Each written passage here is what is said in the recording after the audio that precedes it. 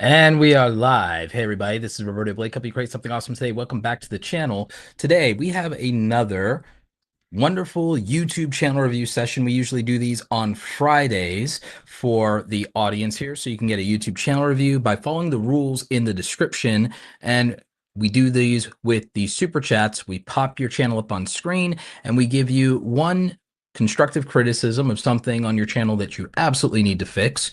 We give you one compliment of something that you are doing well, and then we give you one piece of actionable advice of something you can change right now that will improve the performance of your overall channel. So make sure you're doing that, and make sure you're checking out all the resources in the description down below. If you're watching the replay of this, hopefully the mods have helped out, and we have the timestamps for you so that you can find the different channel reviews. Also, we have some resources for you in the description if you want some help with your channel.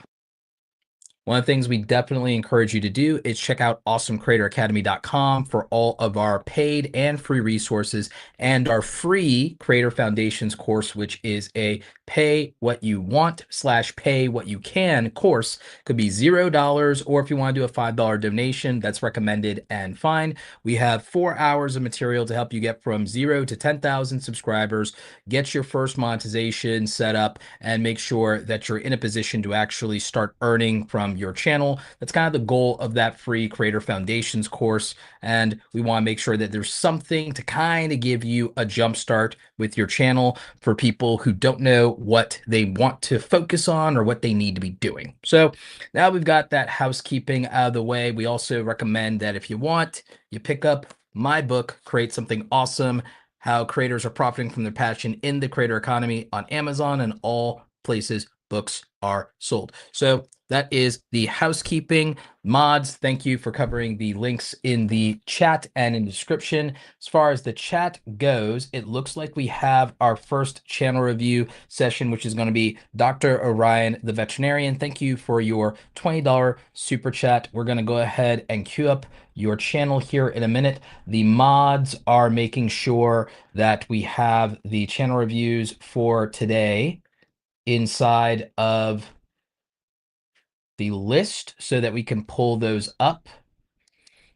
And the other thing we want to do is, by the way, if you guys are watching this live or you're watching the replay, remember that you can watch previous channel reviews on the channel. We leave them up live so that people can learn from them. So that is something that we set up.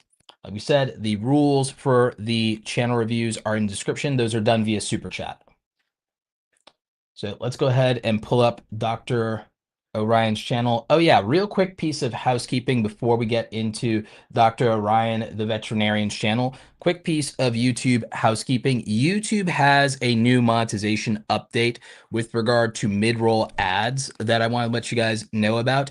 They are going to be disabling mid-roll ads that are considered to be interruptive, meaning that they interrupt a sentence, they are in an inappropriate place in the video. Those mid-roll ads will not be displayed, and therefore this could affect your revenue. I will have more details about this on a video that I'm posting this weekend for you, so make sure you subscribe, got notifications on, that you're staying tuned for that. You also want to probably follow me over on x.com to ask questions about that new monetization update.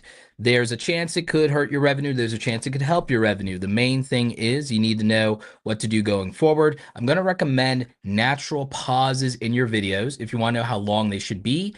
Half a second, 1 second, or a second and a half. So that is basically 1 Mississippi.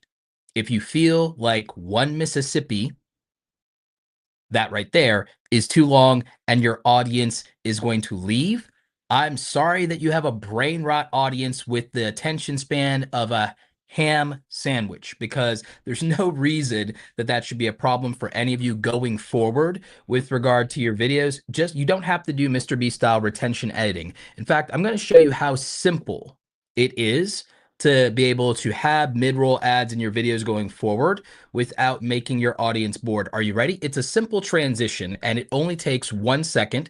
And this is how long 1 second is. That's it. It's literally the time it takes me to transition from camera B to camera A. That is 1 second. And that should be enough of a pause without you talking for YouTube to say that that's not an interruption as long as you finished your previous sentence and completed an entire thought. If you wanted it to be a second and a half, just for funsies, to make sure that you're editing this properly, here is what a second and a half transition actually looks like, starting now. And that's it. That's all it is a simple scene change. You can do it with a wipe, and that is a second and a half, more than enough for you to be able to get away with a slot for a mid-roll ad, as long as you're not interrupting a sentence and you've completed a thought and you're transitioning and moving from one thought to another. None of this is hard. You don't have to panic. You don't have to cry going forward when it comes to your YouTube channel. Could this affect your old inventory if there aren't natural pauses? Yes. Most of you don't do manual placement for ads. So for 90% of you, this will have no impact on your previous back catalog of content whatsoever. This, of course, would have been the perfect place when it's time for YouTube to put automated ads or for me to manually place them into the replay of this video. It's exactly where they're going to go. And YouTube's probably not going to have a problem with that when it comes to interruptive ads. So now you have a real world example of what an interruptive ad placement should look like in your videos. I did it live. And when you're doing it in editing, it should look very similar. You don't have to use a wipe transition. You can use pretty much anything you want as a transition. I recommend doing a wipe, but you could also just do a dip to black or a dip to white. What that will look like will be something like this. That is a 1 second transition that is clean enough for YouTube to say, yep, okay, if you put an ad there, it's fair game. So now you know, and knowing's half the battle. That's it. That's all we have to do. And then YouTube doesn't give us any problems. YouTube shouldn't be haranguing us when it comes to our mid-roll ads. It's that simple. So hopefully you all know what the deal is now, and you don't have to have anxiety around your mid-roll ads. So without further ado, let's get into our first channel review. I know we're a couple minutes in, but that housekeeping was very, very important, just so you guys know from a natural, progression, what to do when it comes to your mid-roll ads and their placement going forward in YouTube. I think it's going to be better for the platform. I think it's going to be better for viewers to have a better viewing experience on YouTube, especially if they're watching on television. So here is Dr. Orion, the veterinarian. We're going to be doing a channel review for Dr. Orion. Thank you for the super chat. So first, we're going to start off with a little bit of some constructive criticism here on the branding. By the way, these channel reviews, we're going to try to keep them to around 5 or 6 minutes or less, just so that we can get all of them in tonight. Now, with Dr. Orion, I think you can do a much better job of your branding. I think that photography is the foundation of a good visual brand. And I get what you're trying to do with the artistic look for your profile picture. I think that this could be better just with a professional headshot, and that it could do very well for you. So I would recommend changing that.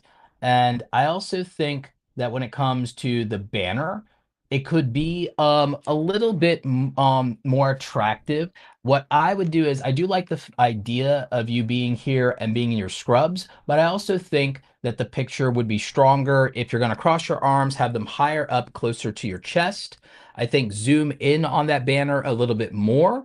And I also think that you should be smiling in your profile pic and in your banner. When it comes to our furry friends, when it comes to our fur babies, we want a nice, friendly face when it comes to know, like, and trust factor. So I would definitely like to see you smiling when it comes to that.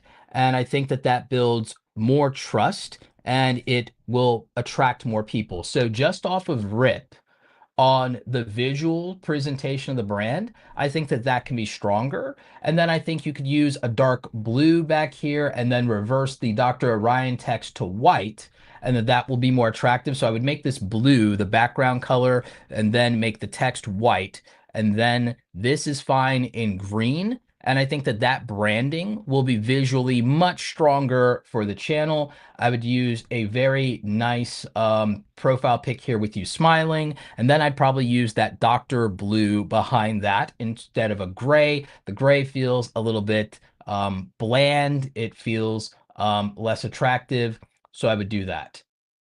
With regard to the initial page layout, it looks like you're doing the typical thing of popular videos you've done in the past.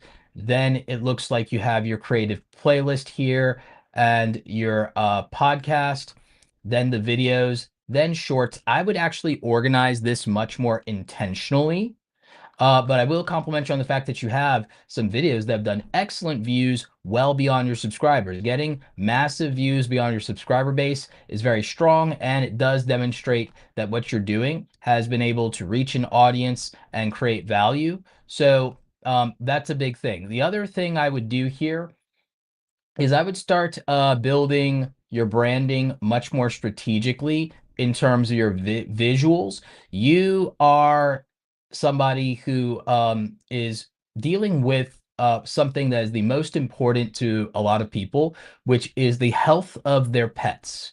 So, as a veterinarian, I think that given your content has overperformed in the past, the key here is a couple of things.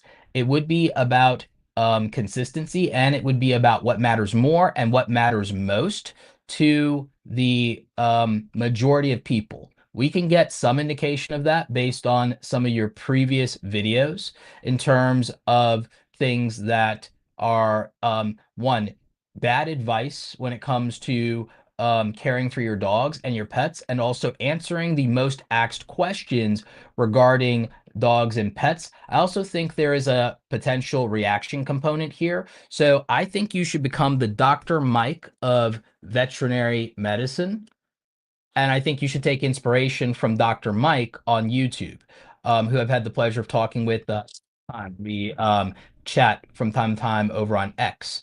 And what I would say is one, you can make these thumbnails. You should be good enough from everything I've seen in Photoshop to recreate these thumbnails. The foundation of Dr. Mike's thumbnails are good photography and him in his doctor scrubs, something you easily can replicate, and then just cutting himself out in Photoshop or in Canva. So very easy for you to recreate the photography foundation of Dr. Mike's content when it comes to your content.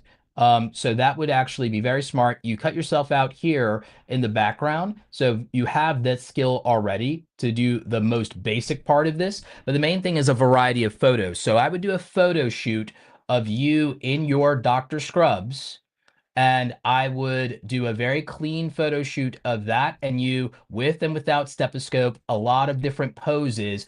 Do a photo shoot where you also point in both directions, both hands, looking up, looking across, looking left, looking right, looking down, serious, not serious, reacting, smiling, just a variety of these. You want to probably try to do for every emotion in the emotional spectrum, you want at least 10 shots, and you want shots with left and right looks for those shots with everything in the emotional spectrum. So angry, sad, disgusted, scared, surprised, excited, um, you know, just flat, uninterested, everything. So you want to start with that.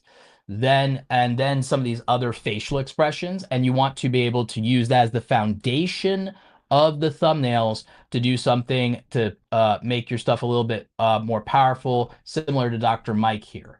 Then when it comes to the thumbnails beyond that, obviously bold white text on a red or colored background does very well and does strongly, but you have a lot of room to play with. Again, look at the smiling face here, again, with the arms crossed for Dr. Mike. You can do that very similarly when it comes to your branding, and it would actually be much stronger. Same thing with the thumbnails here. So you have clearly enough skill in Canva or Photoshop to cut photos out. From a strategy standpoint, doing reactions to TikTok advice for pet around pets or misinformation on TikTok, the truth about these different topics, dispelling myths. Very easy to source what content you should be making, and you've done this successfully. One of your biggest issues has been consistency. Maybe that's a matter of the strategy of not knowing what to make or not having a plan for the videos. I would recommend uploading 1 to 2 videos per week to grow considerably faster. And that would definitely increase your growth and your cadence when it comes to your regular videos. I would do a weekly live show and I would brand that as well. And as I said, the gold standards for thumbnails for you is going to be these Dr. Mike inspired thumbnails, but for veterinary medicine. Foundation of this, good photography, my friend. So I think that that is what is going to best serve your channel here. And I think it's something you can accomplish. And based on your most popular videos, we know that it can perform much better than what you're normally getting here. So you combine that with consistency. I don't see why your channel shouldn't grow.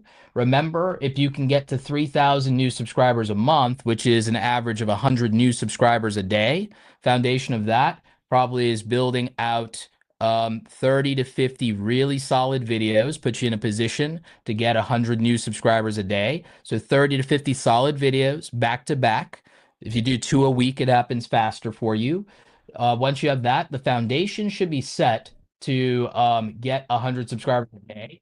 You're going to ask for the subscribe, not in the first minute of the last minute after you deliver real value for the viewer. If you ask them to subscribe, then you definitely have a higher of getting that 100 subscribers a day. So if you have 30 to 50 videos in place that do everything correctly, once you've managed that much, you're going to be in a strong place. Once you're getting 100 new subscribers a day, you're getting 3,000 a month.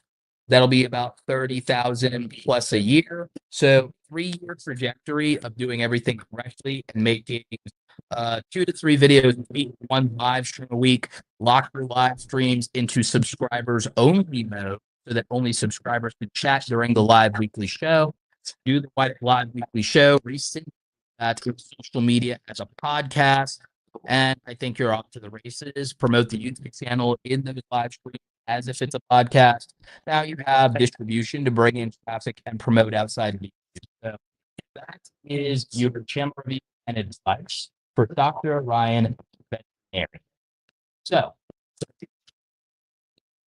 what did we think of my channel review for Dr. Orion? You guys agree, disagree with my stance on the fact that you can drastically improve the thumbnails? Feel like the thumbnails are about a 1 out of 5 or a 2 out of 5. I think that to duplicate Dr. Mike style thumbnail, take those from a 1 out of 5 to a 5 out of 5. And click. I also think that if you prioritize a strategy around reacting to videos and advice in TikTok and debunking it or telling people about myths or you use most search topics around pets, to have that content, have a combination of content pillars, fact videos, debunking, reaction videos, topic videos, pets. And I think that that's a pretty structure, give you a couple of good different formats there, gives you evergreen content. I think is really solid. But what do you all think? Would you do anything differently? Would you give different advice than what I did? Let me know in the comments, watching the replay, or in the chat if you're watching.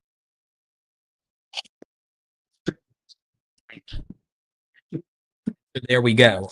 See, I'm also going to be ad placement and in between every channel review and in between every back and forth that I do when it comes to the chat. It's saying audio not working. What do you mean audio not working? Everything should be.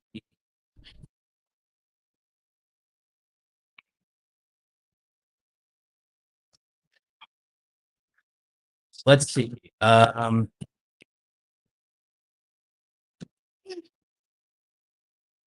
Says the audio working fine. Verify. Audio. Okay, so Mike Check says that audio is working.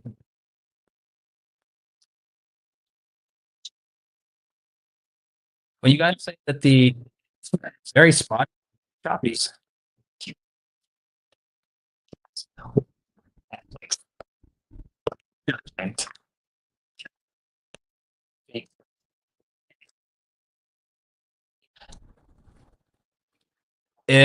There shouldn't be a problem with the audio. Maybe it is.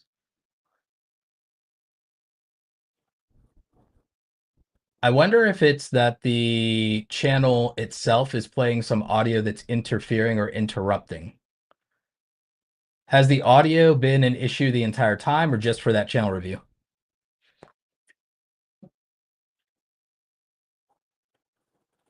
You know what I think it was, you guys? I think it was Dr. Orion's channel in the background interfering with the actual content. Okay, yeah. So it wasn't for the full channel review? Just to verify, with the chat, was it just for that last part? No, it's not a software update issue. It's that the YouTube didn't mute the channel tab didn't mute. Last part of the channel review was affected audio. Okay, all good. Okay, so now we know.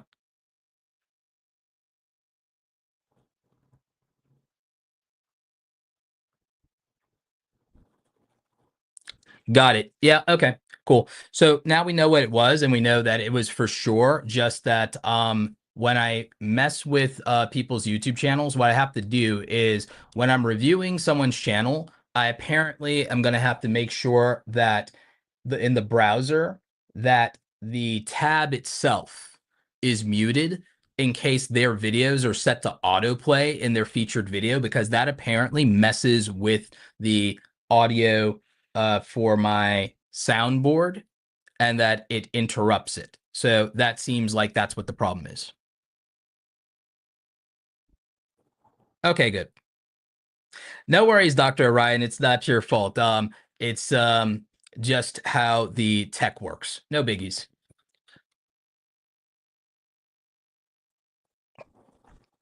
Let's see.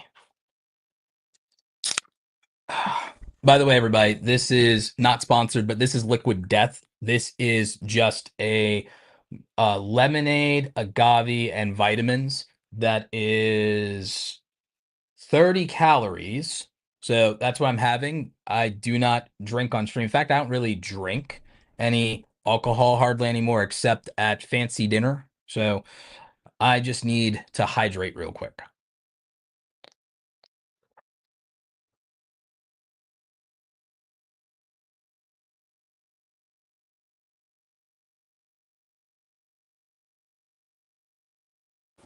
Yep. So there we go. Yeah, but I think that was overall, hopefully, Dr. Orion, that was a good review for you, and you feel like those things were actionable for your content. Let's go ahead and pull up the next channel review, which is going to be traveling on everyday spend.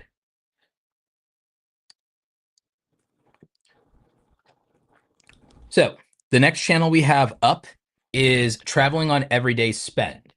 What I like here is I do like the banner, videos uploaded weekly on Saturdays. I love knowing that we have expectations. Great design for this banner in terms of the imagery, and the plane giving us very clear eye direction when it comes to this. So really impressed with the design here, maximizing your everyday spend with points and miles. Very clear value proposition, and this is going to work great on mobile and all devices. Very good job. Excellent. Now, as for the profile pic, I feel like the profile pic could be stronger here, and I kind of would like to see the background be that blue, and I'd like a sharper image for you. For example, your face looks great here in this video, so I'd like to see more of that look. Maybe even this pose in the profile pic You have videos and you have shorts here. I would customize the layout of the channel a little bit more.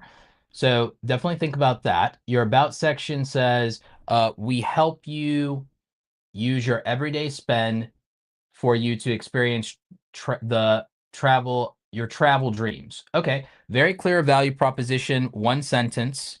So very smart, very well done there. So let's see what's going on with your actual content and what can be improved here. I think that these thumbnails are actually in some ways very good. This last one actually is pretty smart in terms of creating mystery with the best deal. Very strong on this one where it says they lied. It's happening, expiring soon. These are great because they are hitting the emotional aspects of what people will care about. And the thumbnail quality here is excellent. In most cases, I would say that it is a 4 out of 5. On these with the best combo and 4% cash back, I might have liked for this same exact font with no other change for this to be in red. And then I think it takes it from a 4 to a 5. But these are great. Whoever your thumbnail artist is, they do an excellent job. You have many videos here that get more views than you have subscribers. I think that there's a high probability that you're not doing something that I think is very important, which is about 2 minutes into the video, telling people, hey, if you're getting value and this is really helping you, then make sure you subscribe to the channel so you don't miss future videos from me. If you just say that, it literally only takes 8 seconds to communicate, and it will encourage more people to subscribe to the channel because I feel that with the videos you're doing and how well they're performing, I feel you could have more subscribers. All videos, 50 to 80% of the views on every single video are from non-subscribers. Most of you should be asking people to subscribe 2 to 3 minutes into your video and saying specifically, if you are enjoying these videos and you get value out of what I do, make sure you're subscribing to the channel so that you get all future videos from me. It also really helps me out. That is a very 8 second or less way to communicate what they need to know. And they're not going to click off of your bloody video. If they do, they're not a viewer worth having. I'm sorry. That's just how it is. So stop being afraid to ask for the subscribe. Ask for the things you want. Closed mouths do not get fed. So we want to feed your channel. Get the subscribers. There's not much point in just having them view without supporting you in some way, shape, or form. And there's nothing wrong with asking for it. You're not boring people. They don't know that they need to do that. Most people just do not have that relationship with YouTube. And you're also, don't be afraid to make videos that might feel repetitive if your videos are really good. Your best hits for videos, your subscribers aren't seeing them. The videos all get 50 to 80% of their views from non-subscribers, especially when your videos succeed and they get more views than you have subscribers. Do not be afraid to revisit videos that you did that were very well done and then do another version of them. For example, you only need these 6 cards, these 6 credit cards in 2024. I love this for you. You only need these 6 travel cards in 2025. You only need these 6 credit cards in 2025. The best cashback credit card, the best 6 cashback credit cards of 2025. Get these 0% interest credit cards in 2025. Do not be afraid to remake videos that were successful in a different way or make update videos of your most successful videos. You are not boring your audience. 80% of them have never watched a video from you. 80% of them are not subscribed to the channel. You are not boring your audience. I repeat, you are not boring your audience.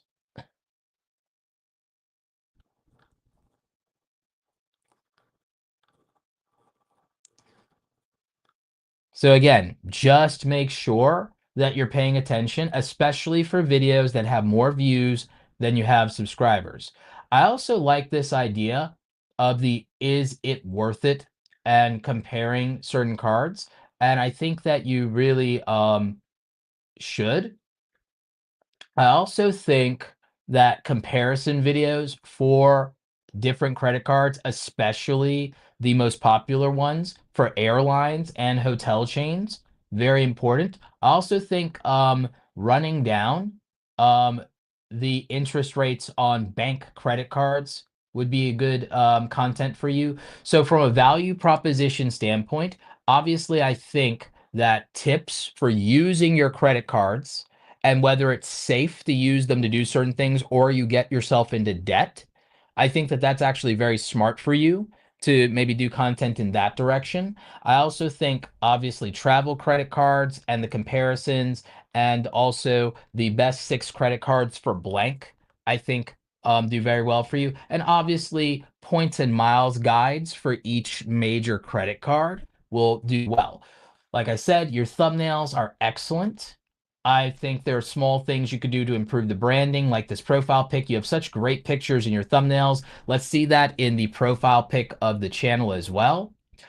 Ultimately, you've done a great job here. One of the main things I would also encourage for you is, if possible, with planning out your videos, if you can get to a 2 video a week cadence, that'll be very strong for you. You got almost 1,000 subscribers with less than 150 videos. If you could put out 150 videos a year between regular YouTube videos and YouTube Shorts with 2 videos a week and maybe 1 or 2 shorts a week, plus a live show that you do weekly that is locked to subscribers only, I have no reason to doubt that you could get yourself in a position to where you could be growing significantly more. I think that once you have a more solid video upload cadence, you're asking for subscribers in every video and in every YouTube short, and that you have a subscribers only chat for the live streams, I believe that you could get to a point a year from now where a year from now you should be able to get 2,000 to 3,000 new subscribers a month in this niche. I think if you can accomplish that, you have a 3 to 5 year trajectory to being a 100,000 subscriber channel. It's basic math, and this is a growing niche and interest. Travel is the main desire and fantasy of millennials, Gen Z, and coming up soon, Gen Alpha adults. And the reality is consumer credit card debt, all-time high. So clearly there are a bunch of credit card users.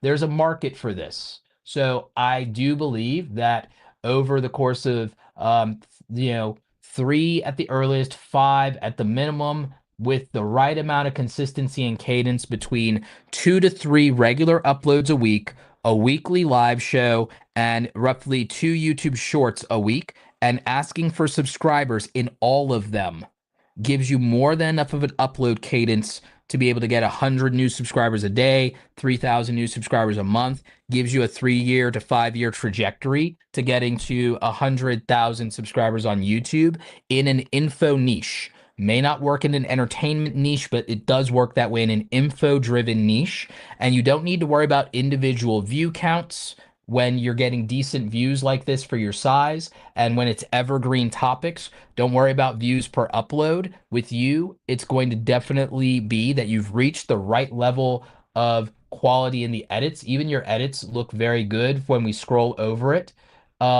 So you're fine on that. Any type of upload any kind of enhancement to quality will basically your videos, even with you sing and share, all of that's fine. The only upgrade to quality, I don't know what your mic situation is, but as long as you have a really good mic, maybe a Shure SM7B or DB, that's what I use.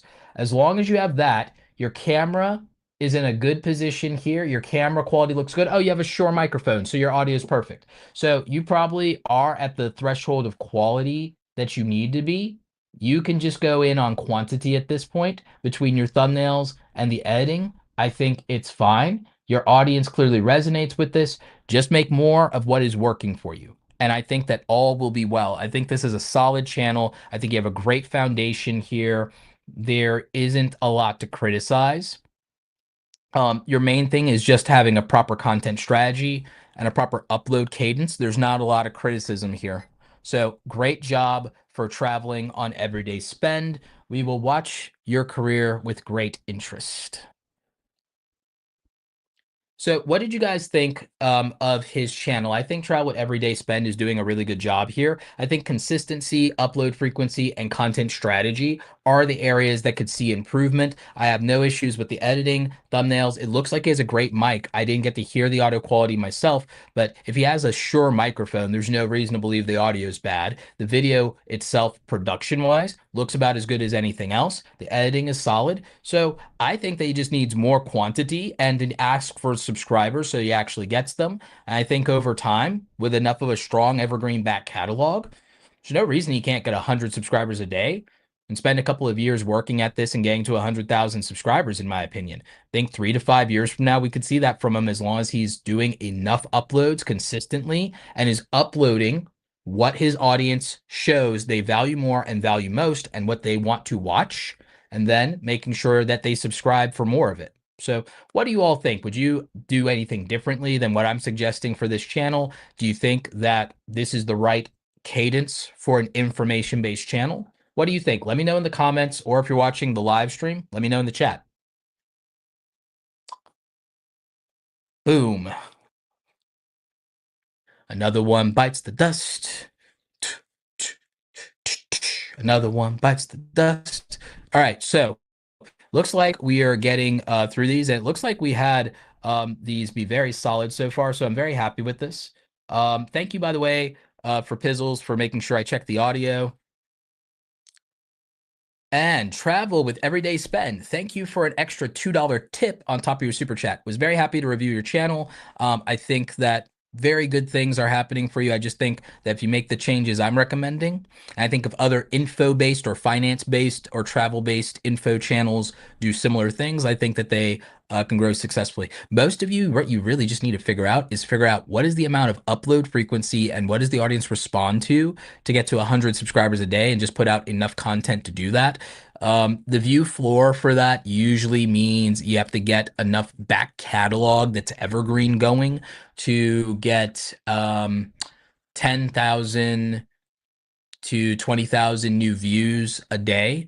When I do that, when I don't take a month off from uploading and only live stream like I tend to do lately, because I'm doing so much other work with coaching channels and stuff like that. I'm coaching 10 gaming channels right now and a bunch of other people. I have a 4-hour VIP coaching session tomorrow with a commentary and politics channel. So that's like going to be an all-day thing for me. It's gonna kill my Saturday afternoon, but totally worth it. What I would tell you guys is that my experience has always been that when I can average 10,000 to 20,000 views per day for an entire month, what it usually takes to accomplish that is having previously done 1 to 2 months of uploads at least twice a week without missing a week, minimum. If you don't do YouTube Shorts at all, it's 2 long form videos, 2 to 3 that your audience actually will care about on a topic that they care about. It needs to be evergreen topics, not just, oh, breaking news. Like one of them, I guess, could be breaking news to bring more people in. The other 2 have to be evergreen. If you're going to do 3, you have to do about 2 to 3 a week without missing, with most of them being evergreen. And you have to do that for about 2 months to 3 months without.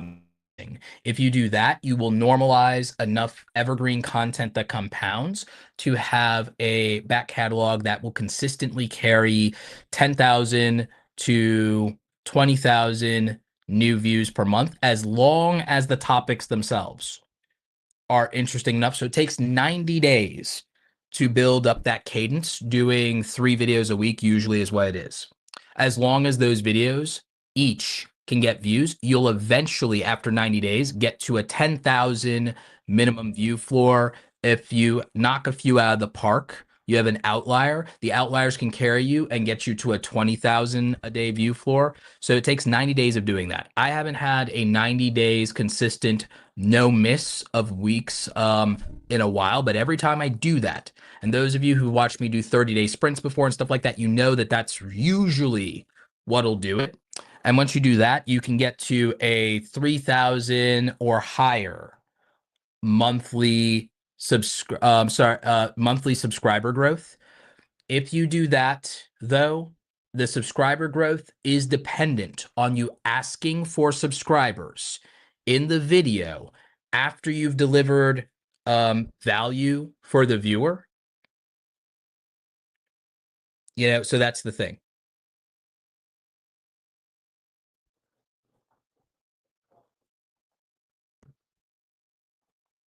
So let's see. We have some kind of super chat here from. We have a super chat here from Aaron. I don't know what this is referring to.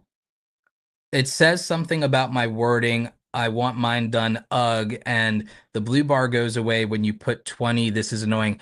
Aaron, I don't know what that's referring to. I don't know what you mean. So if you can get some clarity, or if the mods know what's going on with that, let me know. And also, let me pull up the chat.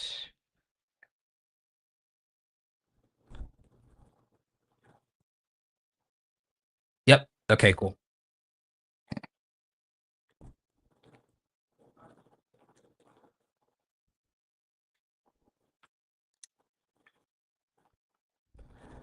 Let's see. We've got a couple of more super chats here. So we've got some of the spots filling up. Thank you. Thank you. Appreciate that. Let's see. We have a returning channel review request from DexNotDexter. We'll definitely get to you. He says, my titles feel weak, but I'm using your advice prompts to improve. Still testing thumbnails too. Okay, cool. We'll check that, and maybe we'll have some more advice for you on that. We definitely will make sure we get the rest of channel reviews here going. But I just want to check in with the live chat. And like I said, the main thing here for a lot of you, just because I want to make sure that we're giving the small channels some advice so that everyone who doesn't get a channel review also understands how to better their channel.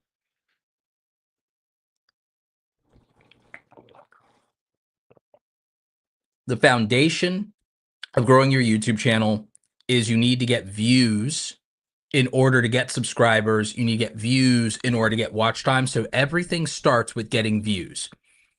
Views come down to value for the viewer. Value for the viewer comes down to topic, title, thumbnail, and timing.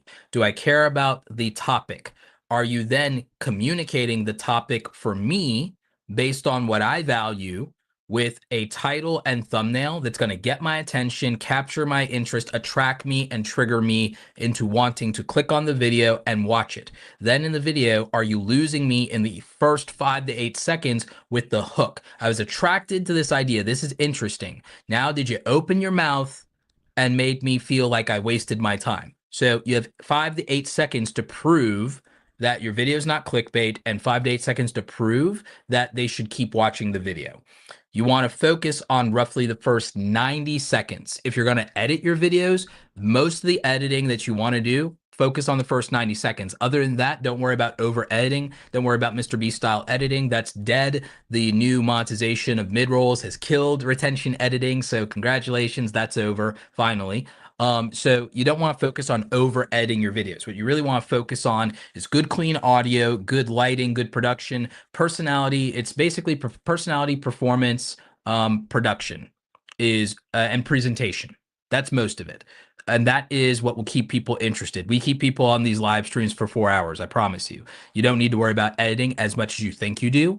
But in terms of editing, if you're going to front load your editing, first 90 seconds to reduce your exit rate of videos. If people watch more than 90 seconds of a video without leaving, they usually are inclined to just sit there and watch the rest of the video because their brain says it's more trouble to find another video to watch than just keep watching this one. So 90 seconds is the psychological threshold for reducing the exit rate of your videos. You need to know that. And as per usual with my live streams, even though I know this isn't a workshop stream tonight and this is channel reviews, I want you to have this information if you're watching. I really do. But I also feel that if you know this and you guys take notes, which I encourage you, if you ever are going to watch Roberto Blake live streams or Roberto Blake YouTube videos, take some notes. Watch it again a second time with a notebook and write things down that you know are important or that you want to remember, because I think it will help your channel grow. And that's the main thing. Besides giving the individual reviewers advice, I want to give some advice to the rest of you. So my main thing that I want you to know about retention after you get the click, and I'm going to circle back to what gets your videos clicked on, because it's going to apply to the next channel. The next channel we're bringing up, this will apply. The main thing, the most important thing, is topics that your audience absolutely cares about and will be emotionally invested in and will be compelled to click on. Communicating that topic is what the title and thumbnail combination do. It's the 1-2 punch. So it has to do that successfully. The thumbnails to be attractive need to not be confusing. They need to be clean. They need to have good typography. And we use something in Awesome Creator Academy that I teach called the Vibes Framework. Is it visually attractive at a glance? Is it interesting and is it interesting at a glance? So is it visually attractive at a glance? Dressed to impress. Okay? Like, catch my eye from across the room. Okay, make me stop scrolling in my phone. So can you make me stop scrolling in my phone when I see this? Do I want to make it a priority? Yes or no? It's binary. So it's visually attractive at a glance, or it's not. It's interesting. It's an interesting idea at a glance, or it's not. So is it attractive and is it interesting at a glance? Yes or no? Binary filter. It's pretty or it's ugly. So visually attractive at a glance, interesting at a glance. Next, is it bold? Bold text, bold colors, contrast. So that's visual. Easy hack for a lot of you, stick to primary colors or stick to good old red, white, and blue. Red, white, and blue, black and white, this is where you live. Primary colors, red, blue, yellow. This is where most of you just need to live and not overthink it. Fonts. Font choices. Use sans serif fonts. Most of you, not talented enough graphic designers to be using cursive or decorative fonts. Stick to Oswald Bold, Poppins Bold, Bebes New, Futura Bold, and Open Sans Bold. Those are 5 safe fonts, Roberto approved, from a real-life graphic designer who did billboards for a living.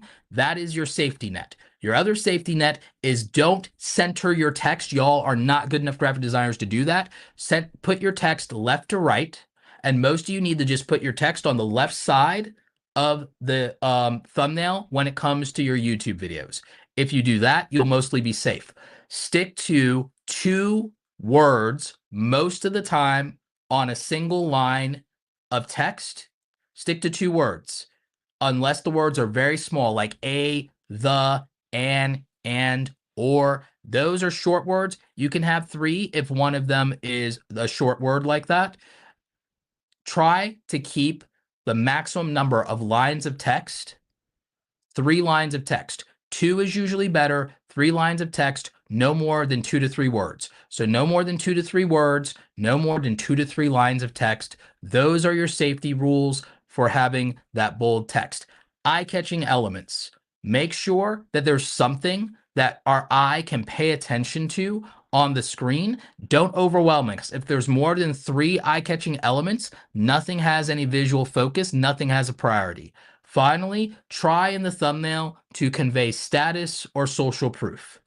This is how you pass the vibes check. If you can pass the vibes check, you can get the click. If you can do that, then just don't screw it up in the first 8 seconds of the video and make yourself unattractive in the first 8 seconds of the video. Bad audio is the first ick. It's the first turn off is bad audio. After that, it's choppy editing, it's bad delivery, it's low energy, it's having no charisma whatsoever. It's having the charisma of a wet paper bag. You don't want to be soggy. You don't want to be wildly unattractive on camera. And by wildly unattractive on camera, I'm not talking about your looks. I'm talking about your personality. I'm talking about your energy.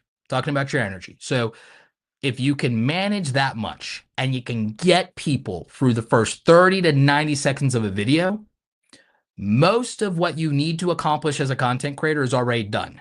The next really important thing you would need to do is, after you deliver some value, hopefully in the first 2 to 3 minutes of the video, ask them that if they are enjoying the content, which is a yes or no, to subscribe to the channel.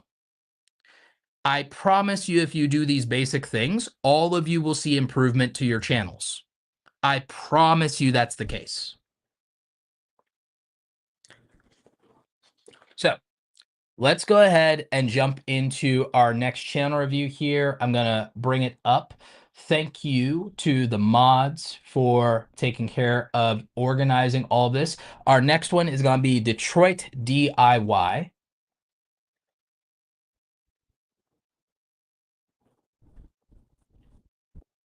Again, hopefully you guys found, even though I know it's a rant, I know it's a lecture, I hope you found that little lecture helpful, because it will solve so many of your problems. I promise you.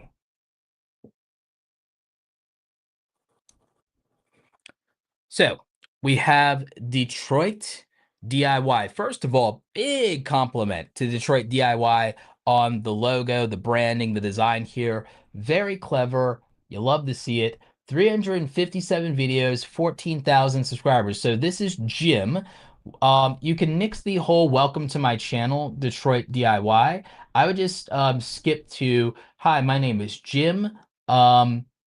We not only share projects, but want to inspire and influence you to try your hand at doing things. So I would just shorten that up to this, and I would just cut everything else and condense it. So that's one simple sentence, or even use this as your lead-in sentence.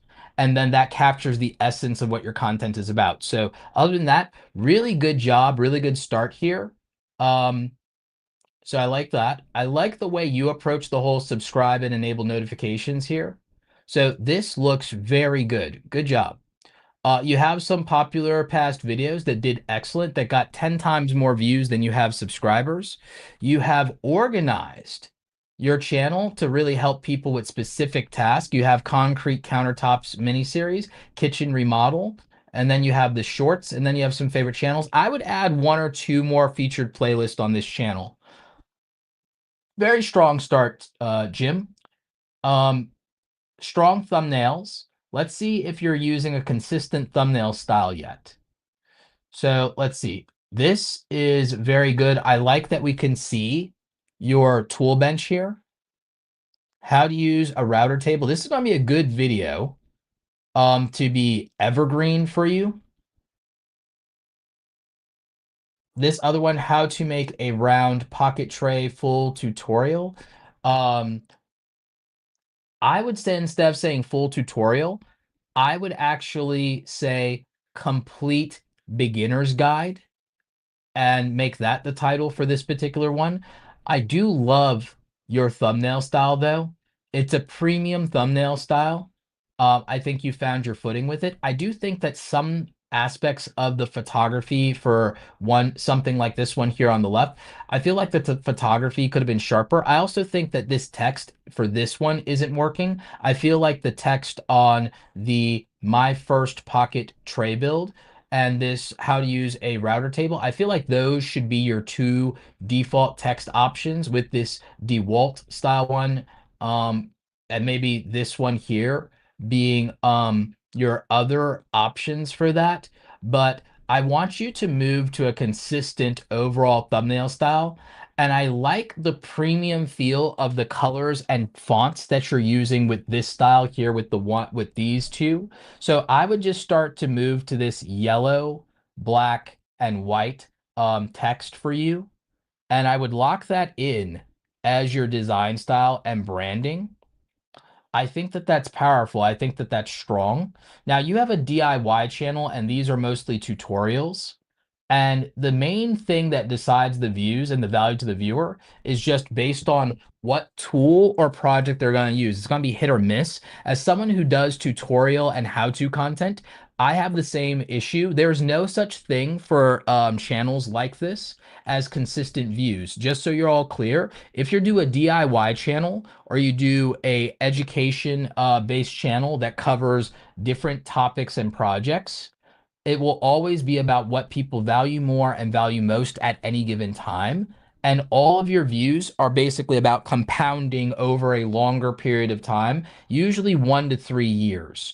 That's what evergreen content does. That's what timeless how-to content does. So that's perfectly normal. An example of this is I have a green screen tutorial right now that is at 250,000 views. The first day I uploaded, it got 1,000 views. The second day, it only got another 50 views. It did very poorly for the first 100 days that it existed, maybe even the first 6 months. It took a long time for that video to start getting traction because it is a search-friendly how-to video. Almost all of your content is going to be like that, Jim. So never, ever, ever get discouraged about the initial view floor of this type of channel. This type of channel is meant to do well through having videos that perform over a long period of time. Very few of your videos will pop right away. That is the nature of your content and the nature of your audience. Your audience watches videos as a one and done sometimes, or they watch videos that are for a particular series that help them accomplish a specific goal that that series is designed around. So what you should do, in my opinion, Jim, is make videos back to back that are kind of a similar theme. That way you can also get the most out of your DIY projects in the long term, so that there are multiple videos in a series around fencing, for example, or and you even kind of have that going here with these two videos with regard to installing a fence, and then you're making a gate for the fence. I would say make videos in series that are 3 to 6 video series, and so you have trilogies and you have 6 episode series. That will probably do very well long term for the channel. The other thing is teaching people how to use a specific type of tool properly and putting a guide together for using a tool properly, especially the power tools, like this one for how to use a miter box plus tall wood cutting jig. That is a very specific video, especially the ones where if you don't use your tools properly, they can hurt you or other people. You should absolutely make sure that you are making more of those type of videos, because I think that they can be some of the strongest videos for your channel. Using a countersink drill bit, the complete guide, perfect video, Jim. How to use a miter box, tall wood cutting jig, perfect video. So there's also a playlist that you should put on the homepage here around how to use your tools, and that should feature a playlist of the most popular videos that were centered around very, very specific tools. Also, for products that people buy that are in high demand, that are big investments like a generator, making individual guides and videos that answer questions about those very expensive purchases will also do well for your channel. So those are my thoughts, Jim. It's mostly consistency in your brand style, and then also there's some specific content guidance for you that will do better for the channel and will really help um, certain type of users. I think that your channel is great. I also just want to encourage you. You're making videos that are to some degree one and done style videos. So don't be discouraged that views are inconsistent. Views are supposed to be inconsistent when it comes to how-to videos. It's not entertainment style videos. Entertainment style videos are about personality and then having returning viewers based on that. Very, very different for those of us making how-to and tutorial content. So definitely really love what you're doing here, Jim. Everybody, what do you think of Detroit DIY and what Jim is doing for his community? Do you agree with me that most of his content and his thumbnail style is excellent? It's just that he needs some consistency so that his stuff is familiar to people at a glance, where that's concerned, and that he should double down on the best of his content and also accept that some of it will just do better over a long period of time, since Jim's greatest hits take a year to 3 years to get traction. It's just about the compound interest on those videos, but making really great videos like he's doing for his community that'll help them use these tools that are very expensive and help them use them safely, how to complete very specific projects and getting the most out of those. That's what I think his audience really desires. But what do you think? Would you give him different advice? Do you think that what I said was helpful? Let me know in the chat if you're watching live. Let me know in the comments if you're watching the replay.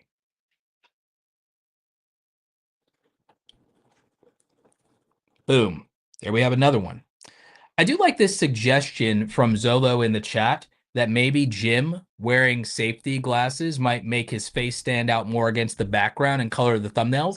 I do like that idea. I also like the idea of his thumbnail designer going into Photoshop and then exaggerating the color on the safety goggles. I think that that could do very well. One of our mods, Larry from Home Rapid Repair, when he started taking my suggestion to wear the safety vest in his videos, he immediately started getting more click-through rates and more views on those videos because it was an element that was very unique and drew attention to him and also signaled status. It signaled social proof that, oh, this is somebody to take a little bit more seriously. Oh, wow, I haven't seen that before. Who's this guy? So there are things like that that absolutely can help you stand out. So very good suggestion.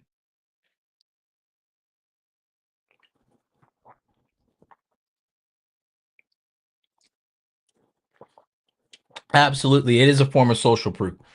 Yes. And in general, if you guys can find ways to incorporate social proof into your titles, into your thumbnails, you will be more successful. All right, let's queue up Make Weird Music. It is the next channel review that we have here. So we're going to queue up Make Weird Music and review their channel.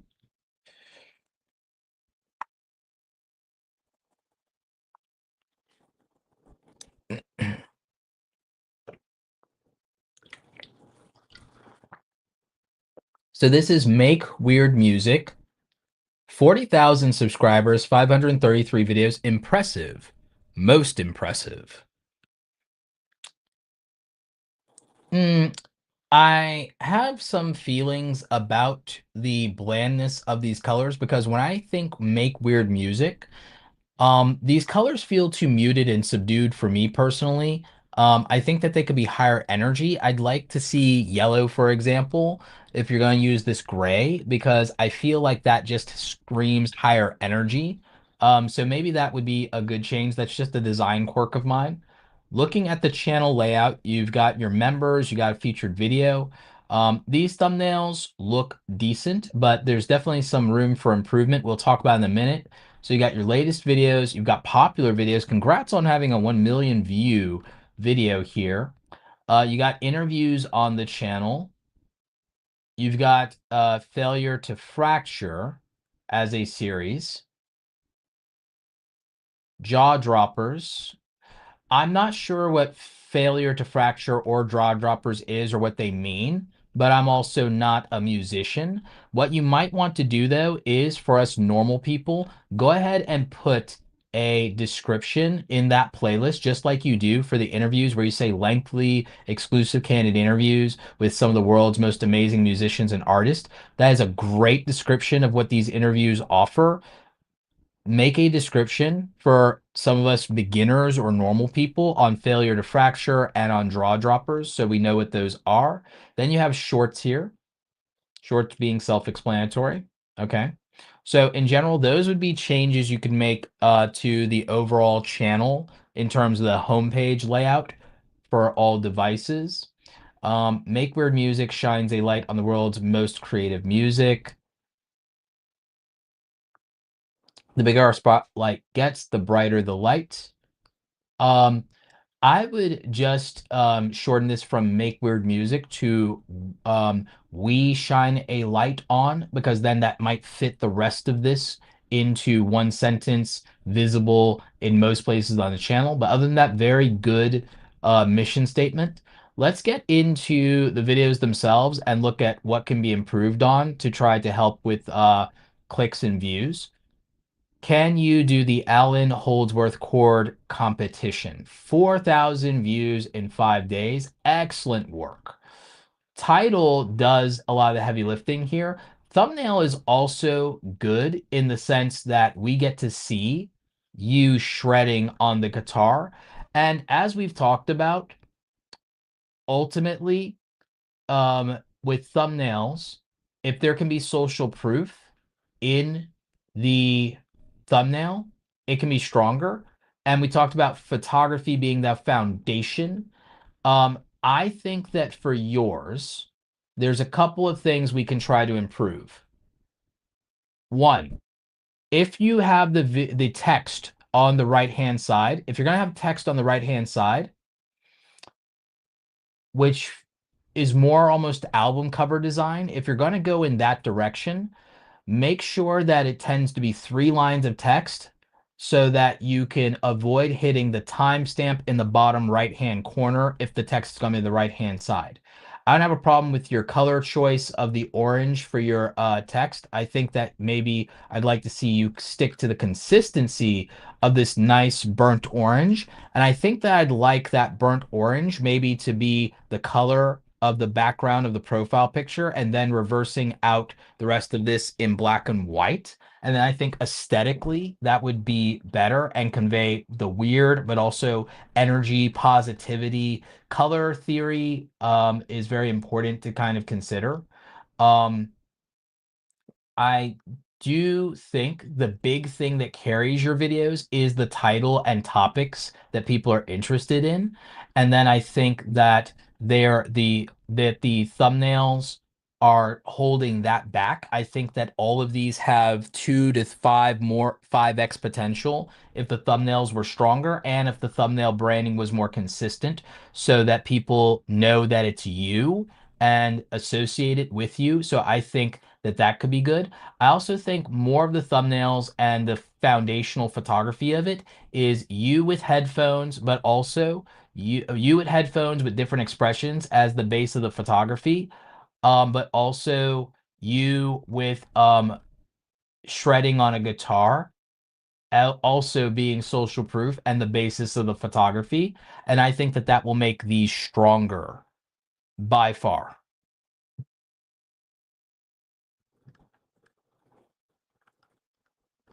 So I think that that would make a huge difference for you.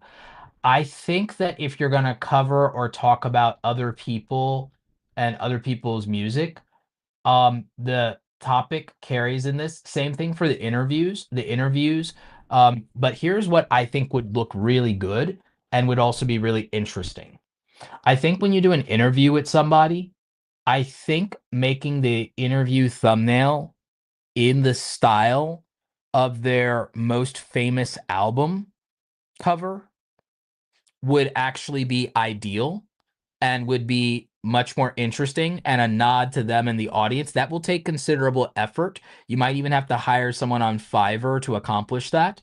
But I just think that from a portfolio standpoint and a presentation standpoint, that it would be a great homage to the person that you're interviewing. And I think that the audience that are diehard fans of theirs would find that very enticing in order to click on that kind of video. And I'm curious as to what the chat or the people watching would think, but I think that can be compelling and I think that can be powerful. I think that from a content strategy standpoint that you have a lot of this locked in and that you have a good strong core audience, but I also think that videos that help people with their musicianship are obviously going to help. So aspects of this, like the failure to fracture series, I think that other helpful content that really um, is about musicianship can help. But I think the social proof for that is showing yourself in the thumbnail shredding that guitar. So those are some of my thoughts when it comes to your particular channel. Is I think that your topics and titles and your interviews and your, established reputation all carry the views on your channel. I think that better thumbnails with some basic best practices could only help the views on this. But overall, those are a lot of my thoughts around this. And then there are a few nitpicks I have that could just make the branding a little bit stronger. And that's what I'd like to see improve here. So that's my thoughts on Make Weird Music. What did you guys think? Do you guys think that my review on here was fair? Do you think that some of these changes could improve? And then from my perspective, I definitely think that when you're interviewing someone who is a known and famous entity, that if the thumbnail can be some kind of almost homage or shrine to them, but look very interesting, very compelling, like recreating their album cover or some famous image of them being shown. I think that's a stronger signal to their fans, and I think it's social proof to their fans that you respect this person and that that's stronger. And I think if you can incorporate that in some way into a thumbnail like that on an interview, that it can be powerful and compelling. I think alternative to that, just a really good picture of them and maybe a picture of when they were famous and then how they look now, and then saying then and now in the thumbnail, and capturing that is another good trick when it comes to interviewing people who are famous or have a reputation or have been a part of a large community for a very long time, like again musicians that are well known. So those would be my thoughts. But what do you think? If you're watching this in the live chat, we can talk about it. Let me know your thoughts. If you're watching the replay, let me know your thoughts in the comment section. And so there is our review for Make Weird Music. What did you guys actually think about that? And we're chugging along on these. I know we've got plenty more to go, but I think that was solid. And I think there's some really good lessons in there. I also think that what you guys saw is that as important as thumbnails are, I'm glad that some of you are seeing that what really matters is the topic and title. Thumbnail is important. Do not slack on that. But you saw with your own eyes that just the title and a topic people are really emotionally invested in, or an interview about someone that people really care about and want to hear from, topic and title can carry a video by themselves. The idea is everything. The idea is everything. And then the execution of the idea matters. But I think when you can dress to impress, when you can also be visually interesting and attractive, that then that's over the top. And I think it's harder to lose. So those would be my thoughts.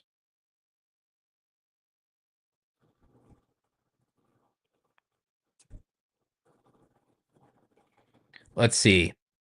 Let me get to a couple of um, chats here.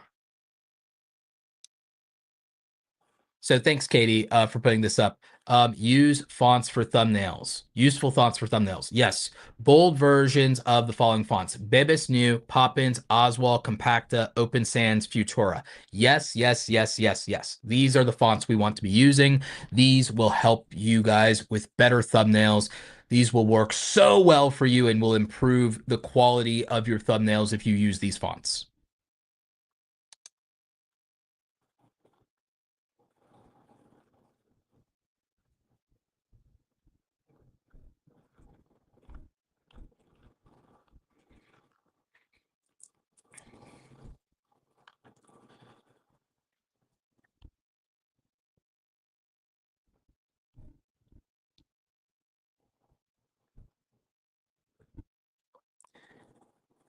Larisha says, you always give great reviews. Thank you, Larisha. Appreciate you. We have another super chat here. We are going in order, but I did want to pop this one on the screen because someone actually was nice enough to ask for a channel review for their friend. So Aging Parent Care Simplified, $20 Canadian, thank you, says, not for me, for my friend in Europe, please. Her channel is Rachel Smets. Okay. If you guys, if the mods can hunt down Rachel Smets' channel and then get that into the form so that we know to get that channel for her friend, and that's not Aging Parent Care Simplified's channel. So if we can hunt down that link and then update the form, that'd be great. That way we can get her friend a review. So Mod Squad, do your thing. Appreciate it.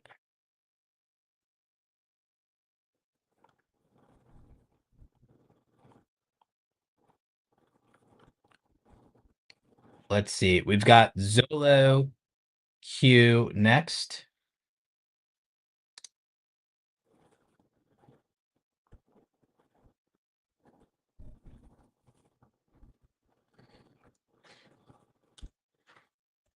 And then let me just go ahead and queue up, pun intended, the next couple of channels that we already have when it comes to the super chats here.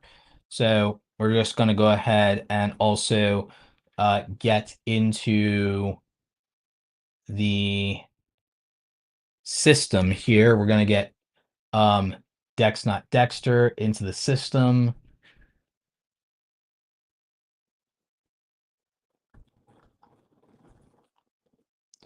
And then we're going to get Black Guns and Gardens. Interesting channel name.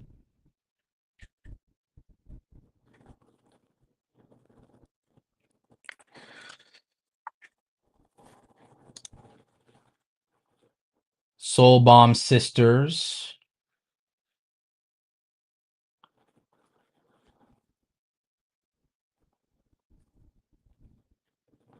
And their big issue, I guess, in our notes is watch time.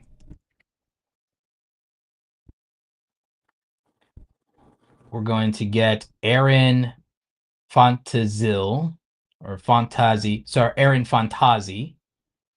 Fantazii Live. Get you queued up here.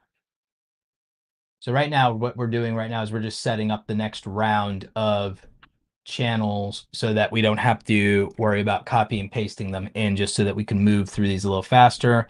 Then we're going to do Niesy Dunn and then Rachel Smets.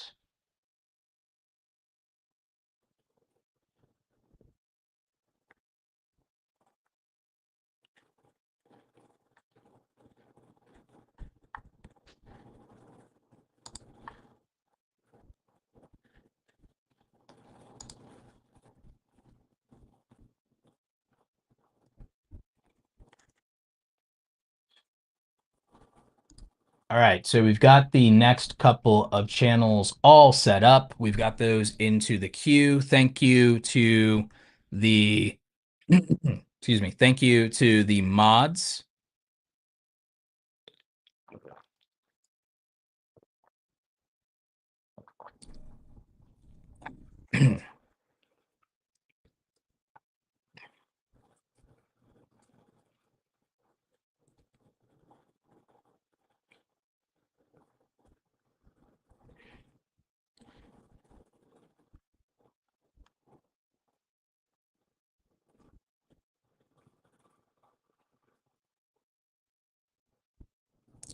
Just a quick housekeeping note. So Castleman Outdoor says, if I receive a product review to review, if I receive a free product to review, do I need to place the paid promotion tag on my video?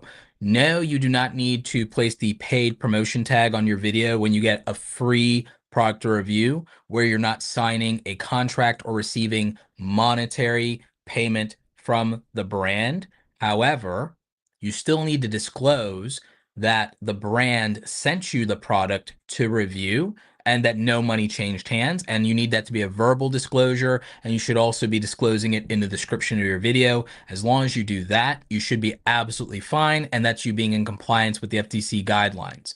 When it comes to the paid promotion checkbox in YouTube, that is for when you have been paid money, physical monies, or Bitcoin, crypto, to do a video in some promotional fashion. So if you've only been given a product to review and no money has changed hands, just verbally disclose that in the video some point early on. You're fine. Smooth sailing. Just be honest with your audience, and then you don't have to have anxiety about all the technicalities. And just do the best you can there. If you got sent a bunch of stuff and you can't remember whether you bought the package or like if you have 30 things sitting in your review as a product reviewer and you forget one of them, don't agonize over it. Just at some point, make a post in your YouTube community tab about it.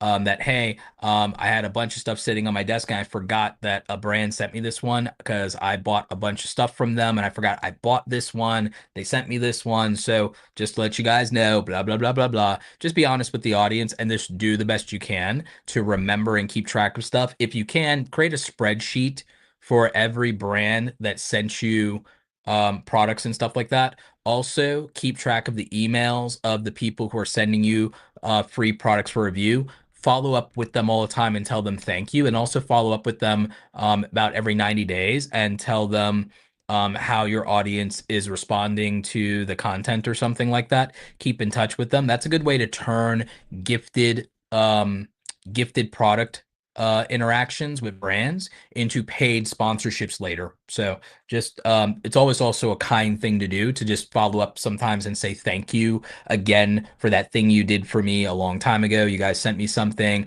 really appreciate it. Hope we get to work together again sometime. That's always good to do, and that gets people to want to keep sending you products, giving you opportunities, flying you out to events potentially, or even working with you on paid sponsorships when the opportunity comes. So that's something you definitely want to be thinking about. Wow, this is an interesting super chat. So I'm assuming this one is close to $100 US because I have no idea what that kind of what currency that is or what country that is. But I'm assuming that's pretty close based on the color to the equivalent of 100 US. So thank you for that tremendous super chat. Really appreciate it. That's dope. So yeah, we'll definitely make sure that we get to your channel. You're in the queue. The mods are on top of everything. So without further ado, let's get to our next channel. So we have Xolo Q, Guide, Build, and Slay. Very smart for that banner. And also very clever in terms of the branding. Like this for a gaming channel with an avatar. 1,000 subscribers, about 1,300 subscribers, 626 videos. Some of those are YouTube shorts, though, for sure. I mostly play survival games, management sims, and rhythm-based building games. Rhythm and based building games. Okay, so some rhythm gaming is in there. What's been your most popular content, though? So your most popular content here looks like it is a lot of these build games, and I'm somewhat familiar with this. I don't play build games in the same way that you do, but I have been for many years now. I'm over 20 years into being a StarCraft player. So I can relate to this. I also coach a lot of gamers who do Clash Royale and Clash of Clans. A lot of Supercell gamers, Clash of Clans, Brawl Stars, Squad Busters, also Heyday, Battle Beach, things like that. So I think that your strong suit for this is probably sticking to games that are in the horror genre for this channel, if I'm being honest with you. I know that you probably are much more of a variety gamer and that you also seem to really love Sims gaming. Here's my suggestion. Be a variety streamer on Twitch and play everything and anything you want on Twitch, right? And be a variety streamer on Twitch. I also think you can do the variety streaming on Twitch and stream that on Twitch and YouTube. So the thing is, for your live streams, go ahead for your live streams and be a variety streamer. Okay. And do Twitch, YouTube, and Kick as a variety streamer. For your videos, I would actually go back primarily to doing horror game and survival games, horror and survival games. And if you're going to do other types of games, I think that they can be these other gameplay styles, but they should have horror elements to them or dark elements to them. I think that for you, the niche and your character is going to be more of these darker games. So I think darker themed games and games that have horror elements and magic elements to them are going to be what attracts your audience. And so those I think should be the regular YouTube videos. I also think that those should be your YouTube shorts as well. And then I think to satisfy your desire for variety in gaming, that you should prioritize the live streaming component when it comes to the variety of games you want to play, so that you don't feel trapped. Because I feel like the advice for most of you, honestly, when it comes to gaming, is for edited videos on your channel. The truth is, most of you, frankly, just need to focus and do one style of game. If you're not going to do one game, if you're not going to do one game, and that's too hard, stick to one genre or style of game, or games that have consistent themes, like horror games, survival games, dark games, games that focus on magic or whatever it is in this case. And so I think that darker theme games that fit your character design, I think that those will be better. So if you want to have games that are build games, they need to be build games that also have either survival or dark elements to them, I think. Um, and be more thematic. That's the key here. So yeah. So you're watching live here. Luckily I've already been variety string. I think a lot about the thematic for my videos. Yeah. So be very intentional about the themes. And so then I would prioritize these popular themes that work for you. Because I mean, look at how many views you got for these compared to how many subscribers you have. This would be ideal for you to try to really just concentrate on these themes. In the early days, PewDiePie mostly did that, you know. In the early days of his content, that's what he did. So then beyond that, I would try to then just do the live component for the variety part, and then I think you'll be okay. Obviously, I think there are ways to improve your thumbnails. In terms of thumbnails, it's hard to say 1,000% what your thumbnail style should be if the games are going to vary so much. However, a good guide on who in gaming, there are a couple of gamers who do excellent thumbnails.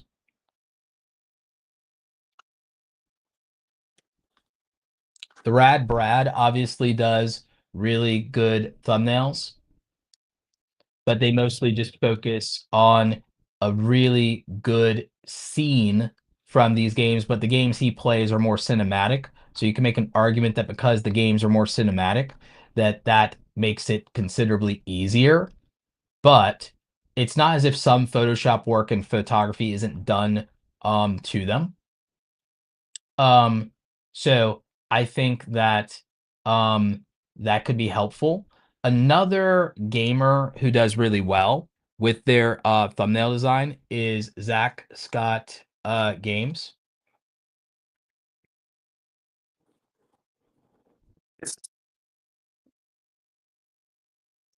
So this thumbnail style might be closer to what you might need to do for yours, especially as someone who does playthroughs. So as someone who does playthroughs, maybe trying to find a way to incorporate this style of thumbnails will work much better for you overall.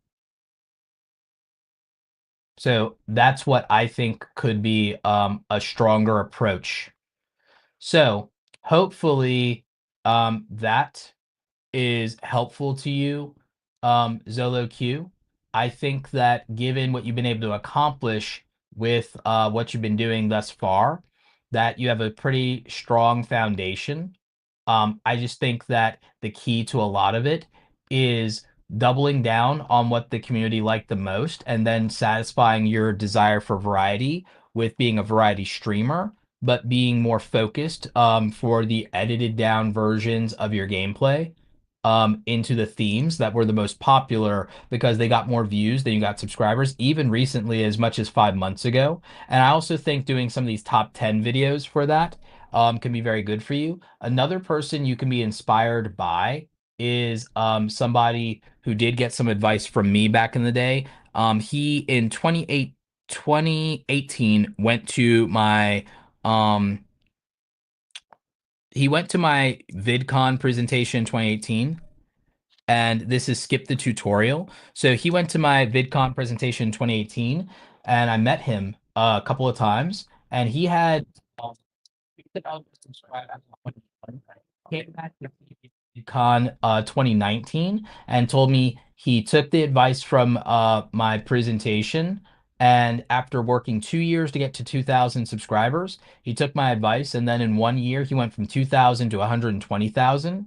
And now you can see he's almost to 10 million subscribers. I'm not taking credit for that. I'm just making a point that he changed his direction. And what I would say is if you look at the way he titles the titles for his videos can work for almost any game you can think of in terms of the titles for his videos and why they are appealing. If anybody used his titles for a different game, they could start to get some success. And by some success, I mean at least 10% of the views that he gets on his videos. 1% to 10% of these views would be more views than most of you are getting when it comes to your gaming videos. So even 1% of the success of Skip the Tutorial would be more than enough success for the majority of you to be in a very, very good place. Just 1%, let alone 10%. And his titles can work in almost every single game. So those title ideas would do it. So that's kind of some advice for you in terms of some channels that you should be inspired by. And this one was, I know we spent a little bit more time here with Xolo, but this one was kind of for all the gamers so that we can kind of just lock it in and give some good gaming advice.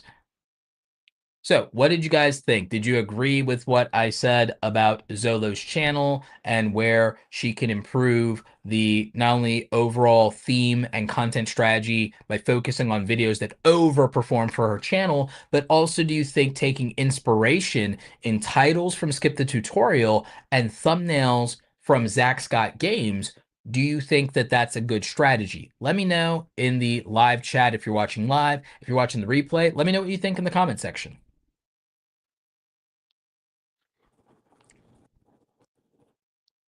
Another one bites the dust. Dum, dum, dum. Another one bites the dust. All right, so we got that one done, locked in, and good to go. I think we only have a couple of slots left. Also, we probably will not extend since we didn't hit our goal within the first hour of going live. We're not going to do more than 20 channels. We are going to do all 20 channels that submit super chats, but after we get 20 channels locked in, that's it. And then we will call it a night. We are probably not going to finish before midnight tonight for me. So yeah, that's all me. Well, no, actually, nah, we'll finish before midnight. I think we'll finish before midnight. So, next up, we've got just Dex, not Dexter. So we'll go ahead and switch over to his channel here. So we've got a returning channel review of DexNotDexter, and let's see what's going on. Oh, you have one of your videos recently popped off from 11 days ago. Grok 3's uncensored AI voice model is unhinged. Perfect AI news content. Great thumbnail for this one. Very appropriate to Twitter. So very, very good execution there. You recently did some other um, videos here. Um, YouTubers are being replaced by AI. I think the thumbnail for this needs to be stronger. Um, I think the AI for that, sorry, I think the thumbnail for that video needs to be stronger. And I think you should, I think that the title might need to be famous YouTubers are being replaced by AI scammers. And then I think more people will click on it. Famous YouTubers are being cloned by AI scammers is a stronger title. And then I think that the thumbnail might be able to be a little bit stronger.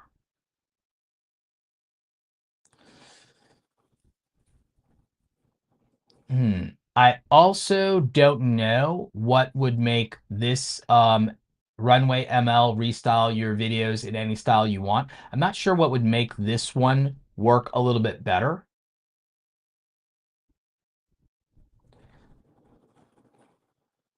I am good with this one here. I think you're just learning what your audience will respond to with this Unitree Robot Knows Karate. I think sourcing what is the most interesting in Twitter, what is the most interesting hot topic in Twitter at the time can do better for you. But also, I wouldn't keep repeating thumbnails just because one of them popped off. Because with the Grok thing popped off, and then I think you got tempted to try to get views again with these other thumbnails in that style. Um, don't do that. Sometimes, if something works, great, and then move on. Don't milk it. I think that I would update this thumbnail and get rid of the clown nose in there and do something much more related to the gaming side. And I think that maybe doing Princess Peach holding the Mario game would make more sense. So again, contextual. I think one, I mean, you are getting more views than you used to before the previous review when you moved on from the meme style stuff that we talked about. Um, so you went from dozens of views, you went from getting dozens of views to getting hundreds of views. So I think that you're starting down the right track. I just think that you still are trying to um, figure out um, a consistent mindset for what people respond to and what to cover. But it is good that you've moved on from getting or struggling to get dozens of views to being able to get hundreds of views.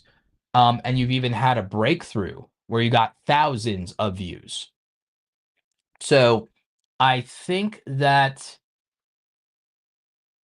ultimately trying to find hot topics in AI that people on Twitter and on Reddit are responding to um, is a good way to source topics. That might still feel like a struggle if you're trying to do daily videos, but I do think it's at least getting much better. So my constructive criticism for you, DexNotDexter, is to really try to lock down what the consistent theme of what people like more and like most is. And I think that finding videos that lend themselves very much to a before and after type thumbnail situation, and also a theme around, okay, this it was made with AI and this is pretty cool, or what's happening. I think there's some aspect of that. I also think covering really groundbreaking news, one thing you could cover or that I didn't see covered is the fact that looks like there's a rift between Microsoft and OpenAI. And I also think that things that lay into some negativity bias can perform. Not everything's going to get 1,000 views or 4,000 views like the one video did. But again, if you focus on these topics, it's the difference between getting thousands of views, hundreds of views, and dozens of views. This also should be an indicator to a lot of you that the topic, title, and thumbnail are more important than the quality, because there isn't some jump of quality that moves between Dex's videos. It is just a matter of what people are willing to respond to in a topic, title, and thumbnail. And then there is timing that plays a role. And that matters a lot more to people. And it's clearly the difference between dozens of views and hundreds of views, and even thousands of views, hundreds of views to thousands of views of getting topic, title, thumbnail, and timing right. So I want you guys to understand that matters more by a considerable margin than just how good a video is. YouTubers have always pushed the idea that how good a video is matters, when it's clear that it's how good is the idea and then how well was your execution of conveying that idea in terms of topic, title, thumbnail, and timing.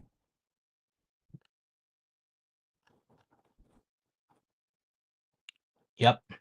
So hopefully you found that helpful, Dex. And like I said, um, for you, sourcing Reddit and Twitter to find out what is most relevant to the majority of people when it comes to AI topics is probably what's going to make the biggest difference. But then also figuring out psychologically what the best thumbnail is for each given topic in terms of something that can convey social proof is going to also matter.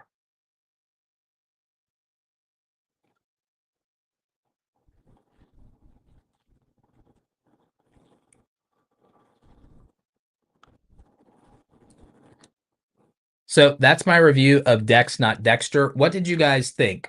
Did you understand what I'm saying when I can show you on a channel that with no change in quality, that over the course of a few weeks, that they can move in a certain direction of advice, and it can be the difference between struggling to get dozens of views, 20, 30, 40 views on a video, and then they can do just the right idea alone, and sometimes better packaging for that idea, and go from getting 20 views to getting 500 views on a different video, go from getting 500 views to getting 4,000 views just because of topic, title, thumbnail, and timing, with no other change to the editing style, the presentation, the audio, nothing else. Just topic, title, thumbnail, and timing. I think that Dex's content is a great example of how much this matters, and that you can move the needle on your results by just addressing that alone. But what do you think with regard to my advice for Dex of looking at what there's already attention and energy around when it comes to AI content, and also leveraging things like familiarity bias and negativity bias to make sure that your topic and title is something that people genuinely care enough about to click on, because they either want to be validated in their opinion or they want to debate yours? What do you think about this? Let me know in the live chat. Let me know in the comment section. What do you think? All right, Dex, thank you for coming back again. Hopefully you found that helpful, because I do think you've been benefiting from the advice. I think your biggest problem is just figuring out what topics to cover consistently and what people care about. And with news content around AI, that can be a challenge, and it can be hit or miss. A lot of people in the niche, they have those things, and it's much more difficult to do that and to do commentary on it than it is to just do tutorials. And tutorials are slow views or no views and can be unsatisfying to people. So I get it. And then giving your sense of humor and your passion I think there are just aspects of you struggling how to authentically express that. And it's already been a challenge, but you've seen that also moving away from the meme-tastic style content has benefited you already. But I know that that feels authentic to you. So I know you're still trying to figure out what the balance looks like. So again, just keep at it. You'll find your rhythm. You'll find your voice. It's a challenge for everybody when they're starting out. Even a couple hundred videos in, people struggle with this. So just keep going.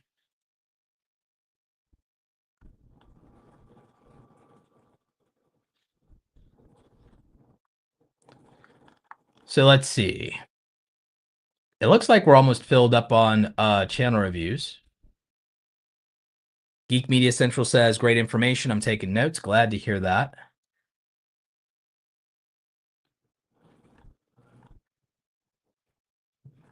And we've got a couple of you returning for reviews. It's good to see that a lot of you are growing and that the advice has been working for many of you. So definitely good to see that.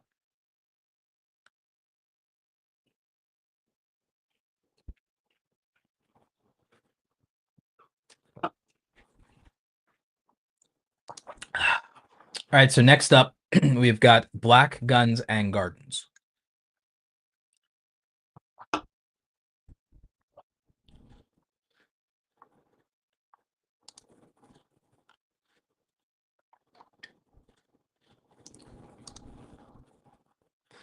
So we're reviewing Black Guns and Gardens here. This channel has 301 videos. A couple of them are shorts. 3,500 subscribers. Black Guns and Gardens is dedicated to self-sufficiency through a blend of gardening, preparedness, and self-defense strategies. Subscribe now. Okay, so here's the thing. I think that this is a great value proposition. Um, I think that by repeating the channel name, you end up killing a lot of real estate here. So maybe we're dedicated to, and then that helps. And we definitely tends to work better than I. So I think that that would help there. Uh, Black Guns and Gardens. I feel that a more of a zoomed out picture of you as a profile picture will do much better. I think that I would add more playlist to the video profile and I would not lead with the shorts here. YouTube seems to default that.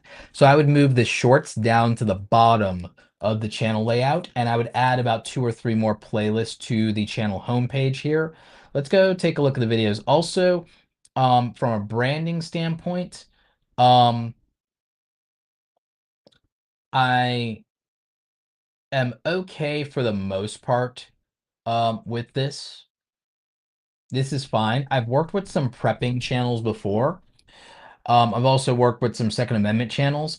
Now, what I think here is that the thumbnail style is very, very, very inconsistent and all over the place. And so I think that that undermines the videos more than you might think that they do. Um, for the gardening and homesteading stuff, for example, one of my students in Awesome Creator Academy in the pro group is Cassandra from Living Like a Farm Girl.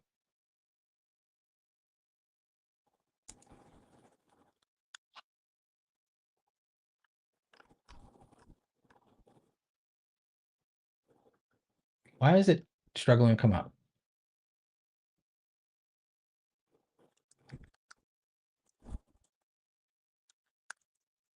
Oh wait, becoming a farm girl. Sorry, becoming a farm girl. So Cassandra from Becoming a Farm Girl, she's been in Awesome Creator Academy for almost 2 years now. I think she came to us with, I want to say 30,000 subscribers maybe. So she's almost at 300,000 now. When it comes to some of your prepper content, and also your prepper content and also any of the gardening content, I want you to take inspiration from her. Even though you're a male content creator and she's a female content creator, you can learn by studying her channel because there's a lot of the prepping elements Even though a lot of Stir stuff also focuses on pantry stuff as well. Um, you can learn a lot here, and one of the themes that works here is the realism in the thumbnails being photography based, and then large quantities of items. And just good photography and action-oriented photography.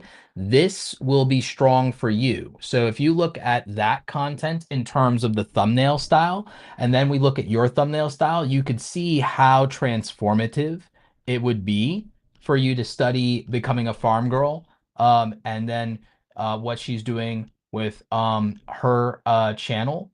And so I think that from a thumbnail standpoint would work really well for you. And then in terms of firearms content, there's some good stuff with some of Clover Tack's thumbnails if you go and you check out his channel. And also, She Fires has some good thumbnails. So for the Second Amendment thumbnail stuff, there is definitely some stronger things there. Good example is even how the photorealism of this video right here, the history of the legendary Derringer. Um, if I'm not mistaken, the Derringers are the single shot pistols. Um, so they're just a single shot throwaway.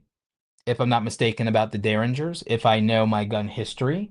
Um, so the photorealism of this, the photo quality, the depth of field here, this was good, solid macro photography.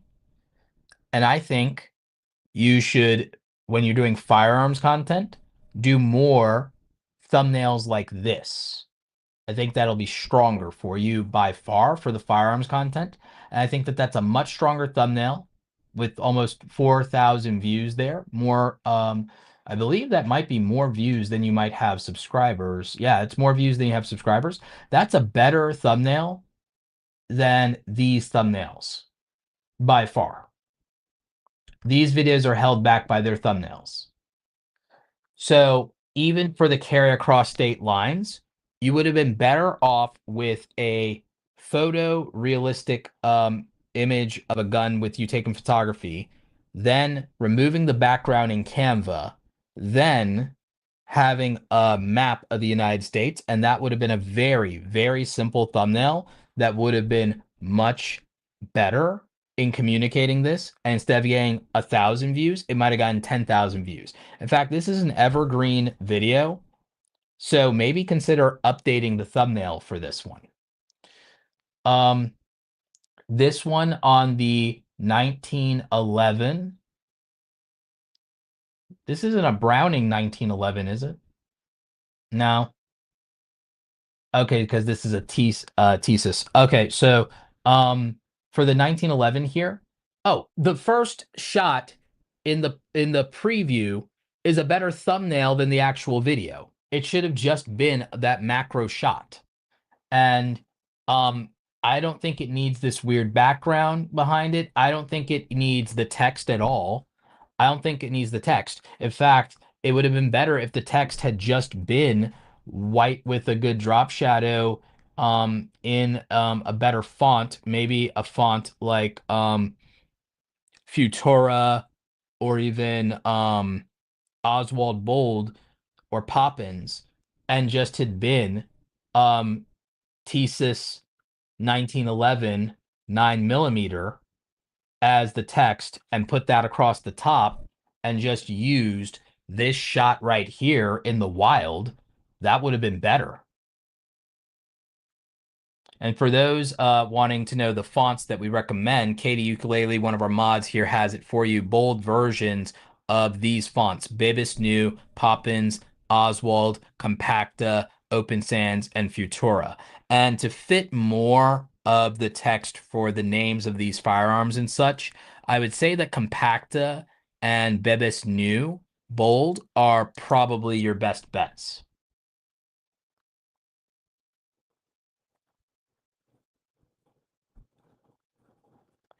For the the things like this budget firearms stuff, it would have been better to have a actual photography shot that shows a variety of guns that could be everyday carry on top of a wooden tabletop, and that would have been more organic. And then instead of getting 3,000 views, that could have gotten 10,000 views because it would show the social proof that you own the firearm. So for these videos that are firearms based, if the thumbnails can convey the social proof that you actually own the firearm in question and that it's going to be physically on display in the video, then that would go better.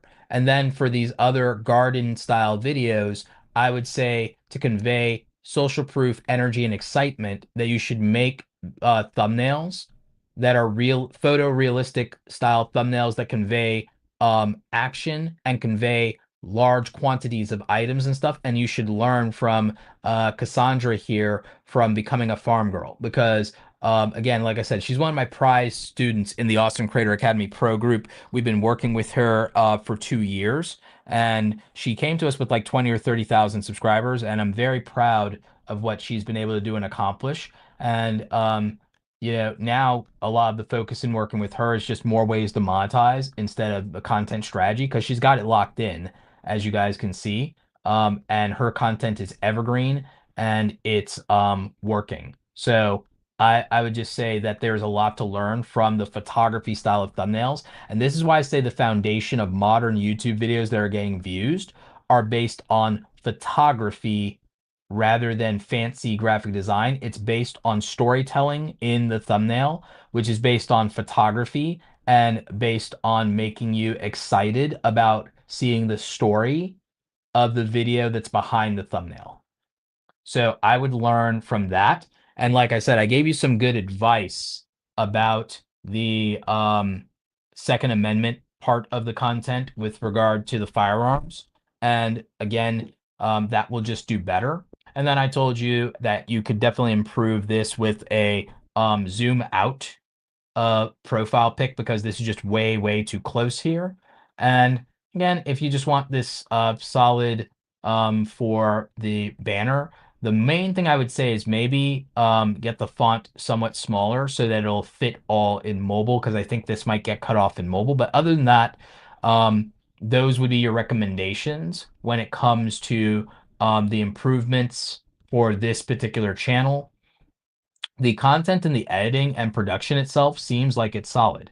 It's just that when it comes to the firearms, go for the social proof of having a really good realistic thumbnail of them that's photography based. And when it comes to the prepping stuff, have photorealistic thumbnails that demonstrate the social proof of large quantities of items. So that would be my thoughts on Black Guns and Gardens. What did you guys think? Did you understand the reason that I referenced, Cassie from becoming a farm girl and why her thumbnails are killing it? And that it's the female side of prepping, but it's very useful here. What did you think about my advice with the social proof aspect of showing a photorealistic thumbnail where it has the firearm in a natural setting so that you actually believe that you're going to see that firearm on screen at some point when you click on the video so it doesn't feel like clickbait? I feel like this is a stronger way to signal to the audience that they're going to get exactly what they came for. And I think that the views for this channel could increase dramatically just with this simple change. What do you all think? Let me know in the chat. Let me know in the comment section.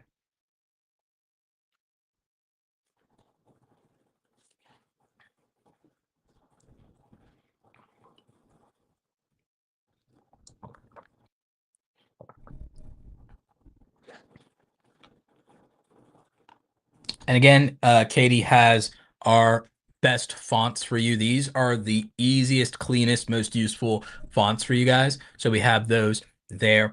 Also, I don't know if you guys noticed that the second camera is a little sharper, a little cleaner, but it's also a little closer.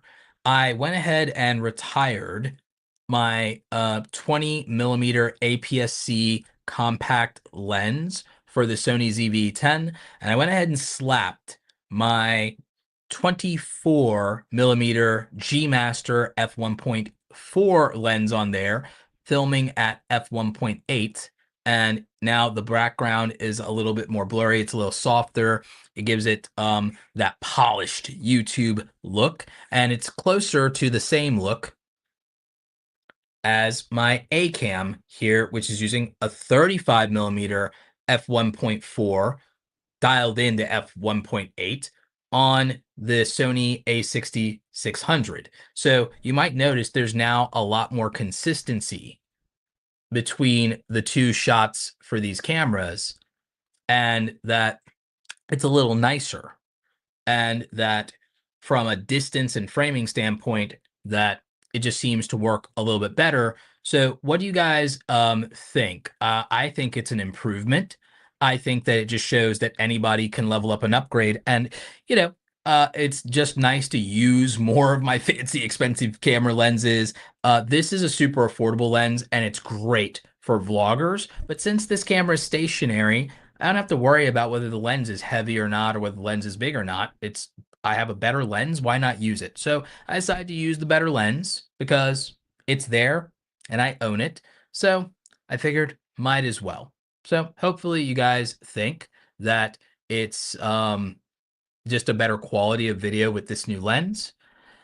Well, this new old lens, and that you know, we can pour one out and we can salute the 20 millimeter on its tour of duty. It's done very well.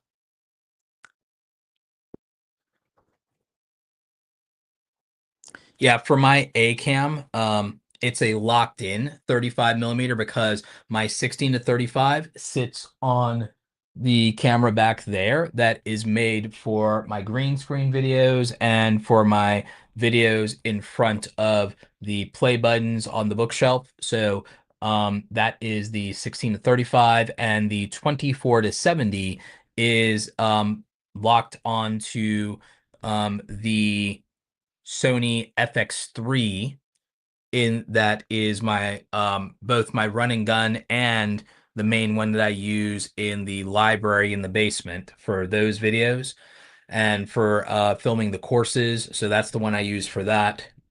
And the other lenses that I use in the basement setup for the other desktop command station setup are two Sony A7s with 24 to 105 lenses, which are also my interview style lenses, at f4 for those because they're far enough away. And the top-down view camera for that is the Sony ZV-1 with its built-in compact 24 to 70 zoom for the top-down videos for unboxings and things like that. So those are the other cameras in the other setups in the basement. So that's how we use those. For my brother's ZVE10 for streaming and vlogging, I gave him my 16 to 35 f4 with a ND filter because that's just practical for him. I need to find where the heck I think I was filming something to demo it.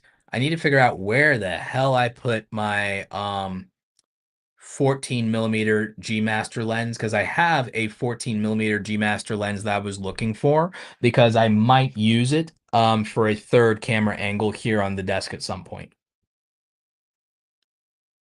So gotta hunt it down. I'll probably hunt it down after the stream. Actually, I'm getting a message that I probably need to drink a little bit of water.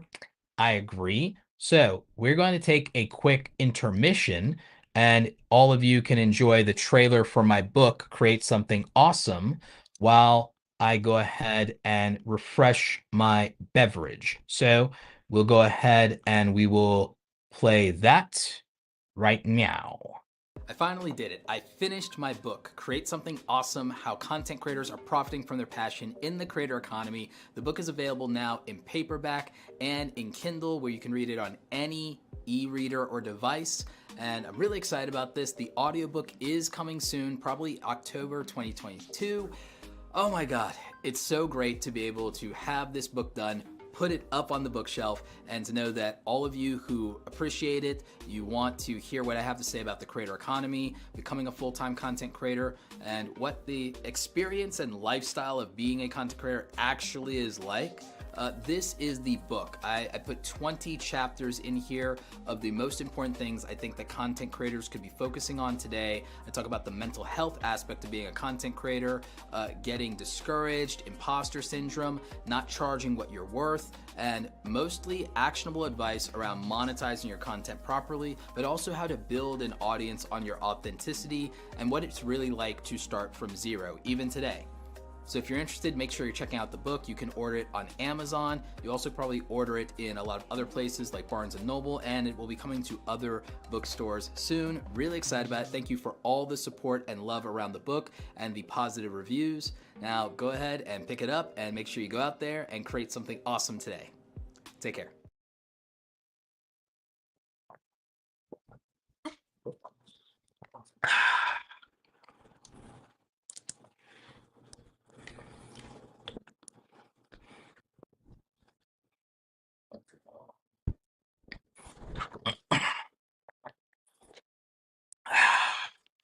There we go. So that was the trailer for my book. You guys can definitely check that out on Amazon. Also, shout out to today's sponsor. Before I forget, how could I forget to shout out today's sponsor who helps make the channel reviews possible? Make sure you guys are checking out oneof10.com. It is a great tool to help you if you are struggling with finding ideas and ideation for your videos. It's the best ideation tool. You should definitely make sure you're checking it out. It will definitely help you when it comes to thumbnail inspiration and collecting that, as well as seeing outlier videos in your niche or finding similar topics in your niche to what you should be making and what is getting views, what the audience is responding to. This actually might be a very good tool for you. In particular, if you are struggling with what should I be making? What should I be making? What should I make videos about? So would definitely recommend oneof10.com for you guys. If you use code Roberto, they give you 50% off at checkout. If you use code AWESOME, you can get a free trial so you can try before you buy and make sure it is something that will work for you. I never push you to use anything that you don't think is helpful. A lot of the members in the academy have used this and gotten a lot of success from it. I use it to help a lot of my clients. Me, I never worry about what videos to make because all I have to do is run through these channel reviews and I will get 100 ideas. That aside, I think that it's a fantastic tool. So shout out to our friends over at oneof10.com and thank you to them for sponsoring today's video. And now back to the content. And now you guys also know how to do a seamless plug for a sponsor in your videos and in your streams, because I don't have a script for that. But yeah, so let's see. Yes, I am never mean about reviews. I, in fact, structured the reviews, like I said, to where we will always give you a compliment on something we think you're doing well or doing right, or at least is well-intentioned. We will always give you an actual constructive criticism in good faith that acknowledges that you're making an effort, but you can do better than this. And then we will try to make sure we show an example how, if we feel like you're trying the best that you know how, but you just aren't educated about it. And then we'll make sure that the advice that we're giving is something you can take action on that should allow you to see improvement if you're consistent in taking action for at least the next 12 weeks. So that is how we approach the channel reviews and why we think it's helpful. It's also the framework that I've decided on when it comes to advice. And I think this is where YouTube advice is helpful, because I think people's biggest problem is they don't know how to take YouTube advice. I don't think that YouTube advice is helpful if you've never actually been in a learning environment where advice is given in good faith and you're told what consistently taking action would look like. So let me make that clear to help all of you. When I say that you need to be consistent in executing advice that is given to help you improve, What I mean by that is that that advice needs to be taken and applied to a minimum of consistent 1 to 2 time a week uploads, putting the advice into practice for 12 weeks consistently or its equivalent. So do you know what that means? 12 weeks, 2 videos a week means the next 24 videos. If you only upload 1 video a week, it's going to be much harder to see that progress. But if that's all you can do, then so be it. But also the importance of 12 weeks is also mental. So don't think you could just sprint and apply the advice to 24 videos in 24 days and that you should see the results sooner. You need to be consistently reinforcing advice and executing it and incrementally growing on it. And you need to be able to measure data so that you can see what is working. The other reason why this is the guidance and the advice over a 90-day period of 12 weeks of execution on the improvements is this reason. If you're uploading about 2 videos a week over 12 weeks and you get 24 videos, usually about 20% of those should do exactly what you're hoping or perform above expectations, at least 20% of them. 20% of 24 is going to mean roughly 4 to 5 videos are going to be outliers. Of the 4 to 5 videos, it's very rare that at least one of them wouldn't be an outlier. So if anywhere between 1 to 5 videos become an outlier, where it very, very much overperforms compared to your normal results, then you're going to have a definitive direction that you know at least is getting you where you want to be out of those outlier results, the 20%. So now you can double down on that and apply and say, what can I learn from the top 20% of my outcomes, and apply that for another 90-day cycle. And now you should have been able through that to hopefully get close to normalizing your outlier results and start to turn that into beginnings of your new normal. And then the 20% top of that should also be even more successful in terms of 1 to 5 videos that are even better than that new normal. And if you repeat this process iteratively and you're making new improvements and saying, you know what, there's another piece of advice I should apply longer and longer, that's how you actually will end up with a productive year. Because now you would have tried to improve in one direction for 12 weeks, then take the lesson from that. And yes, improve upon that, but also try to improve something else. And then apply that for 12 weeks, and then so on and so forth. And 1 year of doing that should make you much, much more successful. That's how you properly apply learning. But if you sit there and you try to do 20 things all at once, you're not even going to know what worked. So for a lot of you, focusing on specifically improving the packaging of your videos for 12 weeks would probably be the best place to start, because you're packaging around topic, title, thumbnail, and timing, and focusing on doing better with that for 12 weeks, 24 videos. You should be able to see measurable results in your analytics by improving on that. There should also be really good feedback in your comment section over those 12 weeks that should give you an idea of what the right direction looks like. And so that would actually help you a lot. And then if you say, okay, there might be some more specifics of where I can improve on this packaging even better. Maybe that's topic selection, maybe that's thumbnails, maybe that's timing, maybe it's, oh, make more videos on this topic. So let me do that for the next 12 weeks and also still keep trying to refine and improve my thumbnails and so on and so forth. And then that improves the views. Then maybe, because you've now got that locked in for 6 months, maybe the next real step for you is, you know what? I need to improve the videos themselves and improve this retention. It might not take 12 weeks to realize or learn, improve your audio. That might just be purchasing better microphone. That's an easy execution. You'll need 12 weeks to learn, oh, get a better microphone. You don't need 12 weeks to learn, let me get better lighting. You might need 3 to 4 weeks to learn what better lighting means and how to make your lighting look good consistently video to video for every room that you film in, or filming outdoors versus indoors. You might literally just need to buy something like an ND filter or buy a better camera lens, something like that. You might need to spend some time on the technical execution of making your videos better. And so 12 weeks of saying, okay, 12 weeks to make my videos look better could be broken down into maybe 4 things I have to do better at over those 12 weeks. Usually that's audio production and audio editing and sound design. You can get better at that in 4 weeks or 3 weeks in a 12-week cycle. Lighting, you can get better at lighting in 3 to 4 weeks and focus on the lighting just like that. Oh, that's better.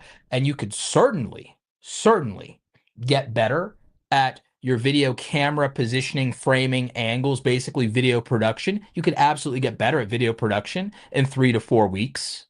Absolutely. And then if there was going to be a fourth thing in terms of how the videos play out, besides, okay, here is how the framing, composition, production is, here's better lighting, here's better audio, that's like 80% of making videos better, because garbage in, garbage out, right then and there. So then the other thing that you could get better at in that time period is saying, let me focus on just getting better at how I deliver on camera, and just focus a lot more on my speech and my delivery and my cadence. That would be a way to improve videos, and that's something you can learn to improve in a 12-week cycle right then and there. So if you were going to try in 90-day sprints to make your YouTube channel better and learn how to be a better YouTuber, I would say yes, spend 12 weeks just on, and even using my workshops and content, getting the packaging of the videos better to improve the views.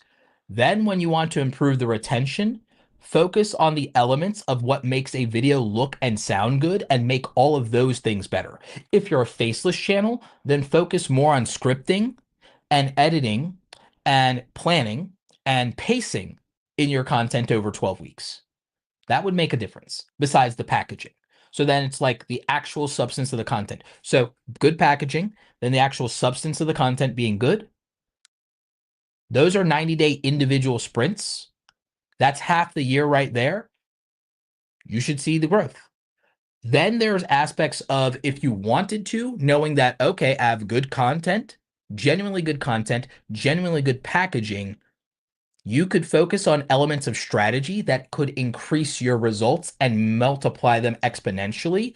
And then that would be looking at the more advanced YouTube stuff and some of the things like our analytics workshop stuff, or content strategy, or even have somebody help you with the coaching around just like, I am not consistent enough at coming up with good ideas. And then that would change everything. So the problem with YouTube education and learning how to be a YouTuber is most people do not know how to learn. And part of how to learn is you have to understand where your strengths and weaknesses lie, and what are opportunities and what are threats. We call this a SWOT analysis.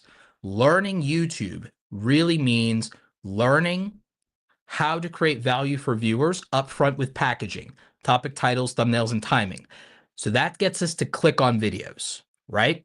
We as viewers want to click on videos where we're interested in the topic, the title emotionally resonates with us and says, yep, I care about that a lot, and that the thumbnail gets our attention, and the timing conveys that it's relevant to us right now in terms of what matters more and what matters most to us.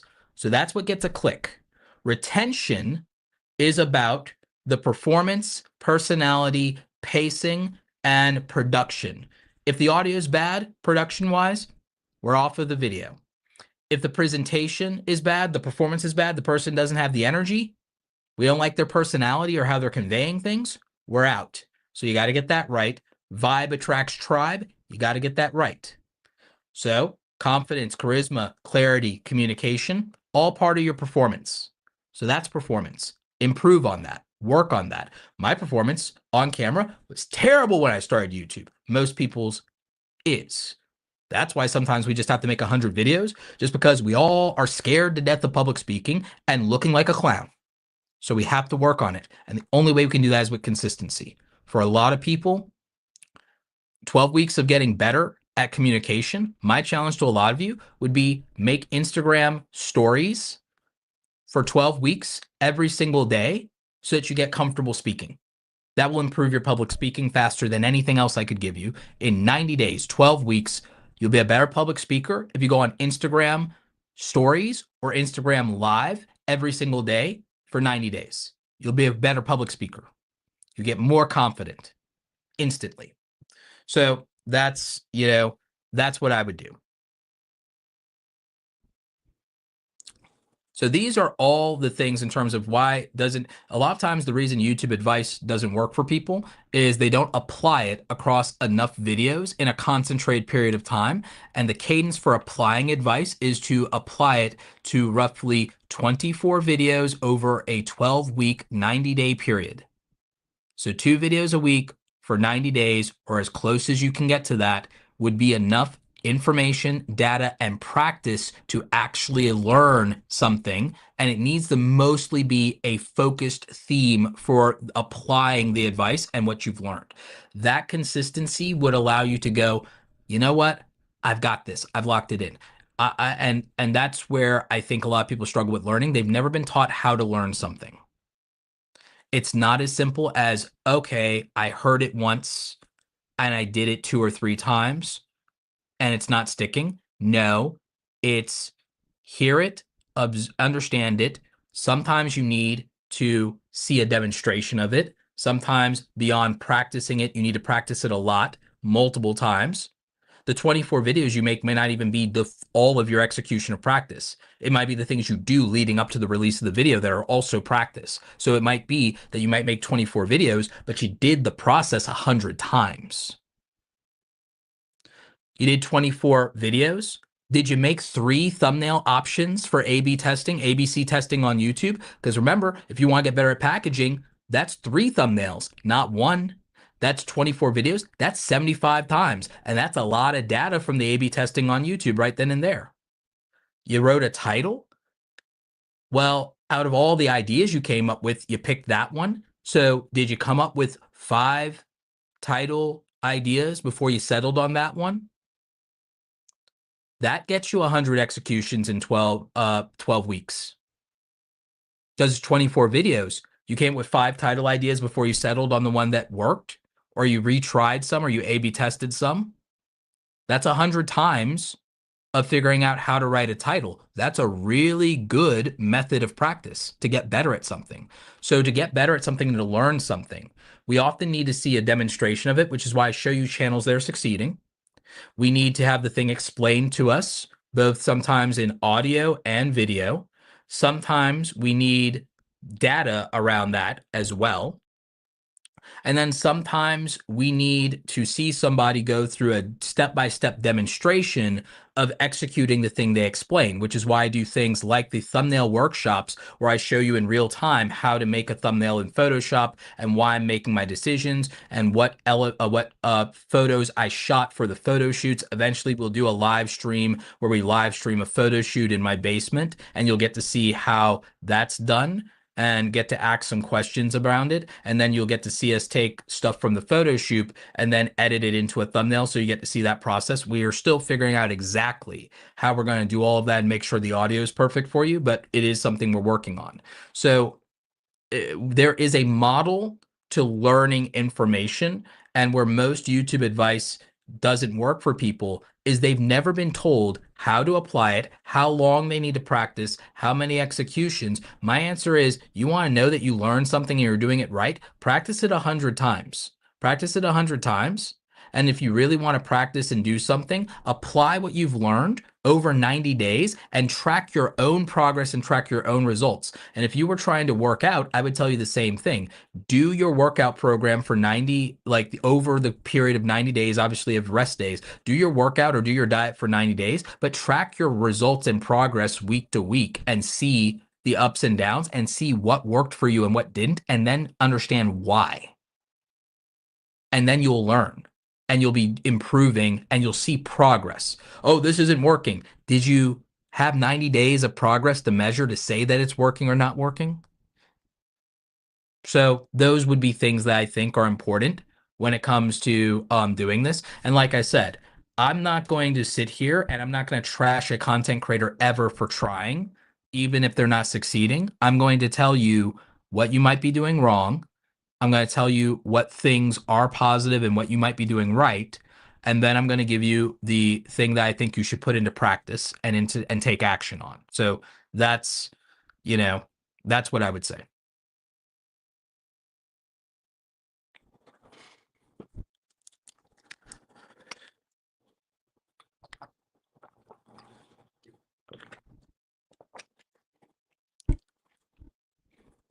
Geek Media says, Roberto, any chance you could ever do a channel review where you just focus on the first minute or two of a video to help increase retention? Usually not for copyright reasons, and usually because it bogs down the software and everything else for the stream, and it might crash the stream.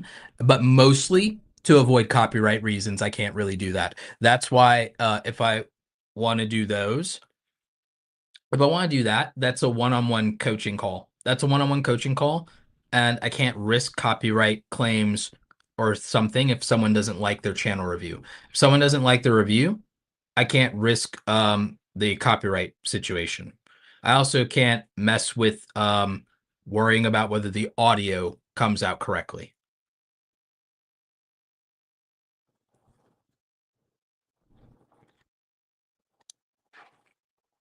So we K Ukulele says we had another question from Purple Blue 108. Do you recommend to get an LLC for your YouTube channel? Not sure if you saw that. Okay, so an LLC. If you already are doing business and selling products, physical or digital, then I would do it right away. Most people in general, and this is not legal or financial advice, this is YouTube advice. Most YouTubers and most online business owners and entrepreneurs don't need to worry about getting an LLC unless they're making about $50,000 a year from their thing. Now, there are exceptions to this. There are good reasons to do this for other reasons, like privacy, for example, or wanting liability insurance if you're doing news and commentary, or wanting liability insurance if you sell a physical product, or if your content involves things like food or involves projects people might be doing where they could risk bodily harm. You'll want the LLC more to buy the liability insurance for errors, omissions, and general liability. If you do IRL content, you absolutely want LLC from jump because you're doing IRL content and you want the liability insurance. So the big function of the LLC decision for most of you is there any potential risk of harm, damages, or lawsuits that could be involved from either the production or publishing of your content?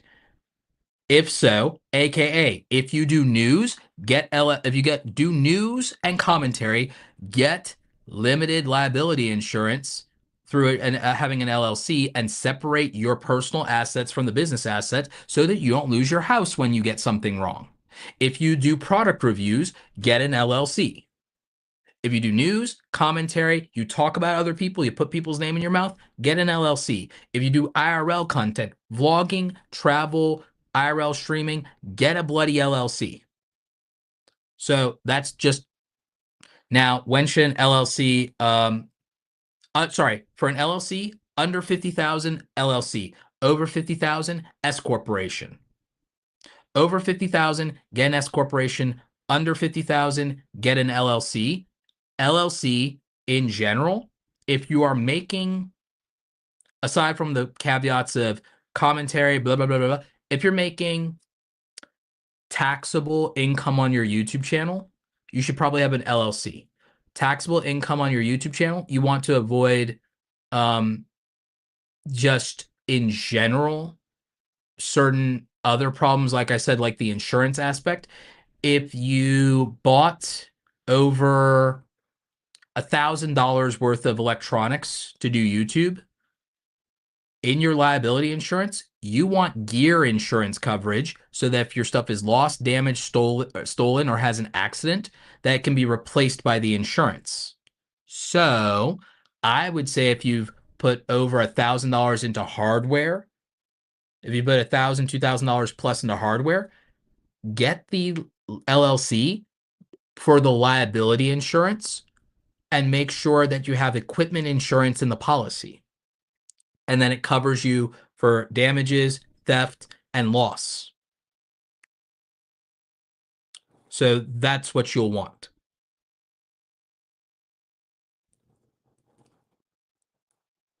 So yeah, that's what you'd want to do. I can't speak to the situation outside the US because I don't know what the international laws outside the US are that are equivalent to what I'm saying. So you will just have to ask ChatGPT or Grok or whatever, or Claude or whatever. You'll have to ask the AI for the advice that applies to your country. You have to ask the AI what to do for your country because I don't know. I'm an American.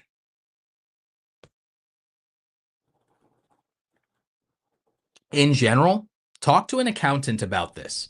I can only tell you what my experience as a content creator and what me and my clients do, and we've got all of our advice from our accountants and our lawyers. So again, this is not financial advice and this is not legal advice. Just take what I'm saying here with a grain of salt, but these are just the best practices that we tend to do, and this is the reason that we do it.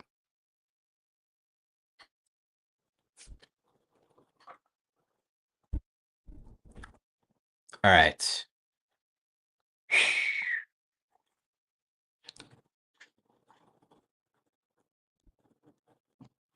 So our next channel review is Soul Balm Sisters. Okay, so Soul Balm Sisters are our next review here. 294 videos, 1.4K subscribers. Good for the soul content. I do like this thumbnail branding.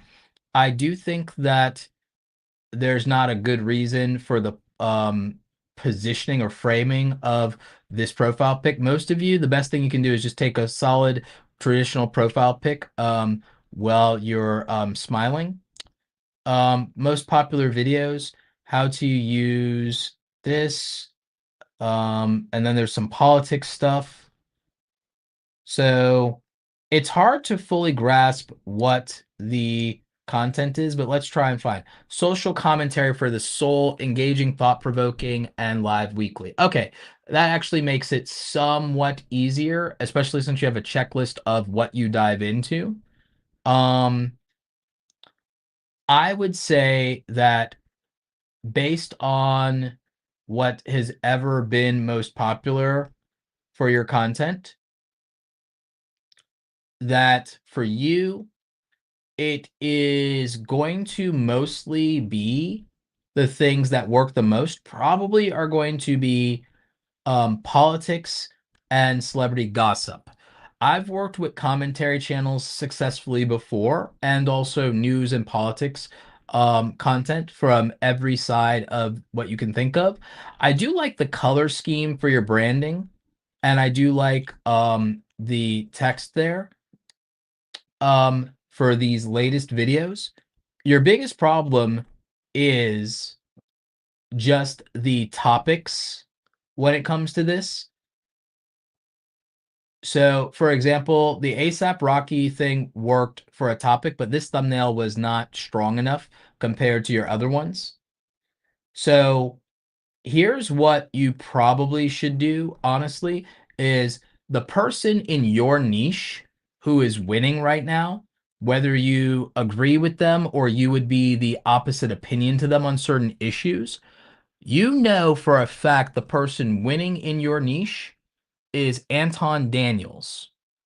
So, what I would probably do is if you have a contrarian opinion to his, you should do the same topic in the same time frame and then just have the opposite opinion if that's the case. Or if you have the same opinion, then I would still do very similar topics, but with your twist on what matters to you about that topic or what your angle on that topic is. So I think that the current thumbnail style is strong enough, but I don't think the topics are. And I think that the person winning in your niche is clearly Mr. Anton Daniels. So I would learn from why certain things are working for him. And also I think his cadence in terms of daily is working. If you have the capacity for that, I would volume. Look at how many videos he's made. I think that picking similar topics and then the fact that your branding is actually pretty good, it could be just the female centric equivalent, really. You could be getting a lot of views because if these topics are winning, someone will watch a different video with another take on these same topics. And then also for commentary, there's an aspect of commentary where if there are characters that the culture and community care about, make a rogues gallery of constantly talking about those people and pick heroes and villains when it comes to commentary. Um, and that works. So I would say another person that's winning in this type of thing, although he takes a different angle because he's a lawyer, he's bringing that to the table, is Nate the lawyer is another example of somebody winning in commentary. And so you don't necessarily have to pick the same topics as him, but because he's a lawyer, so there's things he'll prioritize because he's a lawyer. But if he is covering a popular figure in culture, um, like the super mayor Tiffany Hayard or something like that, then if these people or Joy Reid, if these people represent heroes or villains to people, find heroes or villains that ultimately represent a cast of characters, a cast of recurring characters, and then that could be helpful. So Nate does that, Anton does that. So for commentary style content, you could win here by you have your thumbnails are just as good as Anton's, maybe potentially better. So the problem is the topic and titles. And so the thing is, if somebody in your community is winning with topic and titles, just lean into that culturally. Someone else that's winning is also he's a small content creator, so you can take inspiration from a small content creator who's winning as well. Um, on topics and culture. Here's a small creator that is also winning. He's live right now. But this person can get just as many or more views than you're getting right now with not a much bigger subscriber base. You guys are very similar. Is friend of the channel, Avedon Smith. Your thumbnails are probably stronger than his, but he's winning on the topic and title. And when he covers things that aren't as culturally relevant, they don't do as well. But look at this one. And look at if we go through enough of his content, you can see even 2 weeks ago, getting that timing right. So he covered Kendrick Lamar, and look at the views. And so as a 3,000 subscriber channel, he's able to get views on certain videos. Now, there are certain ones that flop, quote unquote, because timing can be off. But even this one, 1.4K, Kirk Franklin. So Avedon's ability to do commentary videos is representative of what you could get from your commentary videos. Even if you don't pick the same topics as successful people in your niche, um, or if you don't become the equivalent to an Anton Daniels, you could still get views by just picking your topics differently, just like Avedon. Because again, if he misses a topic or the timing on something, then his views end up the same as yours. But if he nails it, they end up being fairly high. Now again, he typically, because he's coming from a music background, he covers commentary and culture usually around musicians, but then he also works in some tutorial content. But when he does these ones, it's that are talking about things in the culture, you can see where they are successful and you can see why. And so he can get 1,000 views on those when he does it. So again, you could have a similar outcome here. So that's what's possible for you, and I hope that you take that with a grain of salt. But again, what do you guys think of this review? I think her thumbnail abilities are stronger than some of the other larger channels than her. I think that it's a matter of topic selection. I think you all agree that you can see for yourself when it comes to commentary, even if you're a big channel, there are just some topics and some people you can commentate on that are much more going to be successful and get more views than others. And that picking heroes and villains clearly works because people feel some kind of way. You can't pick people that someone's neutral about. They have to love or hate these people. And that's what will draw them in because it's about negativity bias and confirmation bias when it comes to commentary. Am I familiar with this person? If I don't know who they are, why do I care? And then negativity bias, strongest feeling, it's low hanging fruit. Strongest feelings are feelings of negativity. So if those things work in a title, topic, thumbnail, timing combo, that's the best way to do commentary.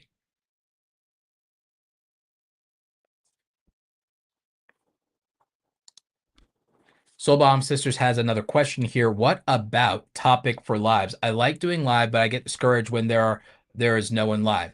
I think that if you can find a topic for live streaming based on in the last 24 hours, what is Black Twitter the most angry about? I think that that will always work for a live streaming topic. So that would be my advice. When it comes to being live, you have to basically take the approach of having your own news show, and you might feel discouraged by the chat. Don't. Do the live broadcast as if you were sitting at your news desk and you're a reporter and you're doing breaking news and have your notes. Don't sit there and try to feed off of the live chat. I know that that's a lot of what a lot of you want to do or try to do or feel you need to do. Nah, if you're going to be a commentator, act like a news pundit. Sit there like Megyn Kelly or Don Lemon or Tucker Carlson or Rachel Maddow or whoever. Sit there and literally build yourself a news desk. Have your notes that you are going to reference and read off of. Have your talking points. Have your agenda. Don't sit there and rely on the chat.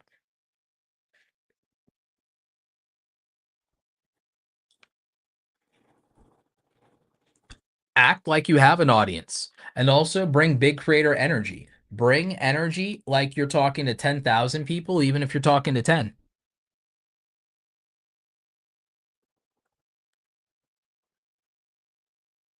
And like I said, in your case with commentary, I really doubt you'll be talking to an audience of 0 if you go live and your title is basically whatever topic Black Twitter is angry about in the last 24 hours. I promise you that someone's going to click on that video to confirm and validate their opinion or to argue with you.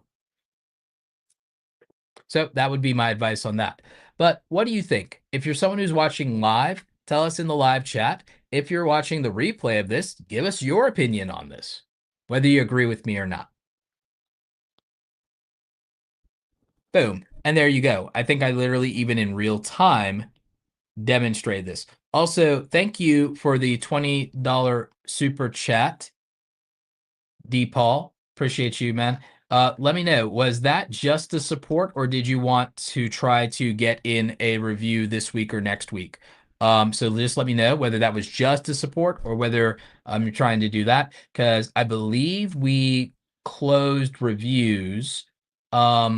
I think that we hit our quota for tonight. It's just for support. Appreciate it. We love to see that. Love that. Thank you. Appreciate you, man.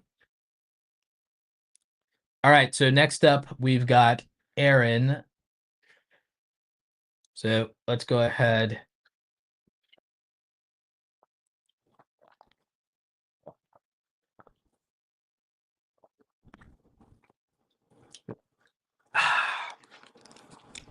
Let's go ahead and do that. Getting a lot of positive feedback here in the chat. Appreciate you guys.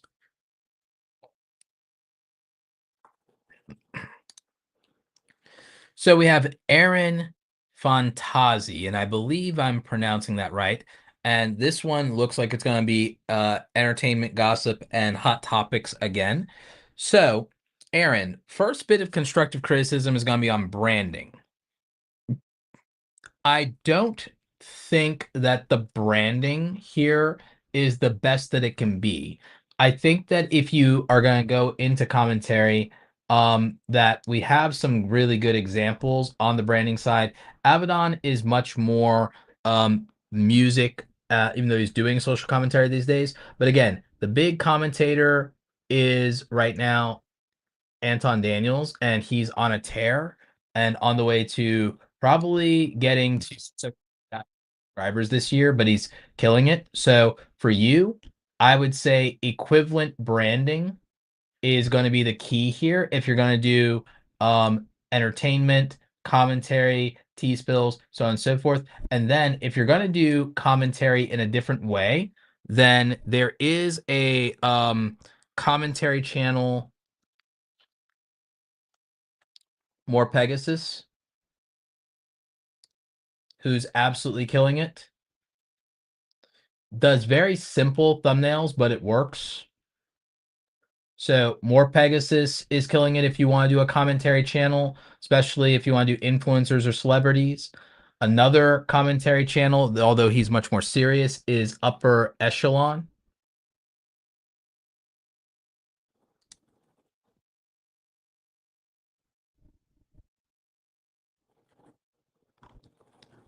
And so there's a lot here that is clearly working in terms of commentary.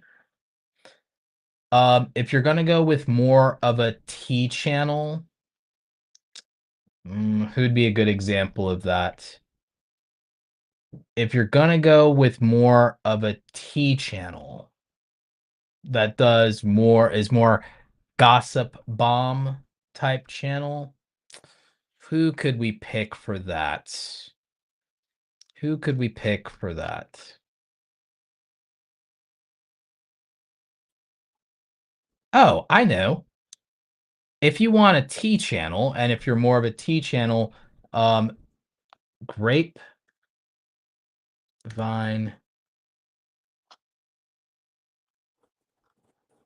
Hang on.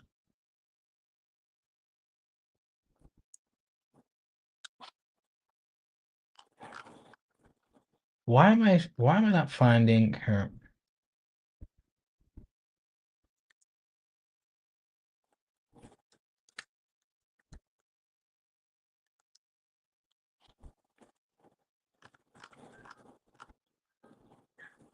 Why am I not able to find her channel?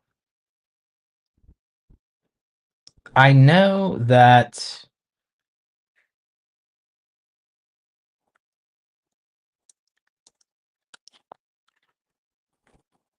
here we go. Grape Tea News.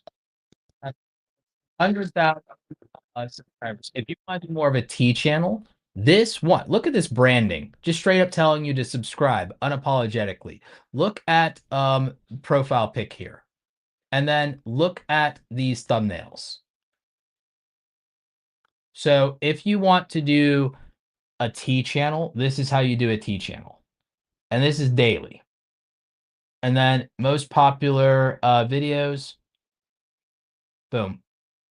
So if you want to do a tea channel and you want 100,000 subscribers, this is what that looks like. So if that's the direction you're wanting to go, I would do that. From a channel layout, I would not lead with the shorts. And when it comes to your thumbnails, the constructive criticism for the thumbnails, much like the rest of the branding, is that it could just be stronger and needs to be simplified.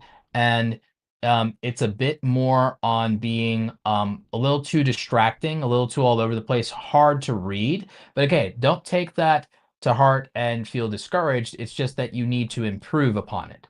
So it's just hard to read, especially on a phone at a glance. So it's probably the most important thing that you can improve from a strengths and weaknesses standpoint. So I would say that it's more of a, okay, maybe it's about not knowing how to execute on that. But I think that's for you, the best thing is to just see an example of someone doing what you would like to do. And the best example for you is Great T News. So I would just learn from this, and then choose your style of branding and visuals that can feel a lot more like this, because this is a good execution of what you're wanting to accomplish.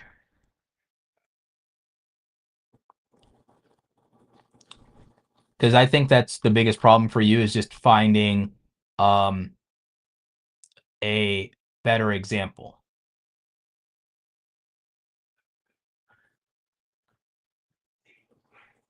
Yeah, you felt like the first examples were boring, they're not you. Well, to be honest, the other examples probably just aren't targeting your demographic, because I would say that you're more tea and they're more commentary and politics.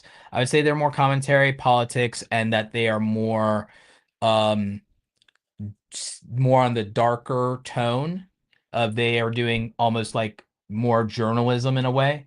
So you want to do the tea and gossip content. So Grape Tea News is closer in style and in spirit to what you're trying to do. So I would reformat the direction of your channel to be more in line with that. So those would be my thoughts. And I think you're a channel where the main thing you need is, you just need to see somebody doing the thing that you like and doing it well. And, but most importantly, aesthetics. Most importantly, aesthetics. If you want to do reaction videos like Pop the Balloon and things like that, then also study not only Grape Tea News, but study MTR, Mediocre Tutorials and Reviews. Study MTR's content on reaction videos, and then Grape Tea News on the gossip stuff. And those two examples will tell you exactly what to make and how to make it. And that will help you, Aaron. So hopefully you found that helpful. Do you think that seeing somebody who was once a small YouTuber that went daily, by the way, I think Grape Tea News grew 100,000 subscribers in about a year and change, from 0 to 100,000 in like a year and change, just going daily, I think she said. So I think that seeing an example like that, and that it doesn't even take viral views to accomplish it, you can brute force it, and that the packaging and branding really matters for that kind of channel and that situation. Because think about it, if you're doing news and gossip and that kind of stuff, the audience is mostly female centric. If it's a female centric audience, aesthetics really are going to matter a lot more in presentation in addition to the topic. So you have to glam it up a little bit. It's going to be style points. So you saw what the style points look like and what the standard is. So there you go. So that's what I would say, Aaron. I think that that will help your content quite a bit. And then, like I said, for reaction videos, study mediocre tutorials and reviews for reactions. John is killing it with his reaction content right now, and he does a lot of the pop the balloon stuff that you're looking to do. So that will probably also work for you. Next up we have Niesy Dunn. I think I already have her channel, and Rachel Smets up. And then we have CJ, and then we have quite a few others. So we're on a roll here, and we're going to make sure that we get to all of them tonight. So we are doing that. And I'm just going to go ahead and continue to copy and paste them here from the form. We're going to copy and paste them from the form so that we all have them queued up, so that's easier to get to them.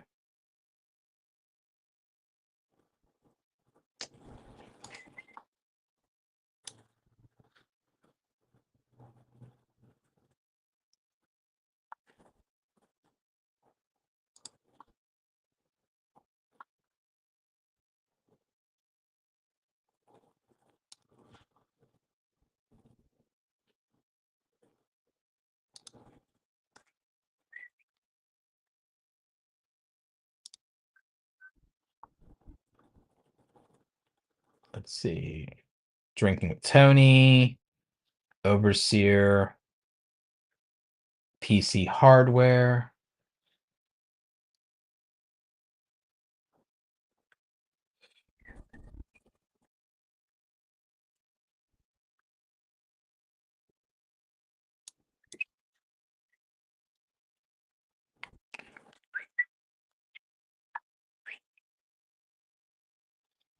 I don't know if anybody can look into this, but just out of a curiosity thing, it doesn't have anything to do with anything in particular. But from a practicality standpoint, I wonder if anybody can look up whether or not the music from the old Text Avery cartoons, like Text Avery is the king of like animation. I wonder if the music and backtracks from the old Text Avery era of cartoons have entered the public domain yet.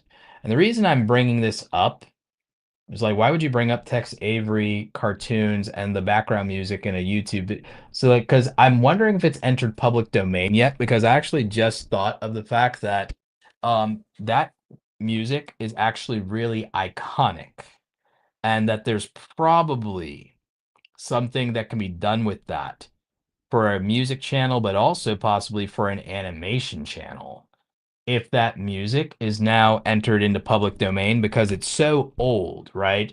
That there's a chance that it's entered the public domain.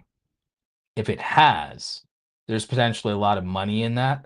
Because I don't know if you guys know this, but once things that are iconic enter the public domain, ooh, there's so much money that can be made in so many ways to exploit that. I don't think people really, in terms of people who struggle with clever ideas, I think that people do not understand how much public domain content can be monetized if done correctly and how much attention you could farm. I don't think people understand the views and attention and money they could farm by finding the right thematic content and the right niche where there's an abundance of public domain material that is also iconic and well known, and where you can leverage it being familiar instead of trying to get attention for original ideas. If you could properly farm public domain and then put a twist on it, someone could make a fortune. Someone's asking, do you have examples of this?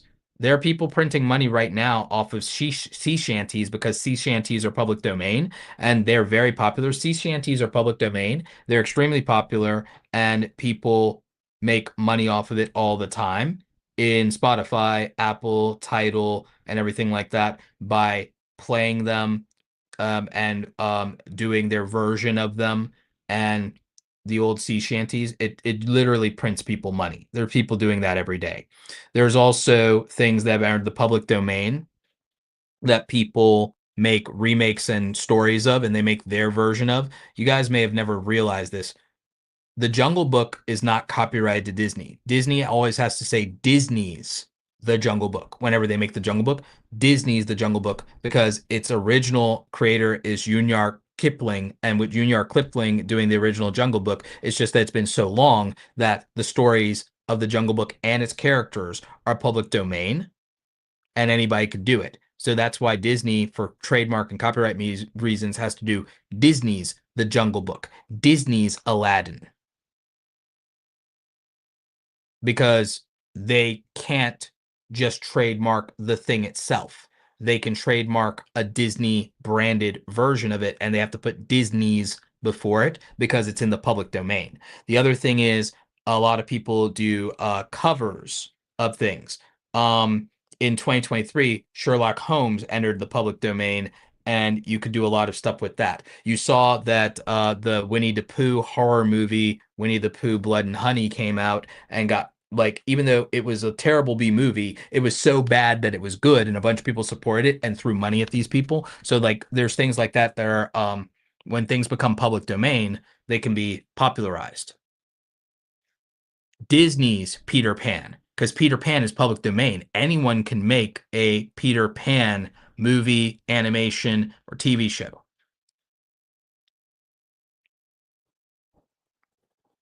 I believe, Stacy, that Hans Christian Andersen's stories might just be old enough, like Rudyard Kipling's, to be public domain. The thing that one day when I have gobs of money to burn on art, when my mortgage is paid off, whenever my mortgage is paid off, I will probably crowdfund getting the money and resources and a team together to do specifically. There is a specific story. I'm not going to tell you all which one it is in case somebody in the audience has a lot of money. I'm not going to tell you which one it is, but my mods and some of my friends probably know which one it is. There is a story that is not hyper popular, but it's very popular to me as an 80s kid. There's a story in the Jungle Book that a lot of people don't remember, but is very special to me and has a special place in my heart. And whenever my mortgage is paid off, I'm going to commission doing a 6-episode animated series about that story because it means something to me. It might either be a 3-episode or a 6-episode series about that story done in anime style and with some tweaks to character design. And it's going to be lit. And these animals are going to scrap in anime style, and it's going to have the art style of like Samurai Champloo. If you guys ever watched anime, it's going to have like a Samurai Champloo art style to it, and it's going to be sick. And the fighting animation is going to be fluid.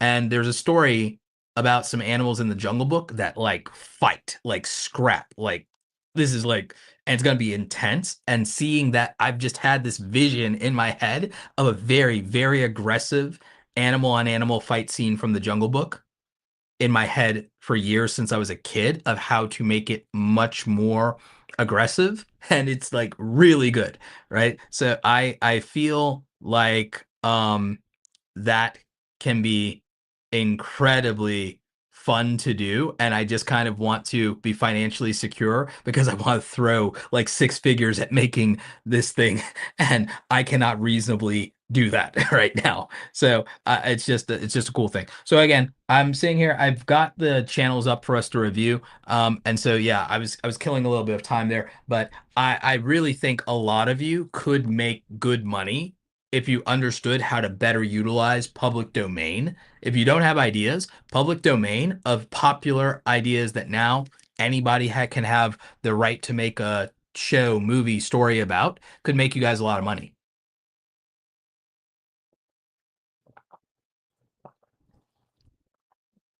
You also, yes, Katie, you have to know which version of something is public domain. Absolutely.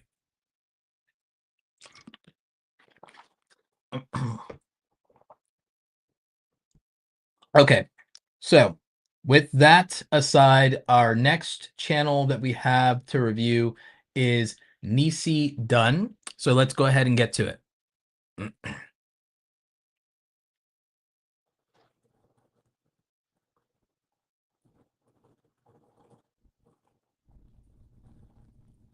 So, Niesy Dunn, gardening and biophilic design, mental health and wellness. So, I actually like the branding here, Niesy. I think the photo is good, but the thing I'm worried about a little bit is just how many topics you might be trying to cover and whether or not people can understand the interconnectivity of this.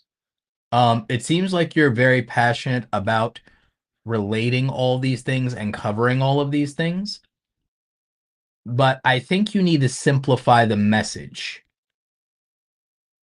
I think you need to simplify the message to better mental health through gardening.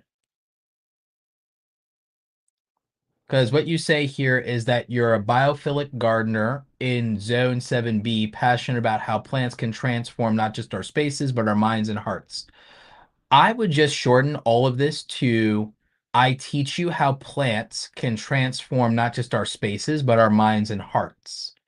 And and then you can have the join me of cultivating calm and creating calm and wellness focused spaces. And then I would shorten all of this to by improving your mental health through the joy of gardening. So I think that because of your academic background, these things matter a lot to you, but not to normal people, and it's above their head. So I think you have to simplify your message down to better mental health through gardening. And then I think that that will translate better. And then I think that the titles really are like the thumbnails could be better, but I think that the big like even the frame in here, this frame is better than the actual thumbnail. So I think that what I would say is, once again, for reference, everything that we showed with Cassandra's channel, becoming a farm girl, from a thumbnail standpoint, take inspiration from these thumbnails around gardening topics, and the videos will be much more successful if you take inspiration from these thumbnails around gardening specifically. Because on Cassandra's channel, there's a lot of things, but the gardening and urban homesteading video thumbnails are probably the thumbnails you need to pay the most attention to, and use that as inspiration for your own. Because I think that that will play better, Niesy, than these thumbnails. You can even see that even for yourself, that photography-based thumbnails worked for you in the past 8 months ago and 9 months ago. So I would strongly suggest that that become your approach, and I would simplify your message and your theme to better mental health through gardening.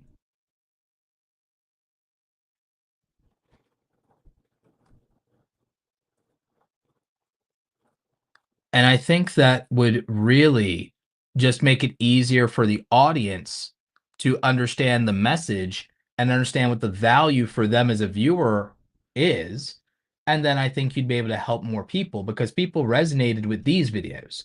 I would also make more of what is working. I would convey your message through these videos, and I would do more of these. So what you were doing 4 months ago, 5 months ago, even 9 months ago, was working better than what you've been doing the past few weeks. So I would retreat back to what was working several months ago, because these videos from 4 months ago were working a lot better than the content is right now. And again, there were videos that were popular enough to get hundreds of views, sometimes even 1,000 views. So when you have videos that perform literally 10 times better, 20 times better, 15 times better than anything else, you should focus on doing more of that. And then I think that that would be the lesson here, for someone like you, is there are videos that disproportionately have performed better for you in the past than others. You need to understand that the audience said yes to these things already, then take yes for an answer and make more of that. And that's a lesson that most of us could stand to learn. Even I sometimes do have to struggle with that lesson. Um, but I think it's an important one when your goal is growth. If your goal is growth and to get more viewers and to get more subscribers and to get more attention, if there's a video that got more views, if there's a video that got more subscribers, understand why people said yes to that and no to something else, and make more videos that would get a yes, and stop trying to force people to watch videos that they already said no to. The videos that we want to make are not always the videos that people want to watch. So when we want people to watch something, a lot of you, even with watching advice videos, you're trying to turn lead into gold and improve videos that people rejected instead of embrace videos that people accepted, and then learn how to polish and cut your gems. The videos that people already liked from you are gemstones that you could just cut and polish and that you could mine for more of. And so you could get that going, and then you are delivering more value. The problem is, instead of just cutting and polishing the gems that your audience already appreciates, a lot of you are trying to become sorcerers and trying to turn lead into gold. Instead of just cutting and polishing gems you already have and mining for more of them. So that's your analogy. Your analogy is there are videos here that have 1,000 views. There are videos here that have 500 views. And a lot of you as small YouTubers, you have videos that already performed 10 times better, 20 times better, 50 times better, 100 times better than anything else. And that's what you should be making more of. You should figure out, how do I make 100 videos like this? How do I mine the resources and mine for 100 video ideas that resonate with people the same way this one did? Take yes for an answer. Stop setting your heart on, I really love this video, but it only got 50 views. When you have a video sitting there that got 500 views, you have another video that got 3,000 views, make more of that and improve upon that, because people already said yes. Stop trying to get them to like videos that they don't want to watch, that they already rejected, and start focusing on making more of what they said yes to. And if all of you do that, you will see your channels grow. You will see more success. Polish the gems you have. Learn how to cut and polish the gems you already have. And you will see the value increase. Take yes for an answer. If something's getting 10 times more views, 20 times more views, just make more of it. And remember, 80% of the views on every video you ever make come from people who've never seen you before. 50 to 80%. You can check your analytics. I'm not lying. 50 to 80% of all of your views, non-subscribers. 50 to 80% of all your views on every upload, non-subscribers and non-returning viewers in most of the case. New viewers instead of returning viewers. 50 to 80%.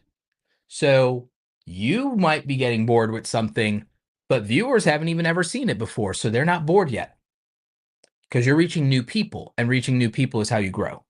So that would be my advice here. What do you guys think? Do you think that this advice is good in general? That you think that this is something that is going to help Niesy with her content, since she has a bunch of videos that people really like she was doing months ago? Sometimes the way forward is the way back. It's doing what's already worked in the past. But let me know, do you agree? Do you disagree? If you're watching live, let me know in the chat. If you're watching the replay, let me know in the comment section.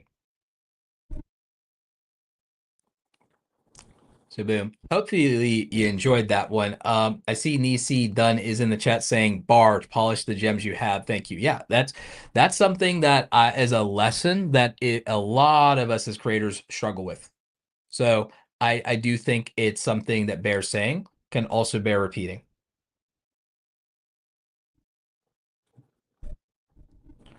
What do you do when you think a video is gold? You spend hours on editing, thumbnails, etc., and get no views.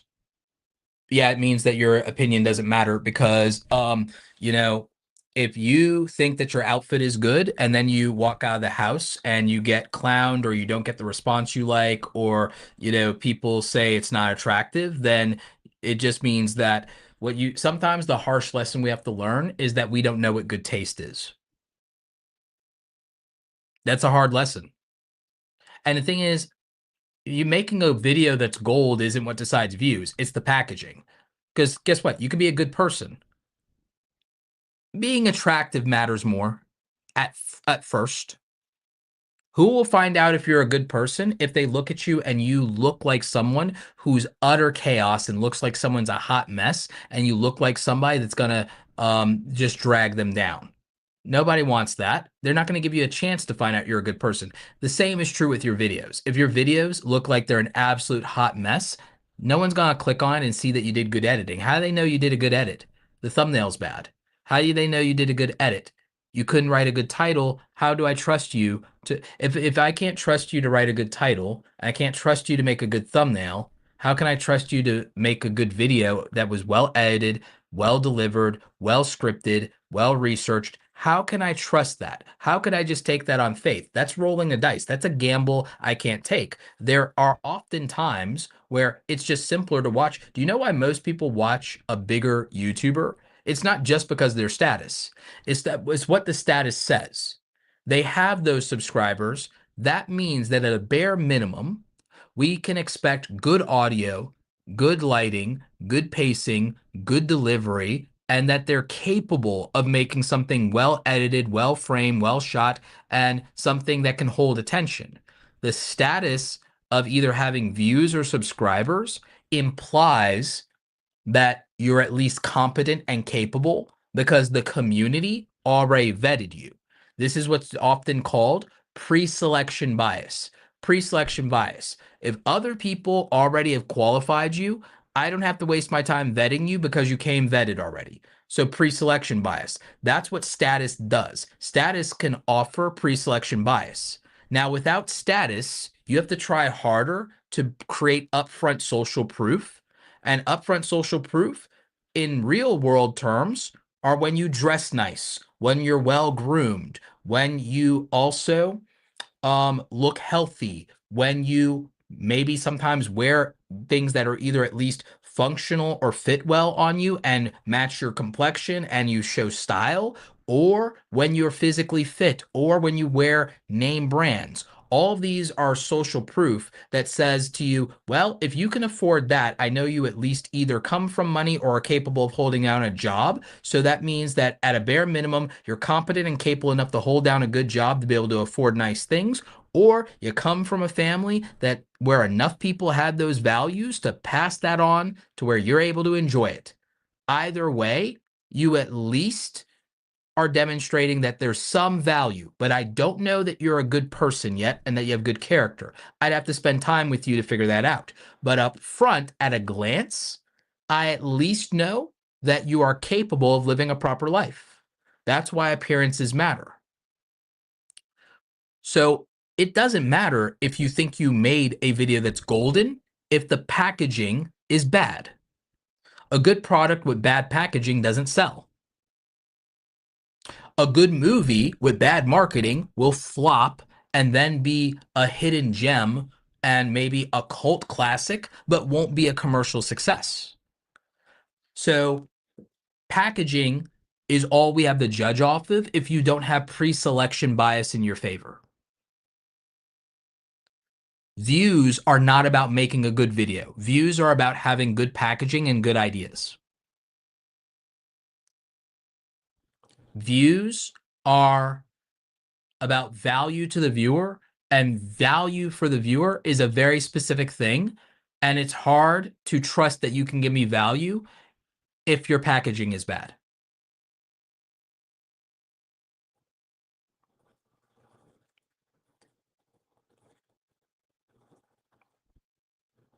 So that's something that we have to all understand and that we have to all appreciate.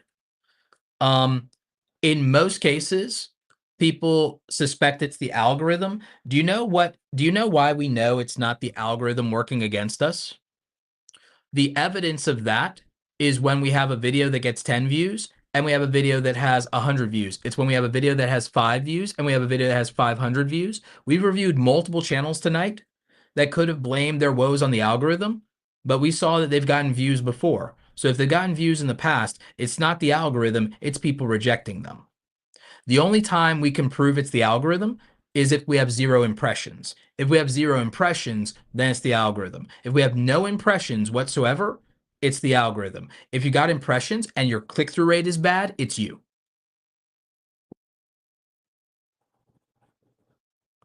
So the thing is, do you know why when you know something's the algorithm, there's 2 tests to know something's the algorithm. Your videos don't show up when you put on restricted mode, means that videos got flagged into restricted mode. That would be a legitimate concern about the algorithm, and then you need to appeal those videos. The other one is if individual videos are not getting impressions day to day. If the day-to-day impressions are 0 or double digits impressions, you're not being given an opportunity for reach, You're not giving an opportunity for people to click on it. Those would be the only 2 times you can verify that there is an algorithm problem. But it is video to video, not channel wide. That's how you would know that it's the algorithm. If you are getting impressions but not views, and you can see that your click-through rate is very low, you have a 1% click-through rate, 2% click-through rate, something like that, then it is that people saw your video's title and thumbnail and rejected it. The key is to not take that personally, but to take it professionally. Don't take it personally, take it professionally. Tell yourself, it's not that I made bad content, it's that I picked the wrong topic, I had the wrong timing, or my title and thumbnail was very bad at communicating and demonstrating value. That's all it is. Don't take it personally, take it professionally. It is not the algorithm unless you are getting no impressions or unless your videos are restricted mode. Then it's not the algorithm.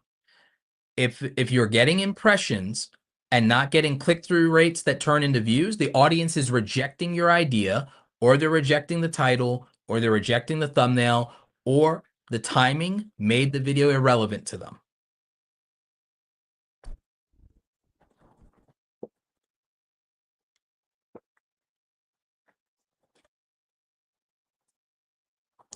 Do you know why I don't believe in the algorithm in the same way that other people do? Because watch this. Here's how I know that most of you, your biggest problem is that you're superstitious about the algorithm. I'm going to prove it to you.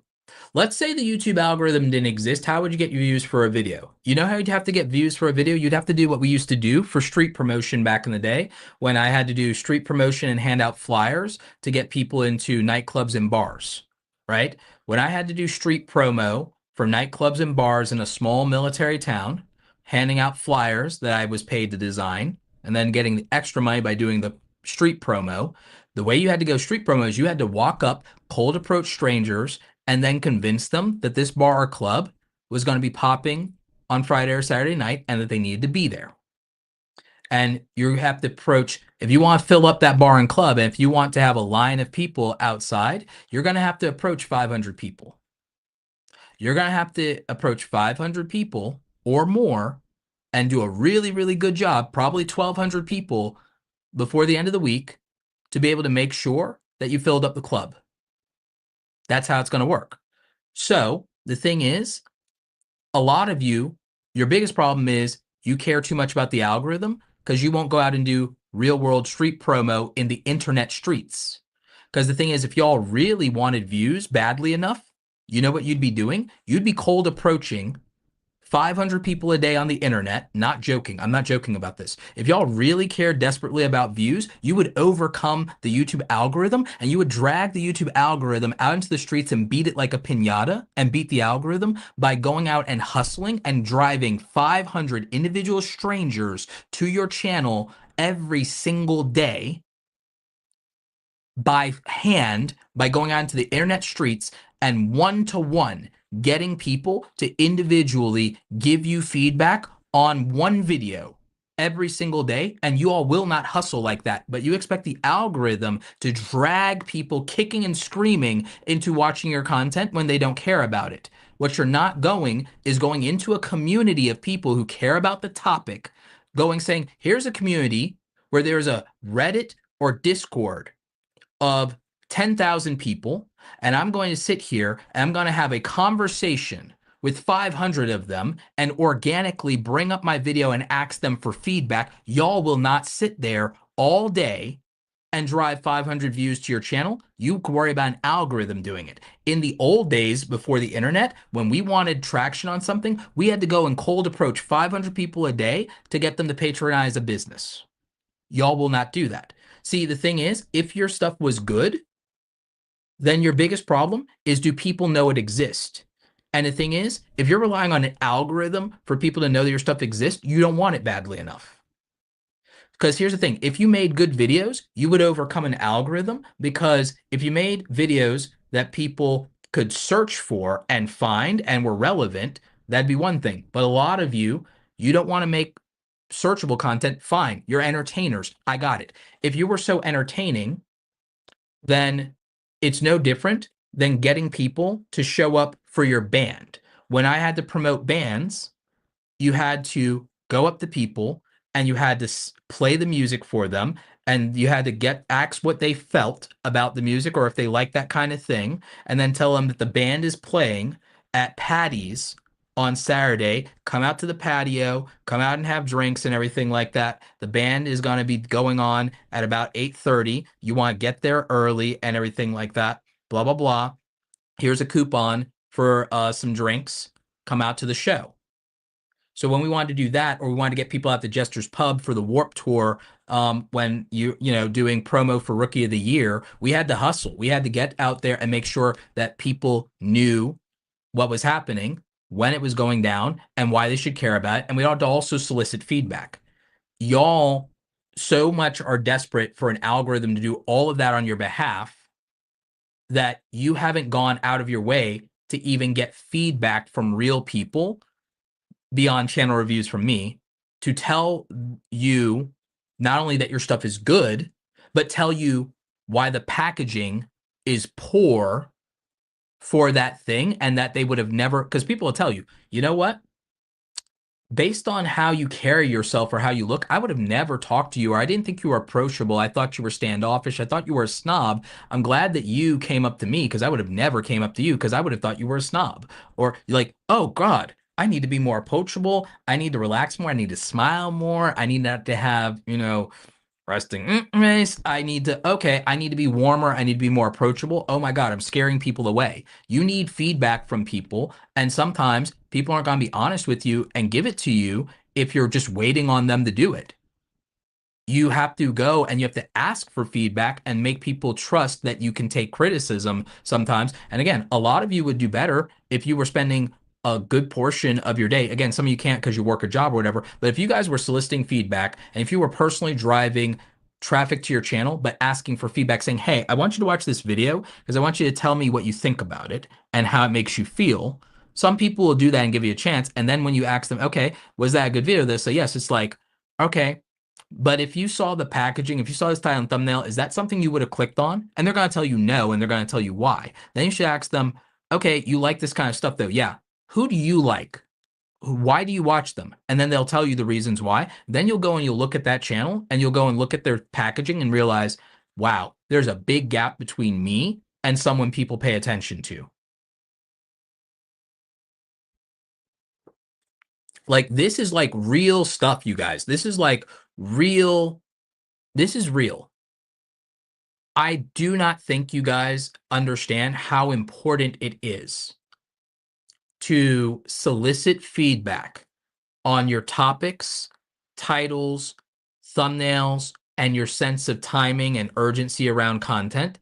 I also think that a lot of you refuse to pay better attention to 5 people in your niche that are crushing it and analyze that the fact that no matter how good y'all think editing is God's gift. And editing doesn't mean jack in modern YouTube. And the thing is, it didn't mean anything in old YouTube. Do you realize that the true biggest YouTuber, the true king of YouTube is not Mr. Beast? It's still PewDiePie. It's still PewDiePie. And no one ever cared about his editing. No one gave a crap about PewDiePie's editing. No one watched PewDiePie for his editing. Y'all really don't understand that. And he's still the king of YouTube because he got to 100 million subscribers without multi-language audio, without spending money, and without creating big publicity stunts. He did it as a bedroom YouTuber without a staff of 10, 20, 100 people. PewDiePie is still the reigning all-time YouTube champion.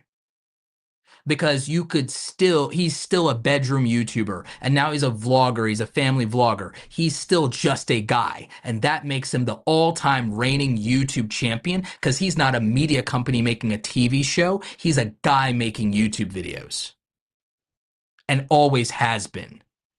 PewDiePie is still the once and future king of YouTube, and probably always will be. I'm not just saying that as a fanboy moment. I'm saying that people really don't understand that no one gives a damn about fancy editing anymore. The winningest content on YouTube is people making people feel something. Anton Daniels is not winning on editing. He's winning on hard-hitting social commentary and unapologetically standing in his opinions. Whether you agree with him or he's your cup of tea, it doesn't matter. He's just viscerally authentic about issues that have a broad audience scope. There is no editing magic, and he's getting hundreds of thousands of views, and people who are spending 20 hours on editing their heart and soul out can't get 50 views. That's the gap here in the market of people not understanding that topic, title, and thumbnail matter disproportionately more than any editing wizardry you will ever do. No one cares. IRL streamers are out there in the real world. There's no video editing. They are streaming and they're winning in real time. It's reality TV. Even in the real world, reality TV is beating scripted, edited, polished, cinematic content. So I don't know what to tell y'all. Editing doesn't make a video great. A good idea is a good idea. A good idea is a good idea. I have live streams that have no editing in them that have hundreds of thousands of views, and I have polished, edited videos with green screen and special effects that didn't get 20,000 views.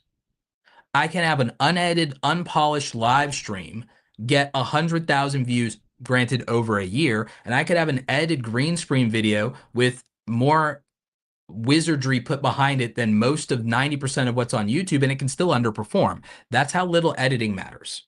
Editing is not as special as you all think it is. Editing is in itself for the purposes of polishing and cutting a gem, is for polishing and cutting a gem. But a lot of you are using editing as some kind of sorcery to try to turn a lead idea into gold through the magic of editing. You guys are trying to take an idea that is lead, that is worthless to most people, and you're convinced that the sorcery of editing will turn an uninteresting idea to most people into gold, and it won't.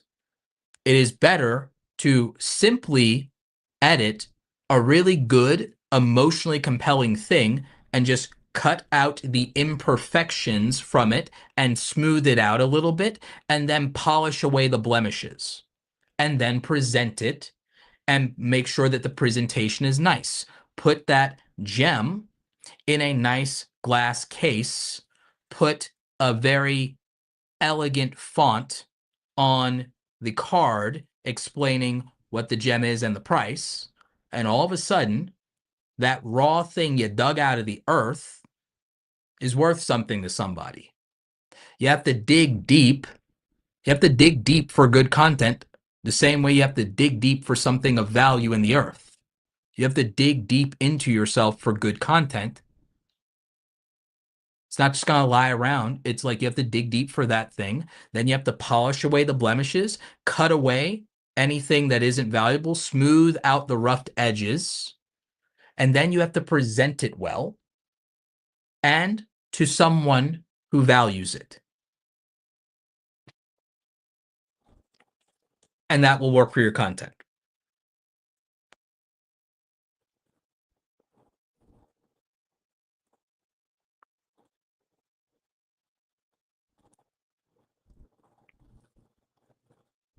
And again, that's how YouTube works.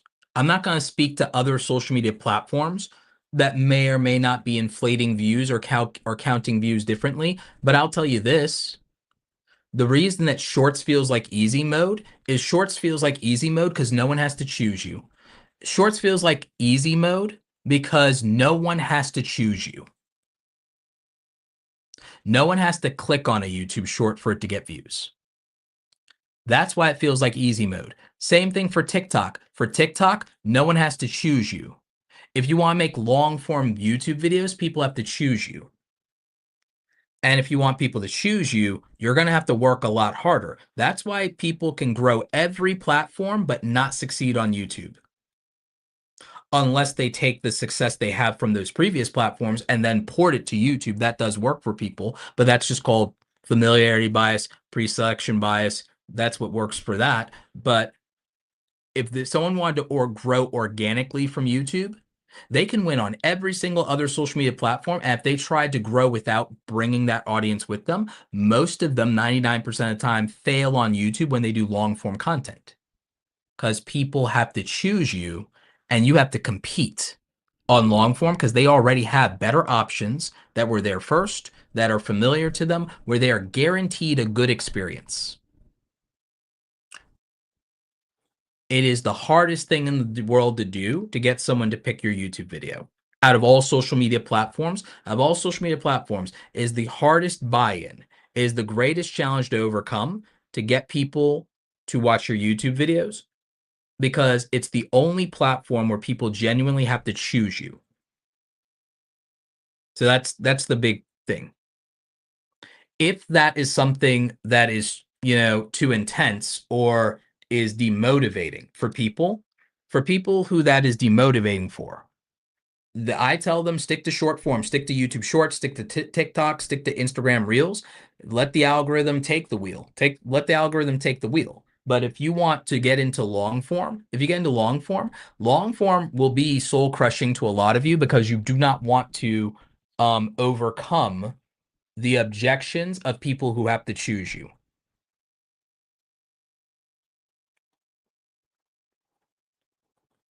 YouTube is the most competitive platform if you decide to go that route. The other ones, you can just try and game the algorithm in the other ones. You are not going to trick the YouTube algorithm, because with YouTube, for long form, it's an audience that has to choose you out of all abundant options for their attention. If you're in short form, you're just scrolling. An algorithm is making assumptions and throwing stuff at you and seeing what sticks, and people can benefit and prosper through that. You can get lucky on short form.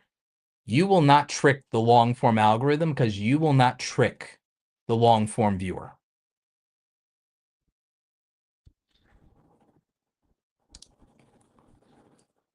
So that's Roberto's little rant. Anyway, we already have multiple channels to get to, so let's get to them. I'm going to try to keep the ranting to a minimum or eliminate altogether because we are 3.5 hours in. So we have Miss Rachel Smets here, and this review was gifted from her good friend, Aging Parent Care Simplified, donated this channel review to her friend Rachel Smets.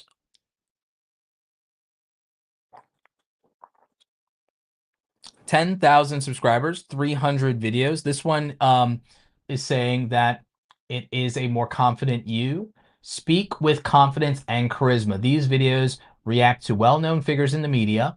Through observing their communication habits, we learn tricks to be more confident, communicate like a pro, and basically exude charisma.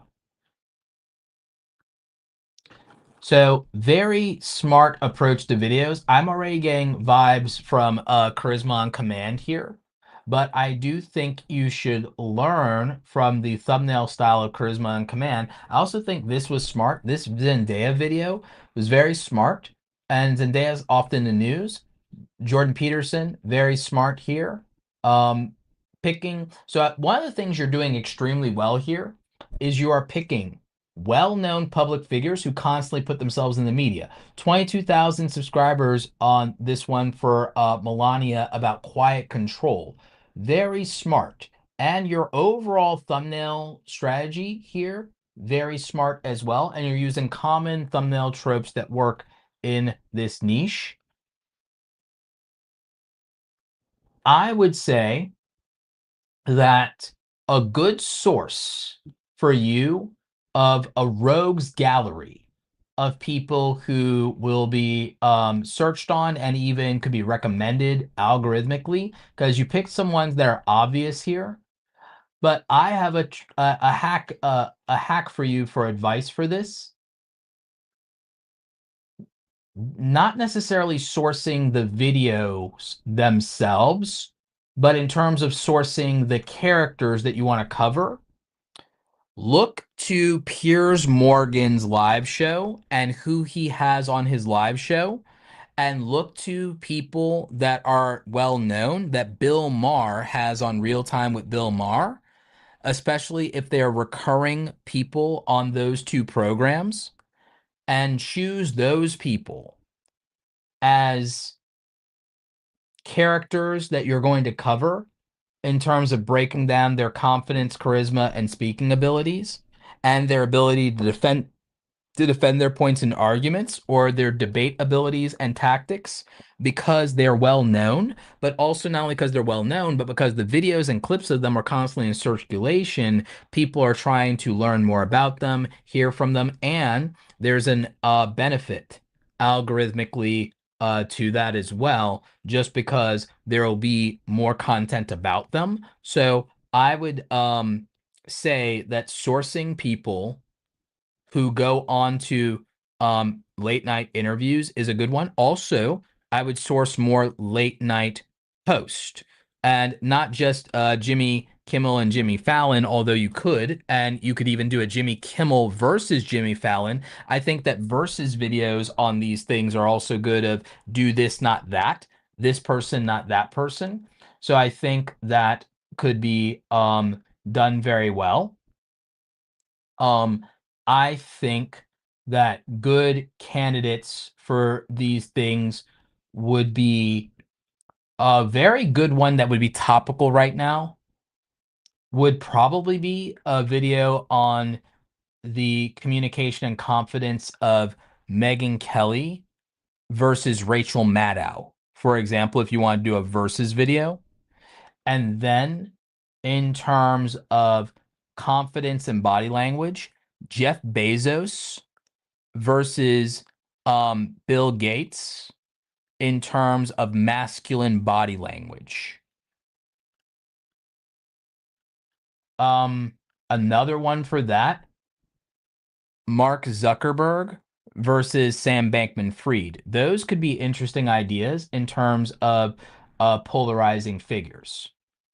Um, so that would be an example. Also, anyone who goes into media and then gets themselves flustered or embarrassed, doing a breakdown of what they did wrong and then comparing them to somebody who handled a similar situation well, that could do very well.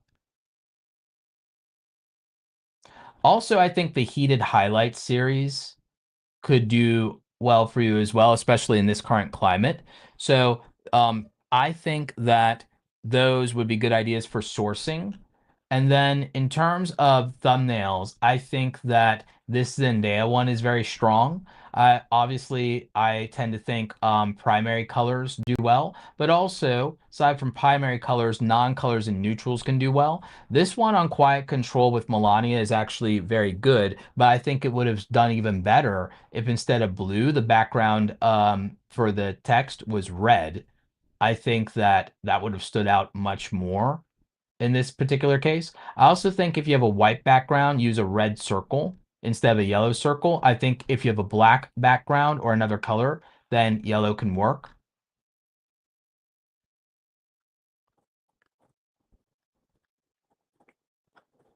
I also think a series of videos around NLP, and then also showing how certain characters use NLP could be good. I also think breaking down big public speeches like Timothy Chalamet with his recent speech that everyone's talking about from I think it was the Oscars or something like that. Breaking down things like that could be incredibly powerful and compelling and relevant for people. So I think that that would work a lot for you. I also like the idea of you analyzing TED Talks.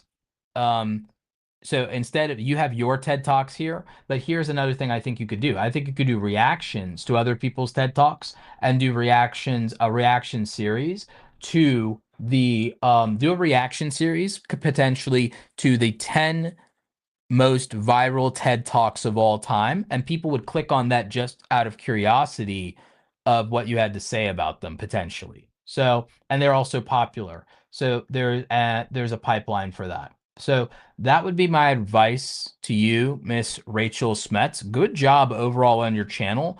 Very strong content here and a very good topic. Of course, you could always learn a lot from the leader in this niche, Charisma on Command, who I've been a fan of since before they had 30,000 subscribers. I believe I once wrote an email to them with suggestions at one point, but there's a lot you could do here. There's a lot that's being done well. I think that the biggest advice and help I can give to you is just this concept of how to source relevant people that will also constantly be in a news cycle. And I think that that would be more benefiting from both topic and timing more than anything else. I think your overall thumbnails are strong, and I think that you do a good job, relatively speaking, with your titles. So these videos are evergreen. They could take off later, especially if people end up in a news cycle. So I would prioritize people who tend to cultivate attention and or controversy. You're already doing a great job with that, in my opinion. So, I would keep it up. But what do you all think? Do you guys agree, disagree? Let me know in the comments section if you're watching the replay. Let me know in the chat if you're watching live.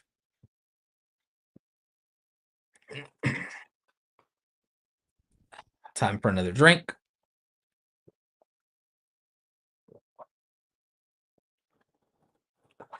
I think we're more than halfway through. We are more than halfway through. I don't think it's that bad.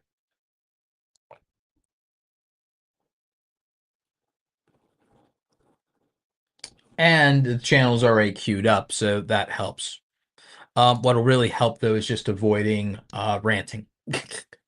So next we have up CJAdventures. Let's go ahead and jump into that one. So we have a review here for CJAdventures. This is a relatively small channel. Usually channels that we get reviews for don't tend to be this small. This one is CJAdventures. We believe in the power of positivity, education, everyday adventures. Join us as we embrace the beauty of life one moment at a time.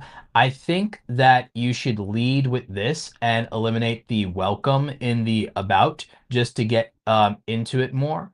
But this is a family journey and a family vlog. So this is family vlogs. It seems to in the channel formatting here put the shorts first. I wouldn't. I would move that down and customize this. You might even want to move the most popular videos to the top. So you want to go to the customize tab in YouTube for that. You have 72 videos. Let's see what is the most popular. So Ultimate Mini RC Gravedigger Hunt. Mario's versus Hot Wheels Epic Showdown. You know, what's resonating here? These thumbnails are really good, actually. These videos are resonating, and the thumbnails are fantastic. I think these are some of the best thumbnails we might have seen tonight, if I'm being honest with you guys. So here's a thought. What seems to work here is videos that are very toy related. Yeah, this one from 3 weeks ago. I also think the thumbnails that seem to be working the most are the ones that are the most colorful in general a lot of the time. I also think the thumbnail style where it seems to show the toys being used or large amounts of toys. I think the obvious inspiration that lends itself more to this is Ryan's World. So I think Ryan's World is the obvious one to look at. And you say the inspiration is Joe from Kids to Kids. Okay. Um, oh, these challenge style videos, the storytelling in these are strong. I would take some inspiration from Pat Flynn over at Deep Pocket Monster and then translate that to some of these videos. So this is my friend Pat Flynn. He does Deep Pocket Monster. It's a Pokemon channel. I'm not telling you to do Pokemon related content. I'm just telling you in terms of thumbnail styles that do storytelling is I would take inspiration from these.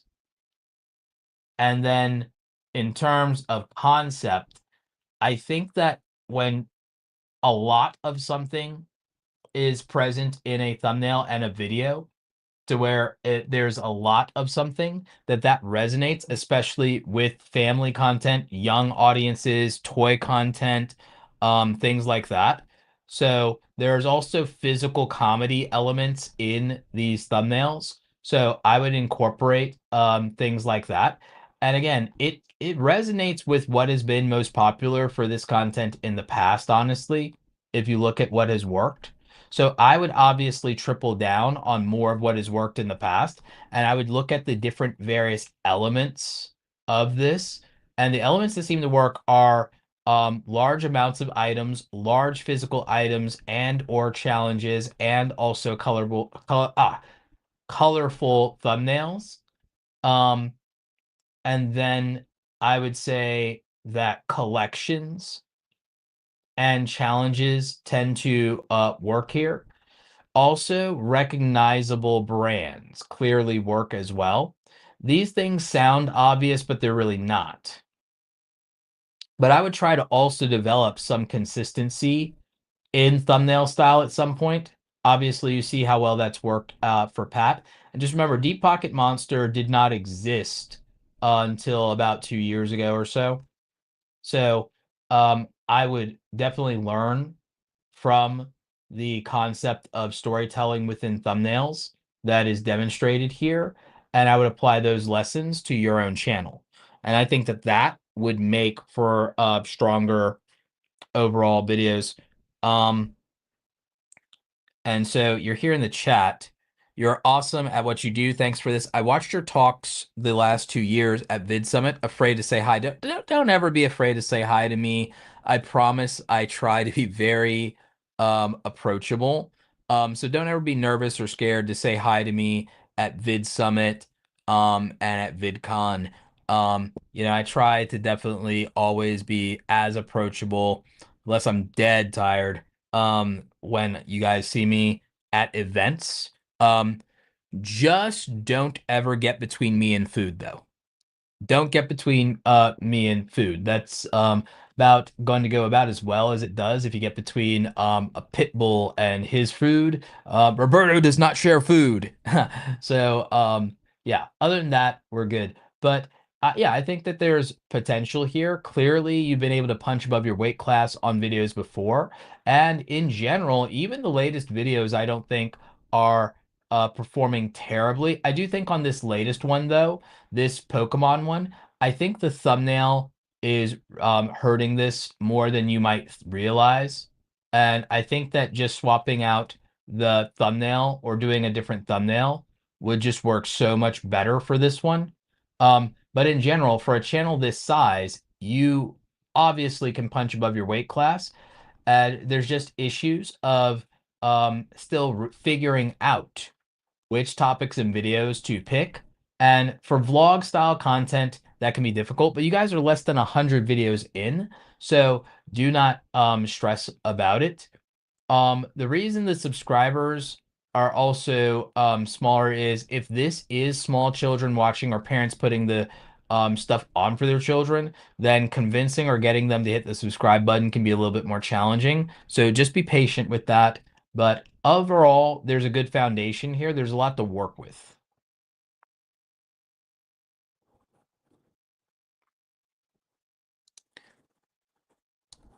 But yeah, that's my review of CJ's Adventures. I think that there's a strong foundation there, but there are some challenges that exist with children's programming. And I don't think you can always expect consistent views with children's programming until you break through escape velocity to where parents are committed to the channel, and that's the channel that they're putting on in front of their kids. So, in terms of getting consistent views, that's the big challenge when it comes to children's programming is buy-in from the parents. That is very difficult to establish, but I think that the longer you go at this, the more consistent you are, you will find your rhythm, you will find what resonates, and you will find your tribe with this. I also think that a very good channel for you to look at is Deep Pocket Monster for a lot of other things. But in terms of another channel that you could look at for thumbnail inspiration, even though it's a completely different audience, is HopeScope. HopeScope's thumbnails are amazing with regard to storytelling, especially around product-centric videos. HopeScope's thumbnail style might be even better for you. So I would look at that. I think doing a children's version of HopeScope thumbnails could be gangbusters in terms of views. What do you guys think? Do you agree? Do you disagree? Let me know in the comments if you're watching the replay. If you're watching live, let me know in the chat.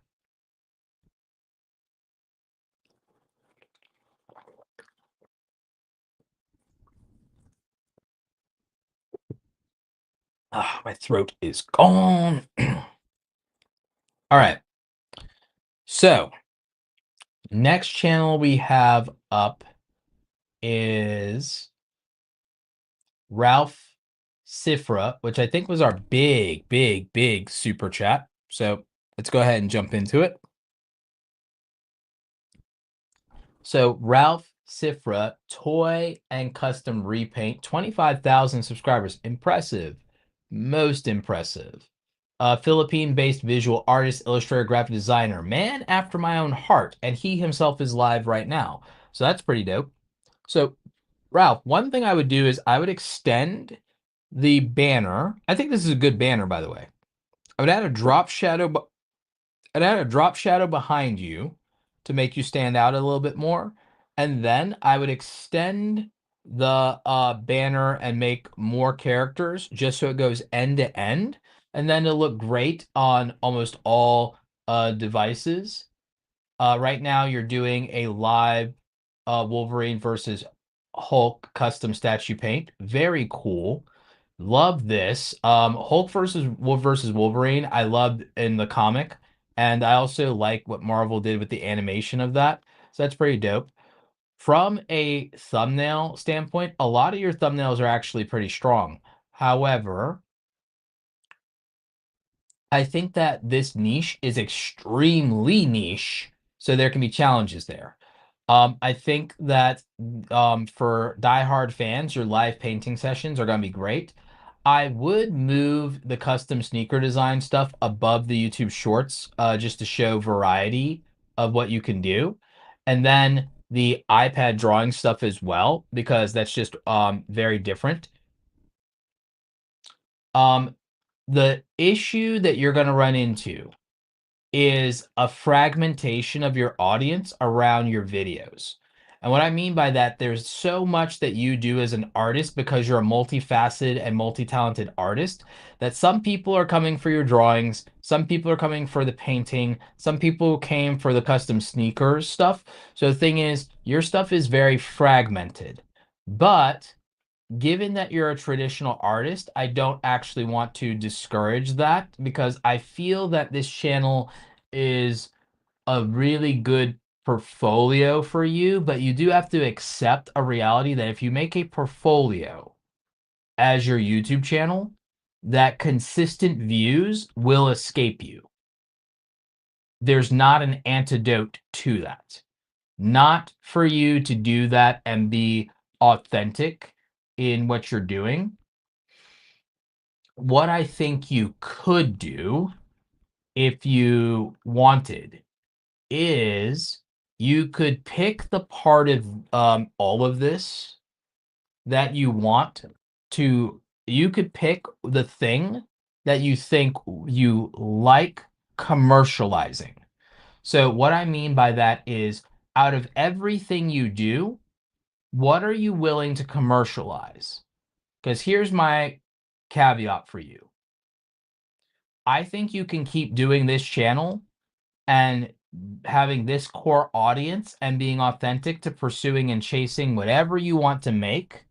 However, I think that you should pick a niche topic out of all of this that you could focus on, that you could commercialize, that you could post consistent content around.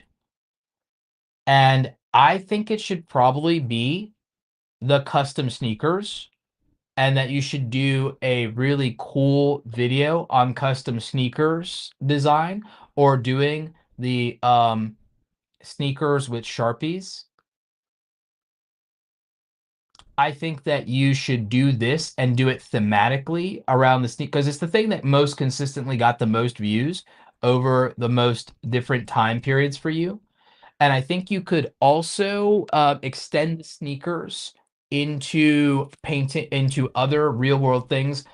It should mostly be sneakers with custom designs and also Sharpies and also paint and graffiti and so on, and custom design. But then occasionally you should also do other real world objects like this custom PlayStation controller. So I think that you should have, here's my belief, spin off a second YouTube channel. Spin off a second YouTube channel and focus mostly on the custom sneaker designs. But what it really is custom objects in the real world that you turn into art projects with this around popular, popular, nostalgic properties that millennials and Gen Z grew up with. So what I would do, honestly, if I were you, I actually have the perfect idea for this, if I'm being honest with you, especially with the death of Cartoon Network. I would take Adidas and Chuck Taylors and Nike Air Force Ones and so on and so forth, and I would do custom designs around all of our favorite cartoons from the Cartoon Network block. So, um, Adventure Time, Kids Next Door, Powerpuff Girls, Dexter's Laboratory, Rick and Morty, um, probably Courage the Cowardly Dog, Gumball. Um, I would do all of the Cartoon Network classics, and I would do custom Adidas, Chuck Taylors, and so on around those. And then also, um, I would do custom PlayStation controllers as well in terms of custom art. So I would pick, so these things would be around culture, and that culture is I would do a culture of that around cartoons, classic cartoons from the Cartoon Network block, then modern classic cult anime as well that is in pop culture as if they would be these great collabs. So what does that mean? Dragon Ball, clearly because of Dragon Ball Super, Dragon Ball Z, Dragon Ball Daima, iconic. I would do right now Jujutsu Kaisen and do that. I would do Demon Slayer. I would do One Punch Man, and I would be doing those. And then in terms of these PlayStation controllers, I would do custom PlayStation controllers and custom Xbox controllers um, for and in the design maybe of famous YouTubers. So one in PewDiePie's aesthetic, one in Mr. Beast aesthetic, so on and so forth. And I would be doing cool stuff like that because then that would be cool for people that and it'd be relevant. I would also do it for big YouTubers that specifically are tied to gaming centric communities or to a lot of young male audiences that would be gamers and would be into this stuff. And so I'd do a second channel that is just about these specific art projects, and I would spin that off because I think you can commercialize that really well. And I think it'd be killer for you, man. I think people would love that. And then I would just keep this channel as your portfolio. I would keep this channel as your portfolio, and then I would mix all these very pop culture projects of the sneakers and these cartoon characters, and then custom game controllers. And then there's probably one more real world item you could probably customize besides sneakers and gaming controllers. There's probably one more real world thing that you could probably customize. And I think maybe it would be making custom designed maybe phone cases with Sharpies or whatever by hand, if you can pull that off. I don't know what type of phone case lends itself best to that, but that would probably do it because we all got to wear shoes, we all have phones, and then there is a big audience for the gaming side and the custom controllers. So I think that those would really be cool. And then I think that you could also funnel that into commissions. And then I do like what Xolo here is saying about also some kind of linking to a shop in the description. So I do think that that would work well. I think that lends itself well to this. So those would be kind of some of my suggestions based on what's worked for you and what people would respond to. Um, if there is also a style of jacket that lends itself well to this whole Sharpie and marker thing, once in a while, that could be actually really cool. So, that is what I think.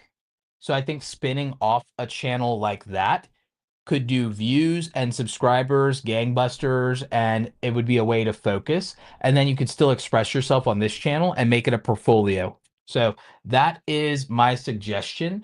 It goes in a different direction than you might have been thinking of, but I think it'd be the right I think that'd be the right angle for you, and I think that that's what might make the most sense. So I think the custom jackets um and the custom sneakers, maybe also a custom backpack. So I think that those ones, custom sneakers, custom jacket, custom backpack, and then the custom gaming controllers, I think that those four objects are probably perfect for, oh, and then phone cases. So five. And those five, perfect. And then that's culturally really relevant in terms of a whole outfit and you can accessorize. Who's the best part? Here's the best part. Thematically, thematically, if you went sneakers, jackets, backpacks, controller, and phone cases, if you did all of those also off of a specific theme, you could also then do a lookbook kind of video or something where someone has the entire fit to where it's just dripped out and someone has the entire fit.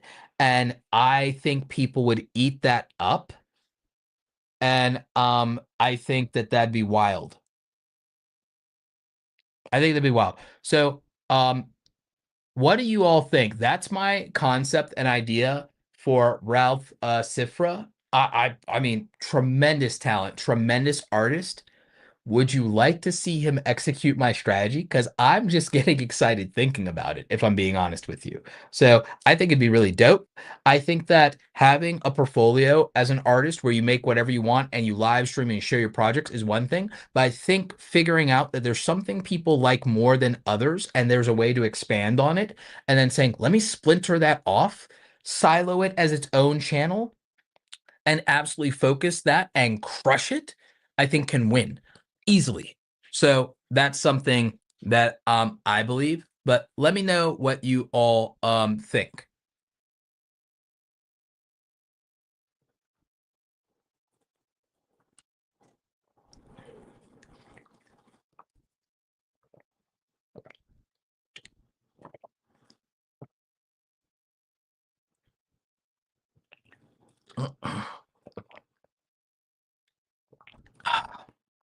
Yep.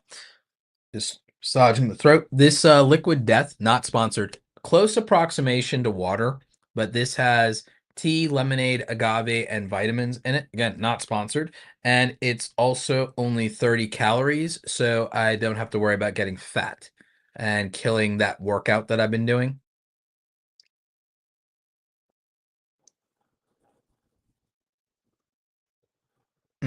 Very low sugar content too, so that's good.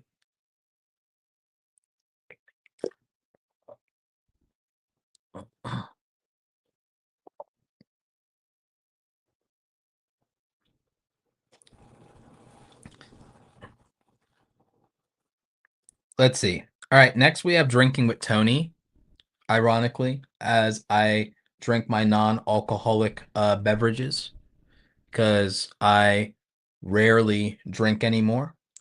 Um, Part of that is I rarely drink anymore because I'm on a mission and I'm very close. I have most of my abs back. I just need about another 90 days of work on this consistently without falling off.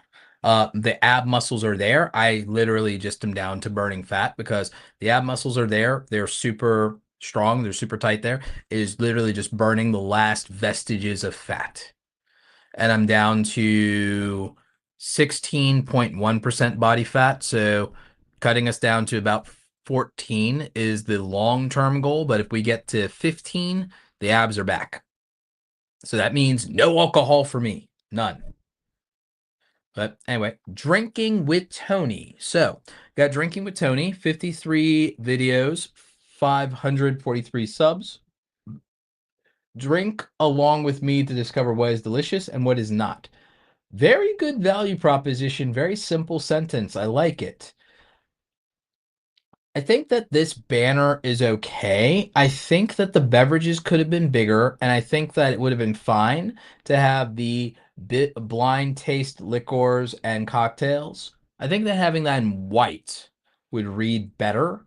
So consider that change in the banner.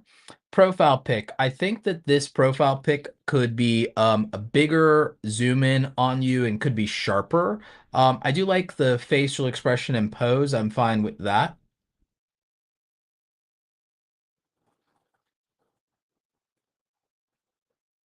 Hmm. Honestly, Tony, I think that this frame is better than this thumbnail. And I also love the photography in this thumbnail from 2 weeks ago. And okay, I'm seeing a pattern. Tony, photography-based thumbnails are your win, and these are very good, very slick, nice depth of field, and you're showing the abundance of your liquor cabinet here and the quality as well as the quantity of the spirits you have available. You need to keep doing this style of thumbnail. Also, you need to do a lot more of the what is the best blank. So what is the best bourbon for beginners? What is the best scotch for beginners? What is the best brandy for beginners? What is the best rum for beginners? If you haven't already, mind you. Mm, expensive spiced rums blind. I think that you should do cheap versus expensive, and I think people would be really into that.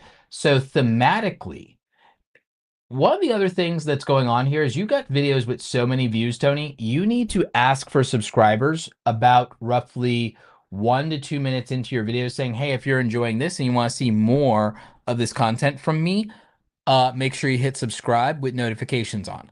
You need to say that because you would be turning so many more of your viewers into subscribers because you're getting views, Tony. You're getting views, clearly. You have so many outliers here.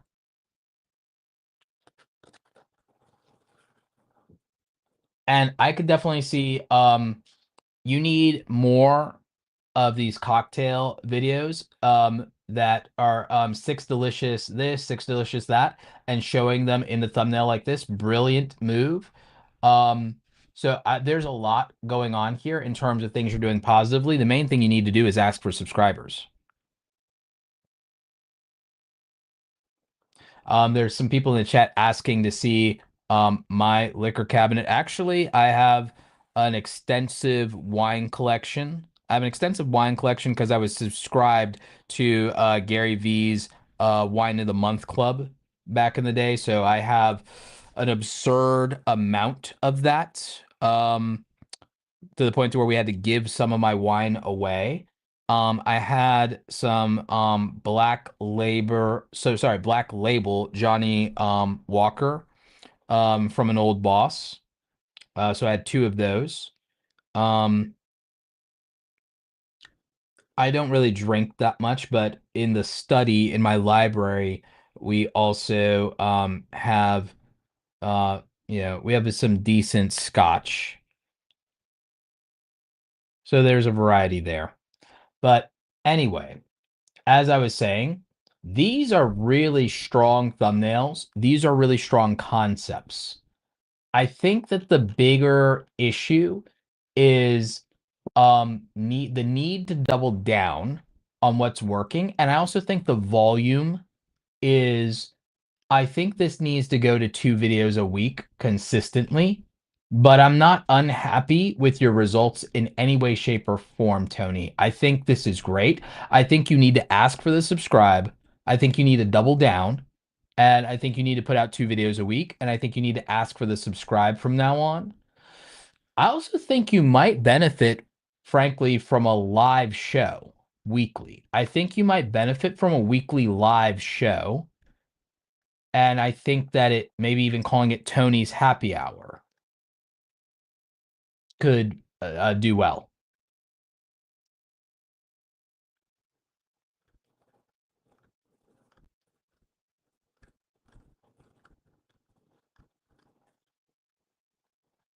So a lot of potential here. Again, another good idea, like I said, is cheap versus expensive. I see you've done something like that and it has worked. So I do like this. I think that you need to expand on your best performing series though. So out of all of these, there's probably about 12 videos that did extremely well for you. Actually, I would repeat any video. I would repeat the concepts from any video that got over 1,000 views. And then I would sit there and figure out, okay, of the videos, because there's about 10 of your videos that have over 1,000 views. I would derive 100 video ideas from the 10 that have over 1,000 views. And so that's 100 video ideas.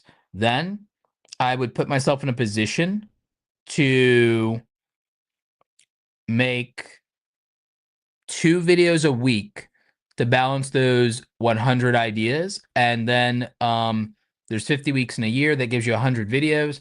I'd ask for the subscribe in all of them. And then I think that if you were able to replicate those videos and the view counts from those I think would be significant for you. I think that you would get at least from that strategy based on the views you've gotten from 53 videos. What's your lifetime view count? Your lifetime view count is almost 79,000. I think that you would get 100,000 more views minimum from doing those 100 videos. That based on the videos that got over 1,000 views, I think you'd get at least 100,000, if not a quarter million views with 100 more videos based off of the 10 outliers with over 1,000. Then I think if you ask for the subscribe in them, I think for the concentration of this audience, that the percentage of conversion is closer to 5%. So then I think that you could get to being off of that, I think you could probably, with 100 to 150 videos done that way, move the needle and get to your first, let's say 3,000 to 5,000 subscribers off of that, if not higher, with the higher cap of that being up to 10,000 subscribers, assuming the video's overperformed or over converted. So that would be my thoughts on that. So again, Drinking with Tony. Great job, great channel, excellent branding, excellent thumbnails, excellent concepts for videos, many outliers. Need to ask for the subscribe. Closed mouths don't get fed. I also think a weekly live show would do wonders for you. So those are some thoughts. I also think it wouldn't hurt you to continue to experiment with YouTube Shorts, but at the end of every one of those YouTube Shorts, you should absolutely ask for the subscribe, and the channel will grow dramatically faster. If you can get to a point, Tony, where you can ever create enough velocity of content, maybe with 2 videos a week, maybe one short a week, and a live show, If you can get to a point to where you could load up and get to 100 subscribers a day by doing that, which I know seems harder, but it's only harder because you're not asking for the subscribes. If you ask for the subscribes, you would already be at about 1,500 subscribers instead of 500 subscribers. You'd be at 1,500 to 2,000 subscribers already. But if you could load up more content, I think in about a year or two, you could get to a point to where you're making about 100 subscribers a day. If you get 100 subscribers a day, then it's a countdown. 3 years from then, you'd have 100,000 subscribers. So your trajectory, Tony, minus any viral video opportunities, would be about roughly 4 to 5 years. You could be a 100,000 subscriber channel with the quality of content you currently have. It might seem out of reach since you don't even have 1,000 subscribers, but you should already off of 50 videos have 1,000 to 2,000 subscribers. The biggest issue is I promise that you are not asking for the subscribe 2 to 3 minutes into giving the value. So that's your biggest issue with that, and that you're not asking for subscribers off of the YouTube shorts that have been done well for you. So I think if you address those things, it's not unreasonable that if you load up on content and a back catalog for about a year or two, then and you've been doing that the entire time, that 3 years from then, you'd be at 100,000 subscribers, if not sooner. So I could see 5 years from now, even though you don't have 1,000 subscribers yet, that's just because you didn't ask for it. You'd have 2,000 already. I could see you being able 5 years from now to be a 100,000 subscriber channel based on the math of scaling your channel. So those are my thoughts on drinking with Tony. Let me know what you all think. Do you agree? Do you disagree? Do you think that his channel has the potential that I'm claiming, or do you think I'm overestimating it? Let me know in the comments if you're watching the replay. Let me know in the live chat if you're with us live.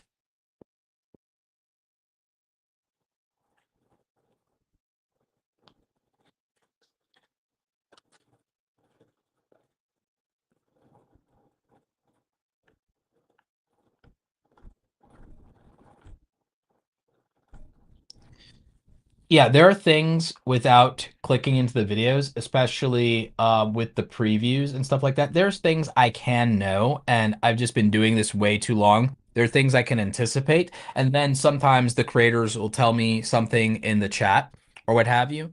Um, so there are things I can anticipate. And remember, most of YouTube at this point is packaging, especially with some creators. With some creators, you can already see that they're making good content. So a lot of you think that your problem is quality or that your videos are not being edited enough. I swear to you that a lot of you overvalue editing. You care way too much about it. And the reason you're not getting views has nothing to do with the edits. It has nothing to do with your edits. It has nothing to do with the quality of your content. A lot of you, it's your packaging and your ideas. And then as for not getting subscribers, a lot of you aren't getting it because you stupidly listened to big YouTubers who said, oh, you don't need to ask to subscribe. They know they'll do it. No, they don't. People do what they told. People are sheep. They do what they are told. Tell them to subscribe. Ask for what you want, and you ask and ye shall receive. Ask for what you want. Tell people what to do. People listen and they do what they're told, and they do what they're told when they're told over and over and over and over again. So understand how human behavior works, my friends. Do not listen to these big YouTubers who tell you don't ask people to subscribe to your channel or tell you it's cringe. You want to grow? Ask people to subscribe to your channel. Ask people to share your videos. Ask people to engage with the content. I promise you, you will see better results. The other aspect of it is if you want more views, stop obsessing over your editing and obsess over your thumbnails and titles and your bloody ideas. Spend more time on your ideas. Spend more time on your thumbnails. Spend more time crafting your titles. Have 3 thumbnail options. Have 5 title options for the same video and watch what happens. You're spending way too much energy on the editing for people to not be watching. I'm not saying editing doesn't matter at all. I'm saying y'all have spent so much time on the thing that doesn't decide that you get views and then wondering where your views are at. And it's because big YouTubers have brainwashed you to believe that editing matters much more than it does.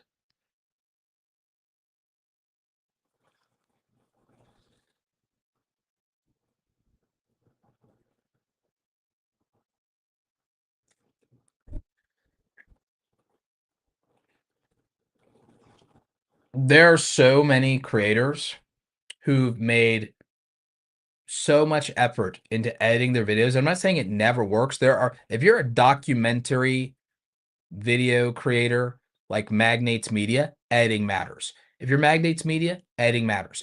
If you're James Johnny, editing matters. If you're a faceless YouTuber, editing really matters. If you're How Money Works, editing matters. But it really doesn't matter if you are a on-camera personality. You do not need editing to win at YouTube. I will remind you, no one watched PewDiePie for the editing.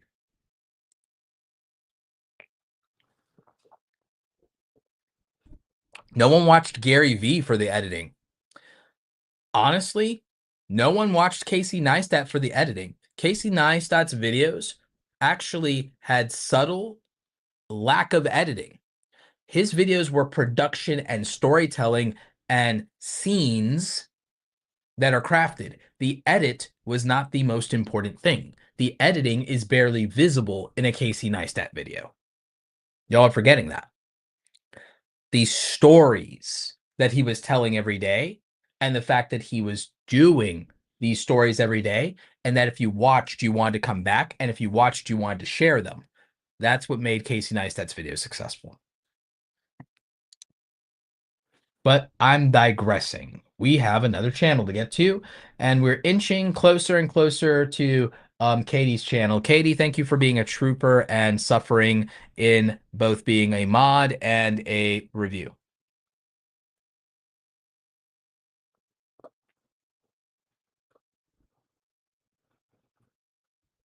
So, Overseer PC hardware. I really like what you did here with your profile pic, my friend. This is just really funny and endearing, and I love it. I love it. Okay. Now, as for your banner, I think it's fine because in your case, you at least blended the edges into the black. So I'm fine with that. And I think it's solid. Real hardware, real gameplay, real benchmarks. Overseer PC hardware. I like this. 83 videos and almost 2,000 subscribers. Not bad at all. Very good. And some of that's shorts and live streams. So, okay. You've laid this out to where you have CPU and GPU reviews, and you also have a description for those playlists. Very nice. Streaming test. So I like that. And this is great that you do these live hardware tests. Very rare, unique value proposition for the channel. Good, good, good, good. So let's see what's going on here. I feel that the thumbnails are not terrible. However, I think that to some degree that it would benefit from consistency.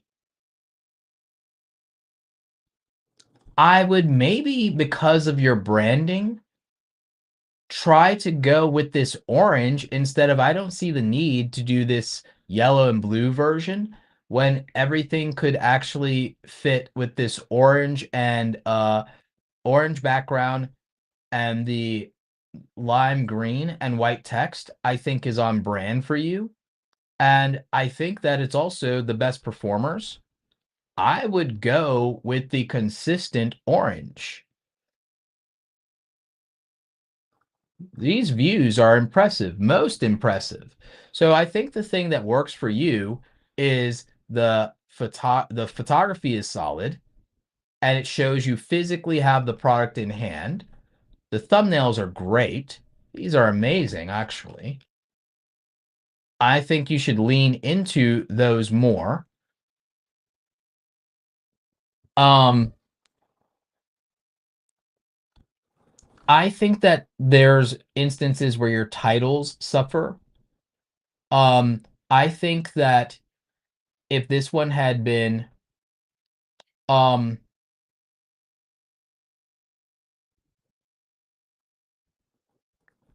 Nvidia and AMD are screwing us, GPU pricing is out of control because of negativity bias and but specifically calling out companies, I think that people would feel a stronger emotional reaction for a title like that.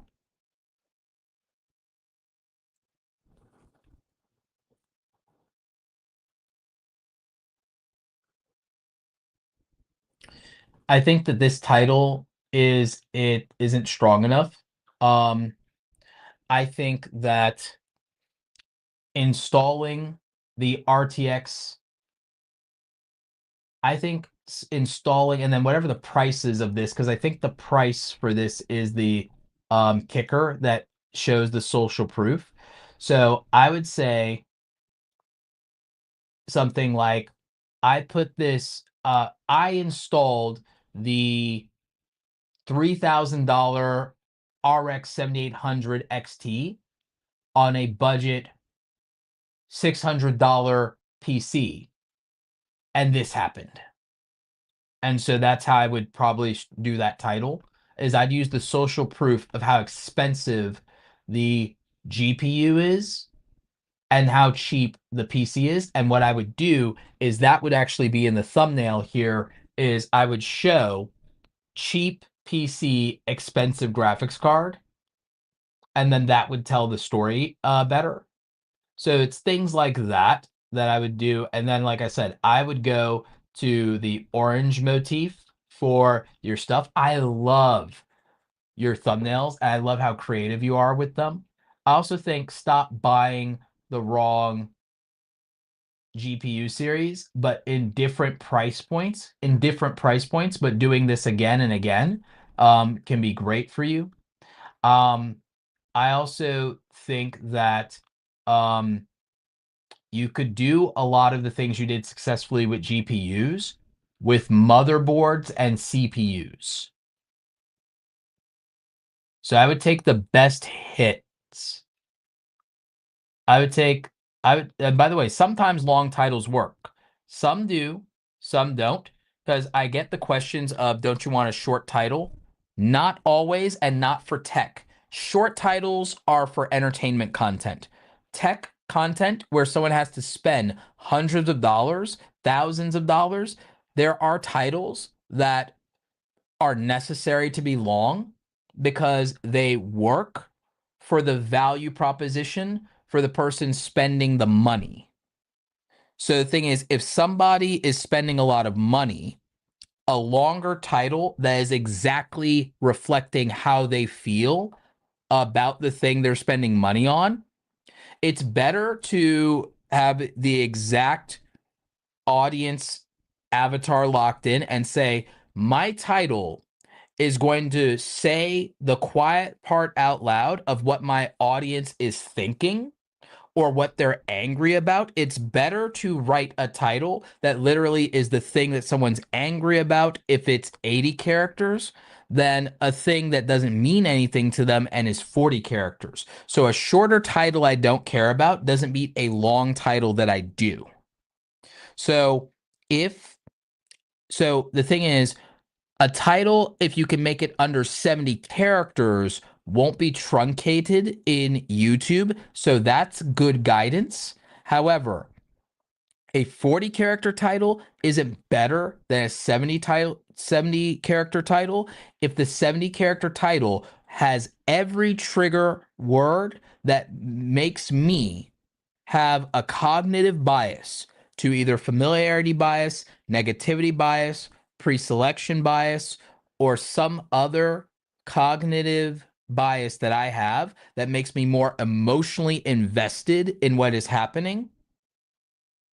It's better to have 70 characters and emotionally trigger me and force me to click this video to validate my point of view or to argue with you than to just try to make a shorter title that I don't care about. So however many characters it has to be to emotionally trigger me is better than just a shorter title. Case in point, I will prove this point right now in real time for everybody, because I don't think it's that people are doubting me, but I think seeing's believing. There are titles here that are long as hell that did very well. And there's not a guarantee that a shorter title does better for any of these videos. There are videos here with shorter titles. It didn't matter. Long or short doesn't matter. Specificity does. Long or short doesn't matter. Relevancy does. So the more relevant title wins, not the shorter one. Longer, shorter doesn't matter. Relevant matters. So what is relevant to me is what I will click on. Relevancy matters more than brevity. So think about it. From a value standpoint, relevancy is more important than brevity or conciseness. Here's a short title, 2K views. Here's a longer title, 30K views. Seeing is believing. You don't need more evidence than that. So when it comes to titles, I understand people can be confused, but what makes you click is all that matters. And the main thing is that I have to be emotionally invested and care about the thing. So it doesn't matter if a title is short. What matters is what psychological trigger is going to make me invested. So it's more important, is this cheap GPU from AliExpress worth the hype? That's psychologically triggering because it's also a combination with this title of, is this too good to be true? Conveying the story and telling the story, is this too good to be true? Is it a ripoff at $115 or is it a steal? It's more important to convey that than to have a short title. Now, what I would do here is I would try to find the best performing outlier videos here, and then I would make series around them. Also, I would say if something worked for GPUs, try to also see if it'll work for CPUs or motherboards. If something worked for motherboards, see if it'll work for GPUs and CPUs. I think this is a great channel. I think it's off to a fantastic start. I think it has a lot of potential. And then I think it has value that offers that nobody else does. So showing that these graphics cards can stream AAA titles is an important value proposition, and I think you should do those live streams of hardware much more often. Look at the views on these. These are great for live streaming, and live streaming is better than it's ever been on YouTube, and live streams can get views on YouTube. You got 10K views here, 6K here, 7K here. I think that you should live stream. Maybe you don't have to stream every week, but I think that streaming with different GPUs for varying AAA games and showing people how what they buy streams what they play and letting them see for themselves, I think is ideal. And so I would keep this format and I'd do it for the live streams. Um, as for your YouTube shorts, I think that these do reasonably well. And I think that these do great as benchmarks. I think people are bookmarking these, watching these, sharing these in different places. So I think this is also good. So I think that you have winning formulas for each format here. And I think you're doing a great job. So this is what I like to see. In terms of post, by the way, for your community tab, don't be afraid to use this to promote Amazon affiliate links to the products that you recommend and to do roundups here and to monetize through the affiliate links. Yeah, the streams are evergreen. I think you got discouraged because of concurrent live viewers and you didn't realize that replay value matters for live streams. You probably also didn't know that replay value on live streams also could make you a lot of money on ad revenue in the future. So I think that don't overlook that. And that's why I would recommend you doing that because you didn't realize they were evergreen. Now that you know, definitely go back to this value proposition because it's a strong value proposition. And if you're linking in the description to people being able to buy these graphics cards, you can make buku money. You can make great money. And then don't be afraid to promote these in your community tab and make money from them. So that would be my recommendation. So that was Overseer hardware, Overseer PC hardware. Great channel. Every format, he has a formula to win. I think it's a matter of doing more of what works best for the audience and locking those things in and not being discouraged and being mad consistent. I think that consistency over time for this type of channel is an absolute win. This could be the next Bitwit, and this could be a successful channel given time. But you got to stick with this and be consistent and do all of your formats for the next 3 to 5 years, and this can be wildly successful for you. I also think that the monetization opportunity for this between affiliate marketing with the Amazon influencer program, the potential for brand deals, and then the subsequent ad revenue that you can get, not to mention super chat revenue from the live streams, streaming and doing this, and then also having ads in the replays of the streams, the replay value of the streams, the evergreen, you're overlooking that. You could have $10, $20 RPMs on those streams because the ads from natural interruptions and breaks there could be tremendous for you. Then there's the affiliate marketing angle. That could be great. The YouTube tagged products angle for YouTube shopping. You could win there. You could make a lot of money monetizing that way. The potential for sponsorship for this channel is unprecedented long term, as long as you can grow it. And you can grow it as long as you're asking for the subscribe. Once you've delivered value for the viewer, 2 to 3 minutes into the video, do that in every single video. Do it at the end of every single YouTube short. If you're not making a shorts loop, do it at the end of every single YouTube shorts. For the YouTube shorts, do related videos, the recommended related videos, but do it to other YouTube shorts. Keep the shorts audience watching shorts if that's what they care about. Occasionally you could make one that goes to a long form video that's a buyer's guide or something like that, or covers that review of that particular hardware in depth. So I think that that matters. And then doubling down on the videos with the most performance. Let's say all the videos that have 5K or more views, figuring out how to turn those videos into duplicatable series will do extremely well for you.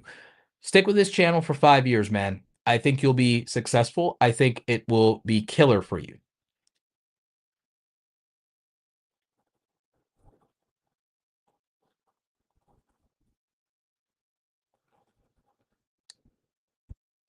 All right.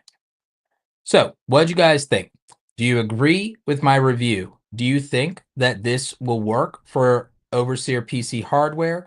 Do you think that there's something that I should have recommended that I didn't? Let me know in the comments. And if you're watching us live, let me know in the chat.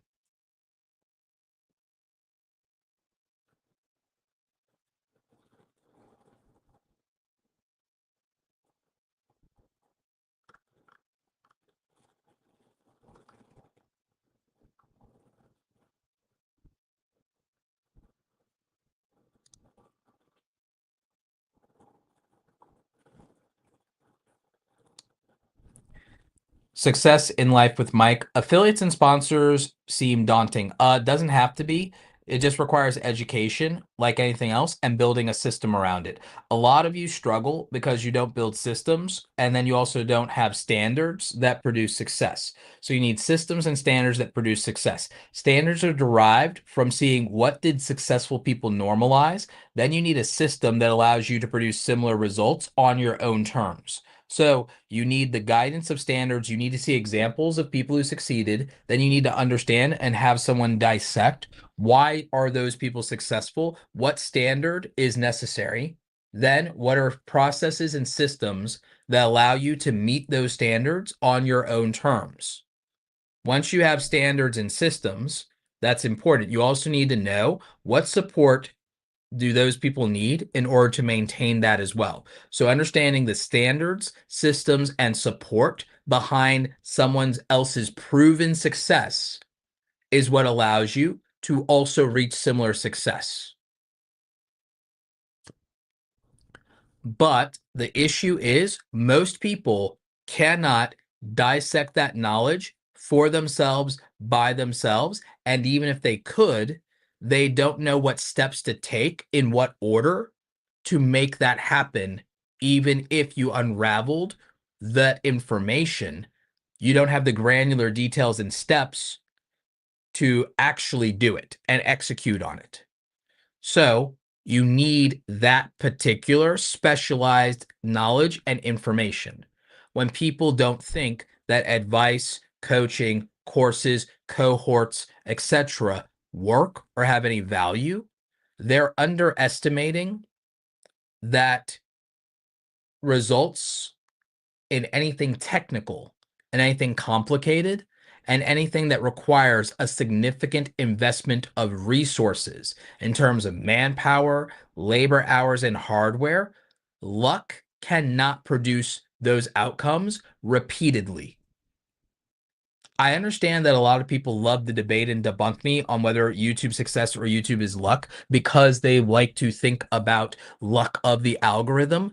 And it is a myth. It is a myth designed to keep you struggling and keep you poor. And the thing is, your problem is not fake gurus. Your problem is that most people do not understand that success requires a logical process that is duplicatable and repeatable that has to eliminate the challenges that you have in the physical material realm in the following way.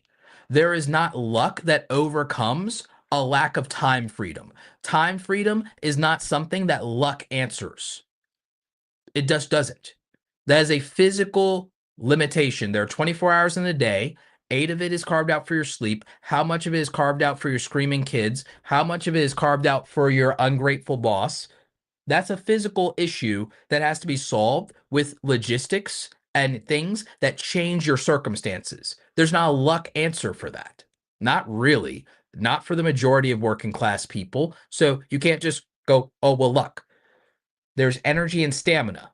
What luck is going to overcome energy and stamina issues that come from having the scraps of energy left over after a 50-hour work week?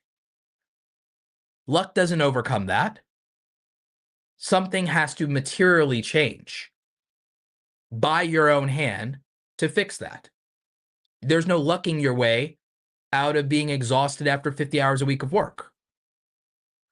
There's no lucking your way out of having confidence issues and a lack of courage. There's no lucking your way out of that. You see, everyone thinks that opportunity is the most important thing. Circumstances, character, and your personality would be infinitely more important because if those things are lacking, an opportunity is nothing but a failure waiting to happen.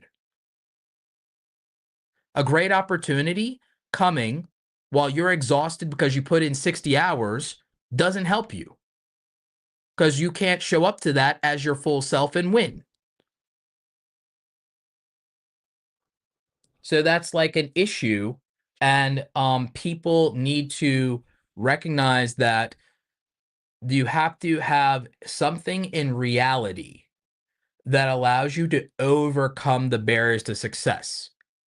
There's not a random happenstance of luck that exists that can overcome material conditions to the extent that it would need to 99.999999999% of the time.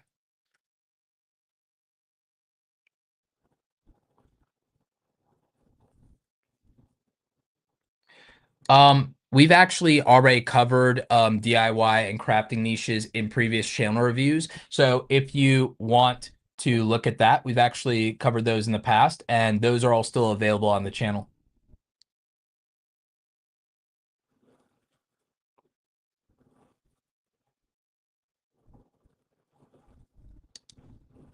Yeah, you can't luck your way out of things like having material physical disability, for example. Exactly. There are things that a lot of times we underestimate how much the material circumstances we have the impact on our actual ability to perform. Now, there are some of those circumstances that, yes, exist outside of your control, but there are other things you could control that over a long enough period of time can change those other material circumstances. But they would be specific. It'd be specific, right? It's specific information or specific opportunities, and there are specific requirements for that.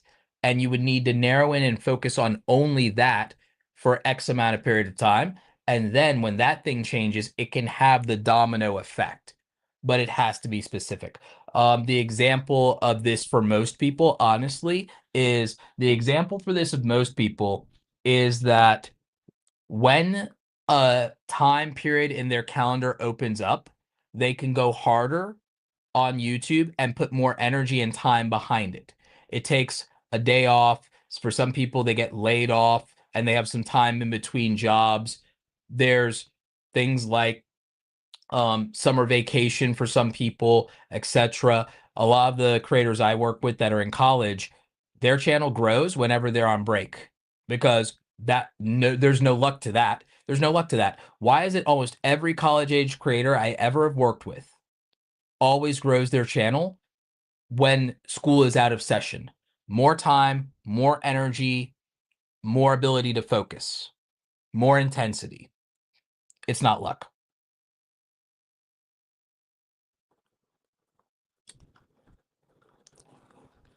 So the big thing you need to do is you need to address very specific circumstances that directly are known to be tied to your success, and you'd have to focus on addressing those things. So we have PeachElixir here. 27 videos, so relatively beginner creator. Tagline here is infusing magic into your day. Problem is that doesn't tell us what is going to happen. So what I would do is I would scrap this infusing magic into your day and say this from the very beginning with regard to Minecraft. I've worked with Minecraft creators in the past. I would also make your value proposition here in the banner and say something like weekly Minecraft videos or daily Minecraft videos or etc. So for a small channel, you're doing very well, especially for a couple of videos. So this also from a thumbnail standpoint and your choices is actually pretty impressive. I'd actually even argue your channel is doing really well, but I think you could have even more subscribers because this is actually good. 27 videos and almost 1,000 subscribers is better than you might think. So your channel is doing extremely well. And these views are solid. These are solid views. What I will say here is, once again, ask for subscribers. Ask and ye shall receive. So I do think that that's important.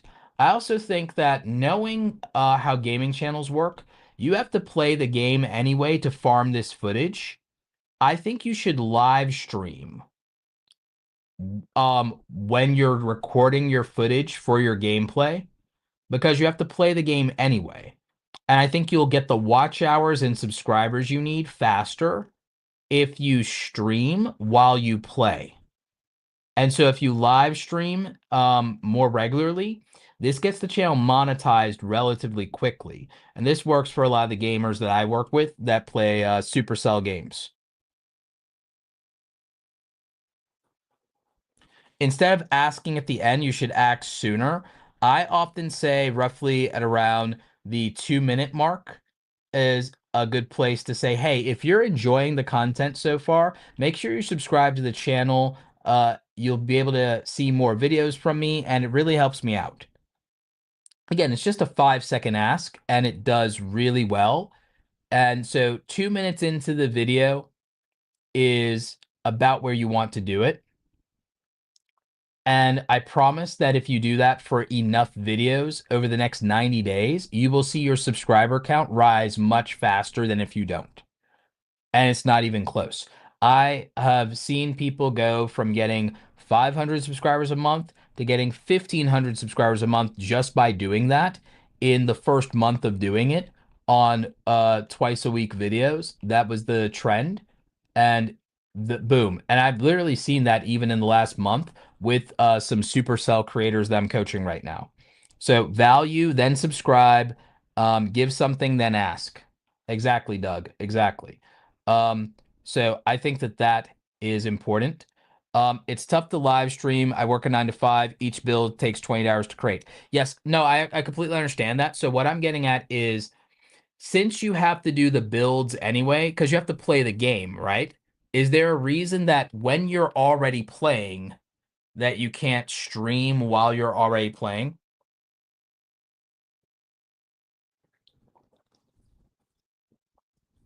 So is there a reason if you have to play the game anyway that you guys just couldn't live stream the gameplay the entire time? Because I'm not saying you have to be active in chat when you do it. Do not think like a Twitch streamer. Do not think like a Twitch streamer here. Twitch's streaming culture, I think, teaches bad habits, in my opinion. So my answer for gamers is that when you need to farm your footage, yeah, interact with the chat a little bit, but especially with Minecraft, people will literally just watch you play Minecraft and you don't have to sit there and be entertaining. And this will accumulate watch hours. So as long as you're farming your footage, as long as part of the title lets them know, and if you let them know up front that you're going to be working on something specific, then it's fine. People like to watch Minecraft just to watch Minecraft. You'd be shocked. There are actually channels out there that are literally silent channels that are just Minecraft gameplay with no voice and no commentary that get hundreds of thousands of views.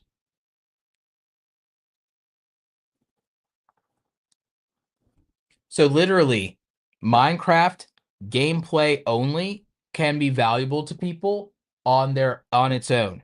On its own.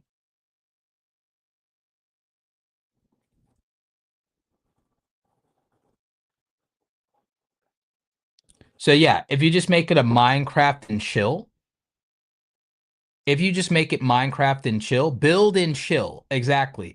If it's just a build and chill stream, then people's expectations are set and they will just sit there and give you watch time, donations, subscribers, all of it. And now you're farming the footage that you need for your actual videos. And this will actually fit really well with, that with your content.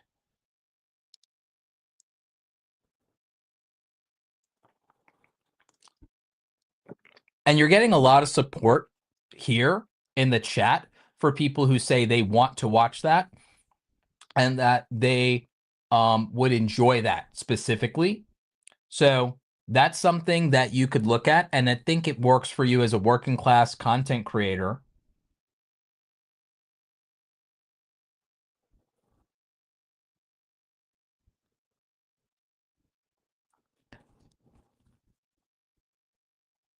Yeah.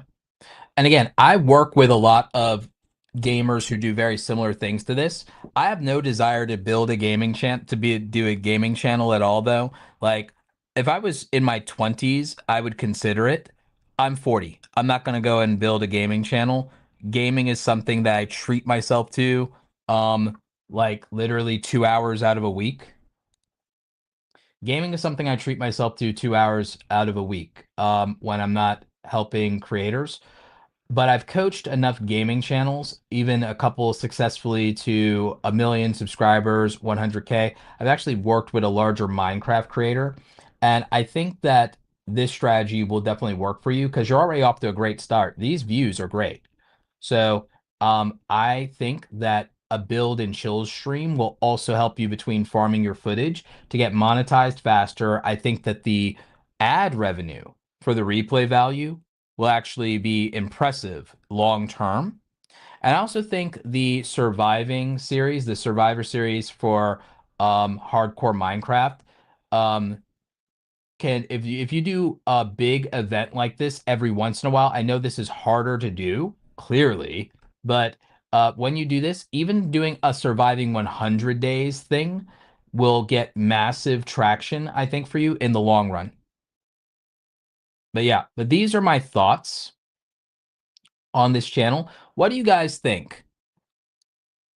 I think that ultimately PeachElixir has a good foundation for this type of channel, and I think that the live streaming and farming the footage that way can only help. Do you agree? Do you disagree? Is there something that you would recommend different than what I'm recommending here? Let me know in the chat if you're live. Let me know if you have different thoughts in the comment section if you're watching the replay. Yeah. So we got a comment here from someone once in a while, and I'm going to assume, instead of assuming this is in bad faith, I'm going to assume this is in good faith, Chaz. So I'm not going to roast you here, or I'm not going to yell at you, because I'm going to assume you're asking this in good faith.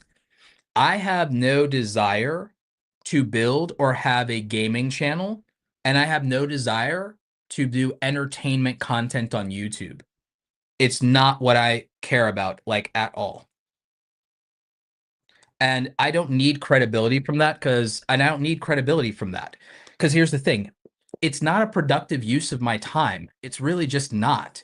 And the thing is, if I was going to do a channel, I don't care like this. I wouldn't care about credibility from anybody who needs to challenge the credibility, because I did grow my channel without doing YouTube help content to 100,000 subscribers, doing mostly video editing and Photoshop and camera gear tutorials. And I have camera gear videos that have 50 and 100,000 views on them from camera gear. I made money in the Amazon affiliate program selling camera gear. If you sell a professional camera lens, it's a $90 Amazon commission.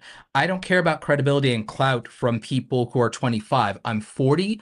I only care about a couple of things: paying off a mortgage, meeting a nice girl, having kids, um, filling the retirement account. That's it. So I care about business. If I were going to make a YouTube channel outside of the one I'm doing or whatever, I would not make it for the credibility of proving y'all I can grow a channel for zero. What I would do is I would build a channel that I could largely outsource to a team overseas in either Brazil, the Philippines, or Thailand, and then I would only be the creative director for that channel. I would build it in a niche that exclusively has a $10 to $20 RPM exclusively, has a stronger view floor, and then I would make that a faceless channel that sole purpose is to print $10,000 to $20,000 a month between ad revenue and an e-commerce faceless brand that we could build behind it. That would be the only reason that we would do it. And I would never sit there and use it as the credibility of, oh, see, I grew a $10,000 a month YouTube channel. See, I'm not a fake guru. I would never care about that. You know why? Because if I did build another channel silo like that, the only thing I would do is then figure out how to slightly expand my team, keep my overhead under 5,000, and then grow 2 to 3 more channels like that, and then use it to print $30,000 to $60,000 a month. And I would never tell any of you about it, because then I would never have you compete with me in those categories. And I would dominate those niches. I would also make it something that can be multilingual and have YouTube's auto dubbing get the views for me. And it would all be 20-minute plus content so that I could maximize the natural ad breaks in it. And I would rinse and repeat this enough times, and I would never, ever, ever let anybody know that I own those channels. And then I would probably use the coffers remaining from that to create some other system of leverage that would let me do a buy-in so that I can own 20% of 10 up and coming YouTubers channels that I think have longevity, and then have a buyout clause in their contract to where, to stop giving me 20%, they have to not only meet a certain revenue threshold, and a certain timeline, but to where it'd be a significant multi six-figure buyback for their 20% so that there's a cash out clause. And so if I have a cash out clause for that on about 10 up and coming content creators, and then also since the buyback clause would be significant, probably 250,000 buyback clause, they would probably rather keep the timeline in place of the contract for whatever amount of years it is, or in perpetuity, than have to do an upfront 250,000 buyout. But even if they trigger the 250,000 buyout, that's 2.5. 10 creators, 2.5, 250,000 buyout, 10 creators, 2.5. So I would just do those things. I would never waste my time building a gaming YouTube channel instead of applying and deploying that kind of strategy, because there wouldn't be a point,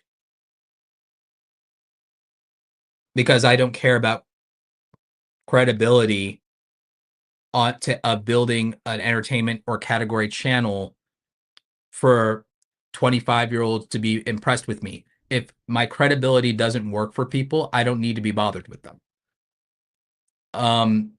So that's what I would probably do instead if I were so inclined, because it makes much more sense, and I would never care more about the clout than I would about the cash, because I'm 40.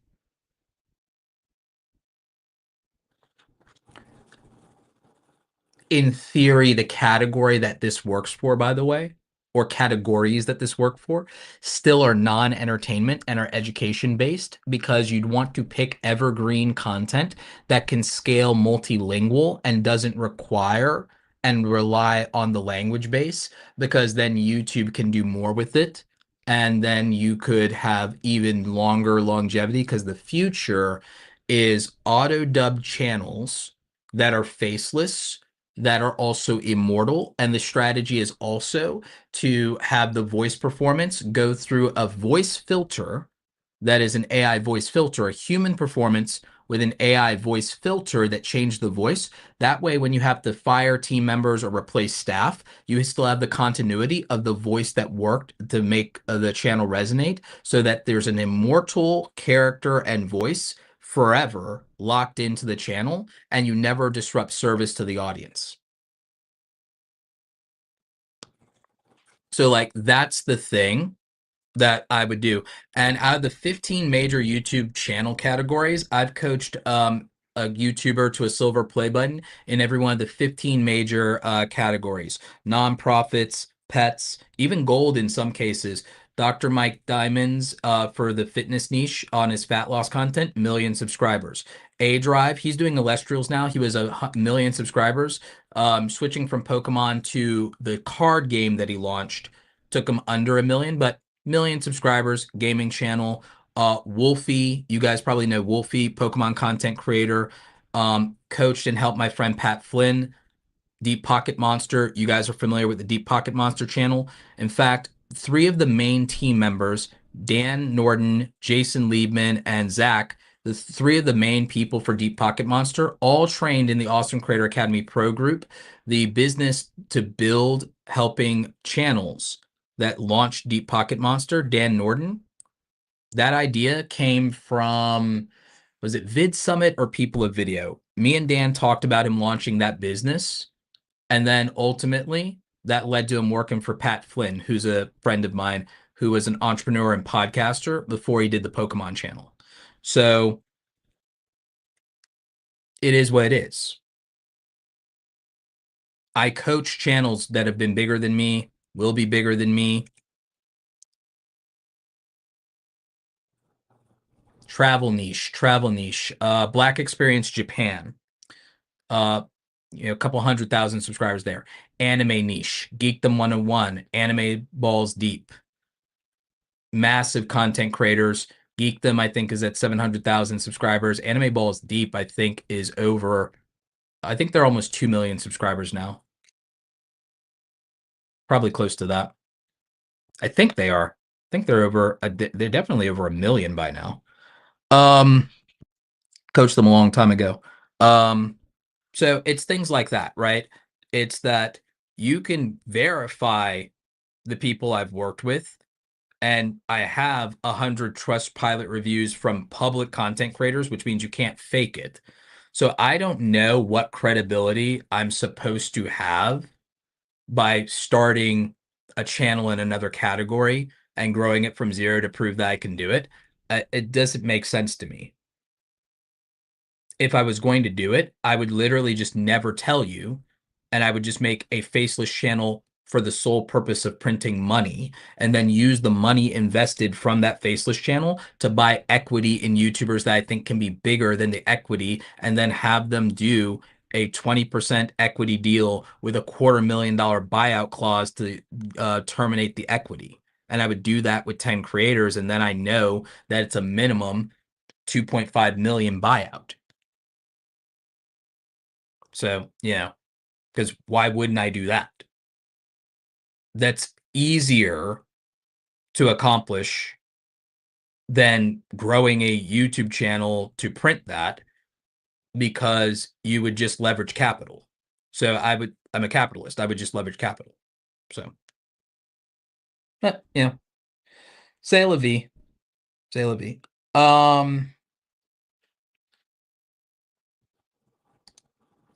Next up, we have Markham 3D. Let's go ahead and jump into it.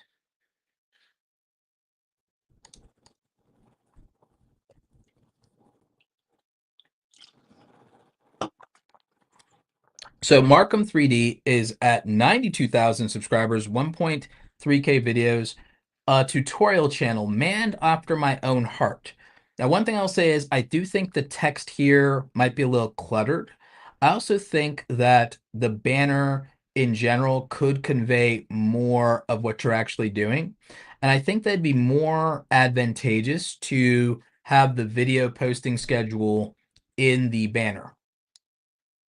Blender tutorials and sci-fi animations, you're in the right place. Subscribe. Perfect intro there. Now, from a channel layout standpoint, I would actually have playlists laid out on the channel specifically for Unreal Engine, Blender, and the specific software, and possibly if there were specific sci-fi franchise that you were doing, I would have that here. Now, the thing with a tutorial channel, which you already know, I'm sure you're familiar with, I don't have to tell you, is that the views are almost impossible to get consistent unless you have a larger than life series that you become known for, and that becomes your main channel content. Brendan Shepard being one of the most popular examples right now. Now, what you could do with this is you could analyze the videos that exclusively have over 100,000 views on your channel, and then figure out how to expand or extend that into a series that is duplicatable around those different ideas. Now, I do think that with regard to this specifically, that you have to consider what people would be trying to do the most of. I think that character creation is foundational to a lot of this, because you have to remember, why is someone using Blender? Someone's using Blender to try to make their own basically film, and they're using Unreal Engine to basically try to either make their own movie or video game or cinematic scenes. So supplying exclusively and specifically what helps them accomplish that, or even a series that can help them accomplish that, would be the key here. And so those are the things that would be valued more and most to those people. I also think there is a channel that we can learn from. I'm almost positive that you're going to be familiar with this. There's two I want you to look at that I think are powerful for different reasons. Blender Guru is obviously the bigger channel in your niche, but also a testament to the fact that, once again, doing what works consistently would matter. However, I'm not telling you to copy Blender Guru, but do also keep in mind Blender Guru hasn't uploaded in 7 months. The community that loves this content is abandoned and is ripe for the taking and ripe for disruption right now. So that is something to think about. And what I would emulate here is effective thumbnail branding. I'm not telling you to make these donut tutorials, but I'm telling you that there's effective thumbnail branding and consistency and understanding what you do have an understanding already of things that matter more and most. But here's your thing. Again, stronger thumbnails could do you a lot of good here. But there's also another channel that's wildly different that I do want you to pay attention to. I think this is, let me try and find, is it?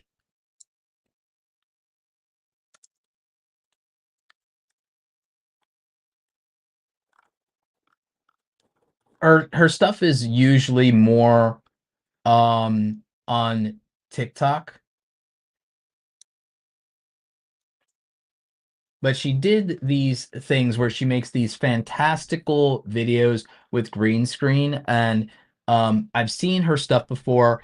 Haley Tutt, but the thing is, she's done these fantastical things, and it requires green screen and Blender to pull off. But you probably need to find her TikToks instead of her YouTube channel because she barely posts to YouTube. But look into Haley Tutt, and sometimes there's a show and tell component of making fantastical things because she makes surrealist worlds in real life. It's almost like watching a Dolly painting come to life.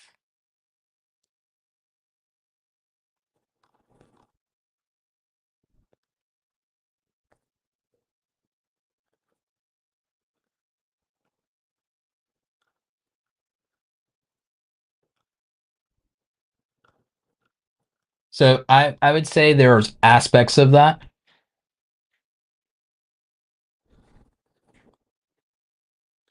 So I think that there's just an opportunity in the market. I think there's a gap in the market right now because the other thing is there's things people would want to know how to do. Because watch this. If you literally show them how and break down everything and into a series that would allow them to make a sci-fi war film, for example, and they understood that that's what they're going to be learning, I think that that would be incredibly powerful. And I think that obviously that'd be Blender plus Unreal Engine because now you don't, it's not going to be, oh, how to make Star Wars, but it is going to show them how to effectively make Star Wars in real life, though, but don't use Star Wars. But do show them how they can use Blender and Unreal Engine to create this type of sci-fi scene, so on and so forth. And deep down, we would know, oh, that's what would let me make Star Wars. That's what would make me make the Battle of Scarif. That's what would make me allow me to make this scene, that scene, so on and so forth. And I know it can be incredibly powerful because I've actually seen people do a lot of things like that, or even fantasy, showing them how to literally make a dragon in Blender and Unreal Engine. I do think that something like that would blow up because that's incredibly powerful. And what does that invoke? That invokes Game of Thrones. So from a practical standpoint, there's an opportunity that is unprecedented here. Now, the main thing is, again, I think that the presentation has to be better in terms of your thumbnails. It's the weakest aspect of what you're doing here in many cases. I do love this, though. This is solid because it does show the thing and the scene right here, and that's an animated short film with Unreal Engine. I do think that for showing animated short films with Unreal Engine, you might need to tap in or to invoke things that are very familiar to people. This crowd simulation is one thing, but showing a version of something like this where it is 1,000 of, for example, 1,000 zombies or a zombie horde of the undead. You could be invoking The Walking Dead. You could also be invoking Game of Thrones with the White Walkers. And again, that's something people go, oh, how'd they make that? Oh, now I know how to make that. Got it. So it's those kind of things. The ship designs and things like that. I think that these are going to do better over time. But you see, you got clicks on this because people want to know how to make a spaceship. But you're doing a feature breakdown video. I think that if you had something like this or a starship or something that looks like Star-Lord's starship in Guardians, I think that while this is cool that you're showing these things, if you actually showed the step by step on how to build these realistic starships, like look at this one, the secrets behind Star Citizen spaceship creation. This is incredible. And look at the views that you got on this. Now imagine an entire series that goes through the step by step progressions of this, but instead of the donut thing from Blender Guru, if you applied the logic of and invoked the thumbnail quality of the donut tutorial series from Blender Guru, but it was for building starships, instant win, instant win. And there's, again, gap in the market to exploit. So understanding what matters more and what matters most to people and what is interesting and challenging. And again, doing, I think, the same thing with a dragon series that shows them how to create an active, workable, functional dragon, a fully functional dragon in Blender. That'd be incredible.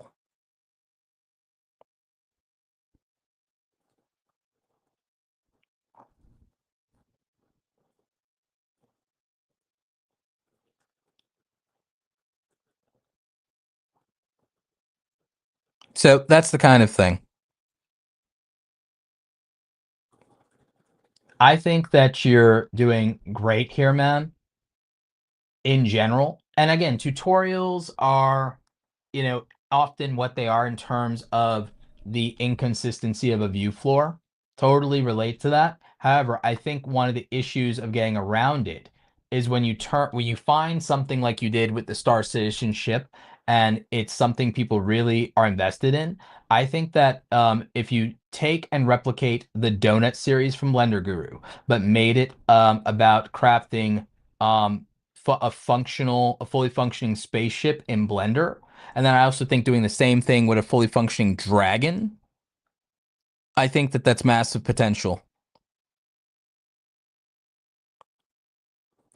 As for Blender Guru, don't know what happened with the 7 month drop off. Hope he's okay. I hope he's okay. I hope sometimes life happens to people. So, um, just thoughts and prayers for whatever may or may not be going on with Blender Guru.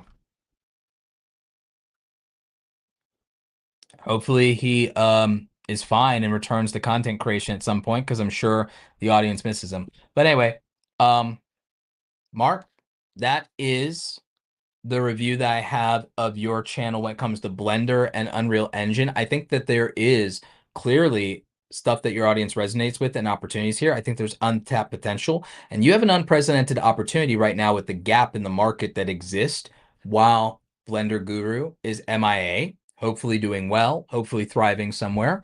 But right now, strike while the iron's hot.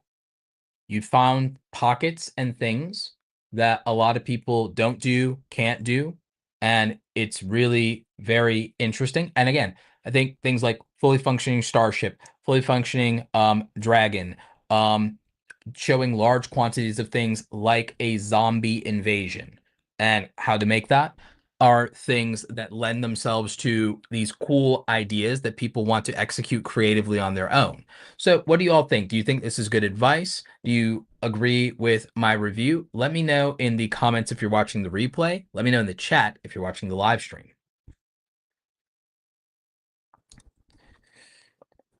Home stretch, home stretch, home stretch.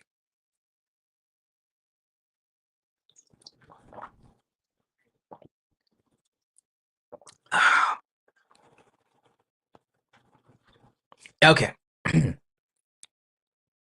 Next up, we have history with Dan Sterner. We got a history channel here.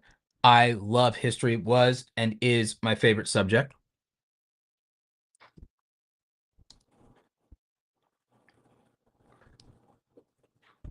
So let's go ahead and get into the review. So almost 4,000 subscribers with just 116 videos. Well done, Dan.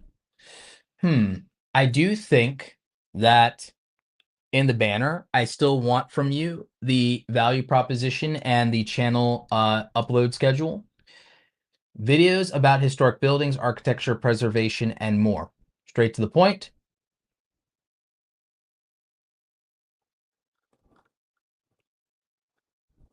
And you're an author. Okay, excellent. So from a channel layout standpoint, I would add more playlists potentially here.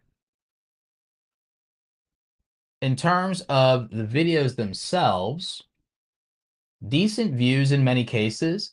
What I'm seeing, though, is massive inconsistency in terms of a lot of the topics, but also inconsistency in thumbnail style. I would absolutely try to lock down the consistency aspect of your thumbnails and your branding. I think that this concept here with the architecture plays well. It did get decent views, but let's see what people responded to. Here, I think it's very clear that what people responded to was these titles and concepts, and that they didn't need the thumbnails to do well. But if they had good thumbnails, these could have gotten potentially 10 times as many views. I think from a thumbnail style,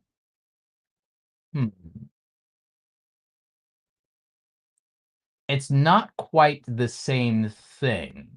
However, I do think from a thumbnail standpoint, maybe we look at how history works.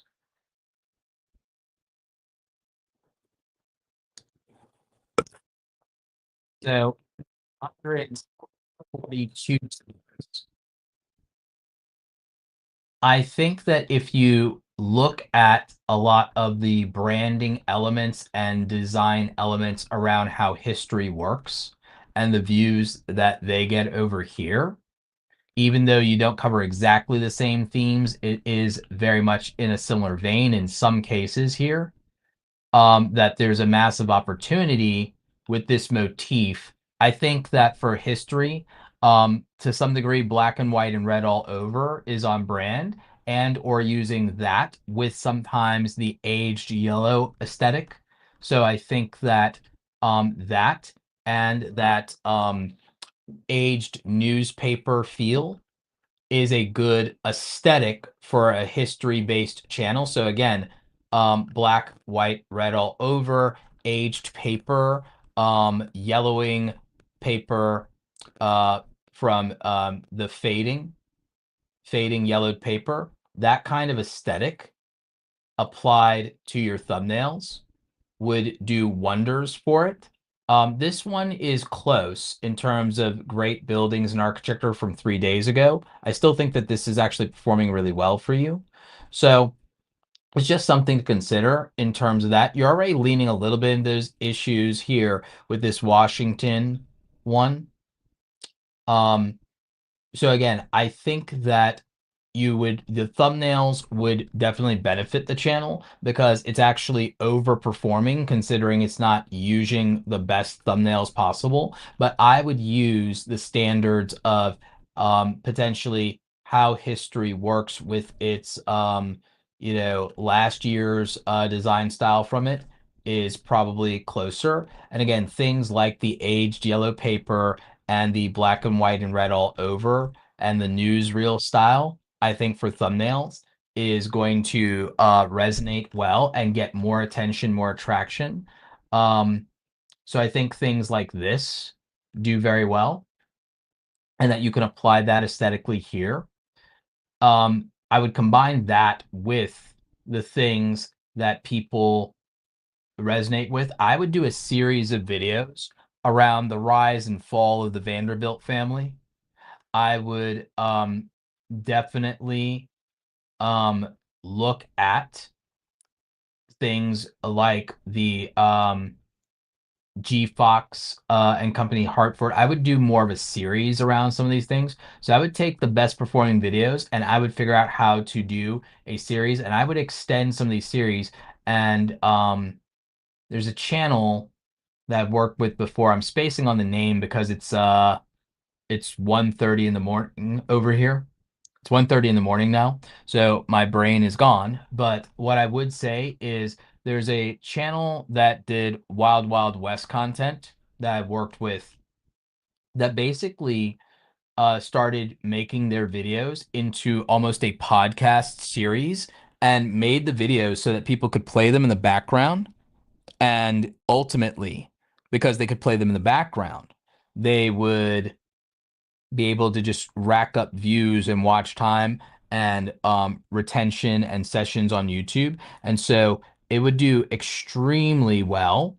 And I think that the long form nature of some of these videos and the topics with doing that and almost like a podcast docudrama series for people to be able to listen to and learn about the history and doing it in that style, and then appropriating some of these design aesthetic choices from how history works, like we said, but making it your own and making it specific, would actually allow this to perform a lot better. So, Dan Sterner, great job on your growth so far, but I think that this could exponentially grow with just a few minor tweaks, small tweaks in the right direction. I think a few small tweaks in the right direction would do you some good. We only have two channels left to review. This might be the longest channel review stream we've done in years. But that was my thoughts around Dan Sterner, history with Dan Sterner. I think there's potential with this channel. I think it's a matter of creating mini series and being able to make podcasts like docu-series content would do better. I think that the videos do well in spite of their packaging, and that with better packaging, they would do infinitely better. And I think that when you combine that better packaging with potentially longer videos that go 30 to 40 minutes and are kind of like a podcast docudrama that you could listen to, and that they're individual series or storylines that you could do, and then you have batch episodes, you can get bingeable listening, watching content with replay value built in. I think that there's stronger potential to scale that way. So those would be my thoughts, and I would love to know what you guys think about that style of content. I think for things like history, that doing something that relies less on the visuals, great packaging, but relies less on the visuals, still has some nice visuals, but then is more like listening to a radio drama. I think for history channels, that's a sweet spot, and we can learn a lot from another niche that does this very well, which is the true crime niche. I think borrowing the best elements of true crime niches that do these storytelling videos that are mostly largely audio based, and then applying that to interesting stories in history has phenomenal growth potential. Also, from a monetization standpoint, absolute money printer when there's natural pauses and breaks in an audio drama type series and it's over 40 minutes long. and it's in a niche like history, which is education, that already has a very high RPM, I think it's a great opportunity. Let me know what you think in the comments. Do you agree? Do you disagree? If you're watching live, let me know in the chat.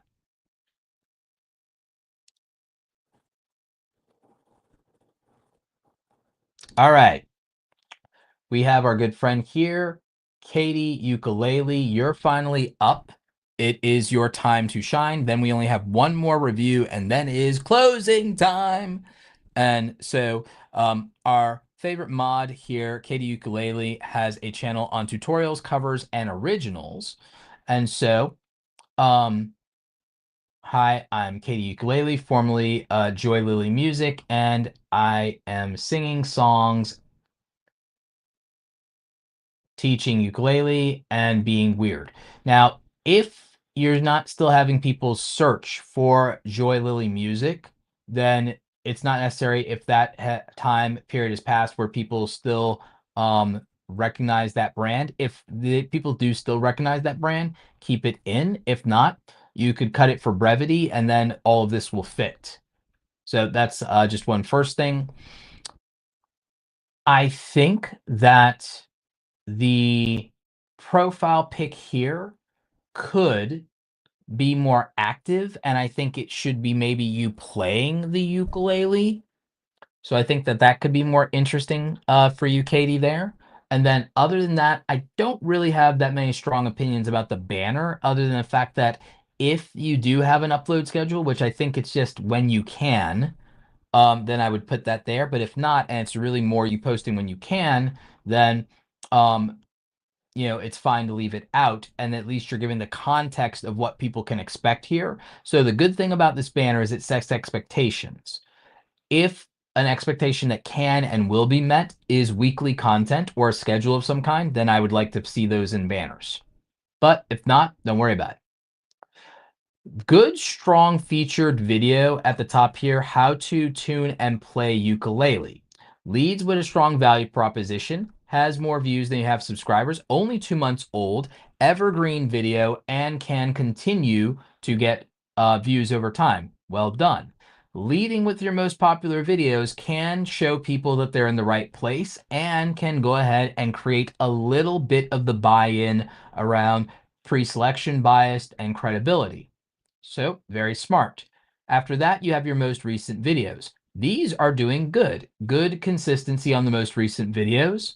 So, even though you have less than 1,000 subscribers, you're still doing very well. Now, this one is a cover song. So, unless or until the song is getting traction, the views on this could be lower, but I think you already know that and you have reasonable personal expectations. However, 5 more easy chords you should know. This is an evergreen video, but it's already doing good for you with only 2 weeks. Simple ukulele chords, your first 5. Look at that. It has more views than you have subscribers. So I think that doing consistent content around helping people be onboarded to playing ukulele is key. I think that you could literally look at the most popular evergreen videos for learning guitar and then apply that to ukulele, and it would do well. So that's a format. Here is an idea that I gave you about 2 years ago, and it was an Elon Musk parody song off of Hey There Delia, where you did Hey There Elon. And it has also, I think, gotten evergreen views. This one is going back to that concept we talk about, I believe, with regard to content that is in the public domain.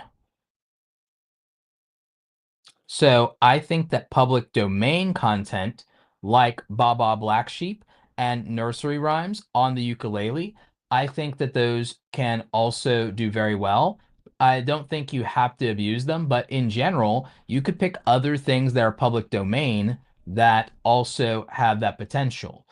Again, topic is most important here, and sourcing what can already get views based on things that have gotten views before in music, in public domain, and even with tutorial content around guitar. you could source that and then bring it for the ukulele, because what is popular in terms of music and in terms of musicianship can translate from one instrument to another. So I would source for those things. Here you got Twinkle Twinkle. Again, it's things people would want to learn how to play. I would also consider what potentially tutorial chords for theme songs of timeless classics that people want to know how to play. But I would find timeless classics that are still relevant today and that are currently getting views today. You could probably use one of 10 to start to source that. As for thumbnails, the social proof buy-in for your thumbnails is actually fairly easy to do. The social proof buy-in for your thumbnails would revolve around showing you playing the guitar, sorry, not the guitar, the ukulele, and showing potentially chords. And again, you could go tighter on the close-ups for these as long as the instrument is being shown. So you can definitely go tighter on that. Photography base for the thumbnails is key to this. And again, we can easily source what is working in the LAN of guitars. So for example,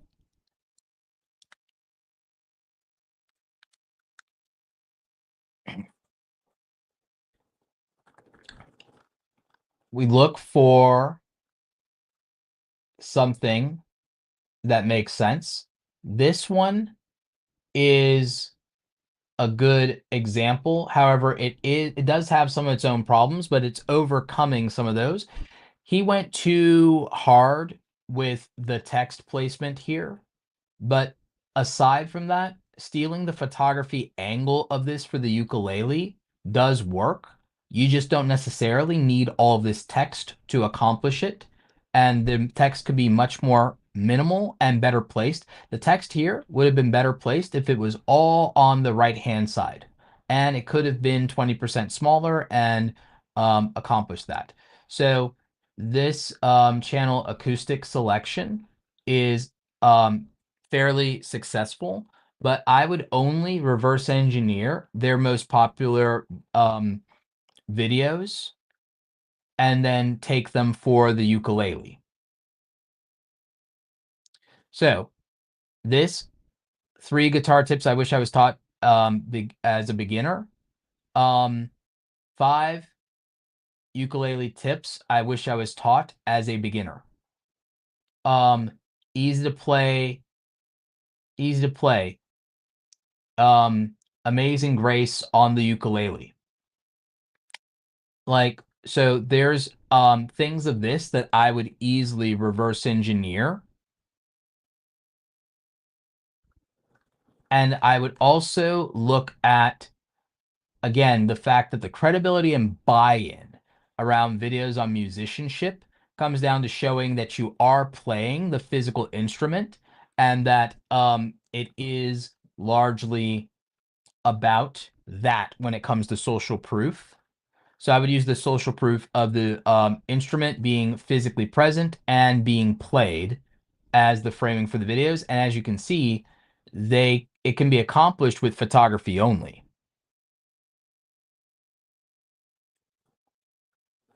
Views can be skewed with age of videos. I absolutely agree, which is why you could, instead of going to like this channel, you could use one of 10 and filter for anything with the most views and a certain view amount in the last 3 months or 6 months. And that's why one of 10 works better than doing this manually because it'll do the work for you. So it's things like that. So being able, for example, one of 10 will work better than trying to do this manually in YouTube to filter specifically by views in the last 3 months, views in the last 3 months, and then you'd be able to get a basis on that. That way, it's not being entirely skewed by views over time. Although views over time are a encouragement that a video can be evergreen. This one with modern guitar playing is effing boring. Um, I wouldn't necessarily go with this one for the title, but there are aspects of this thumbnail that I think are powerful. I also think that this frame is a good that frame is in itself a good potential thumbnail.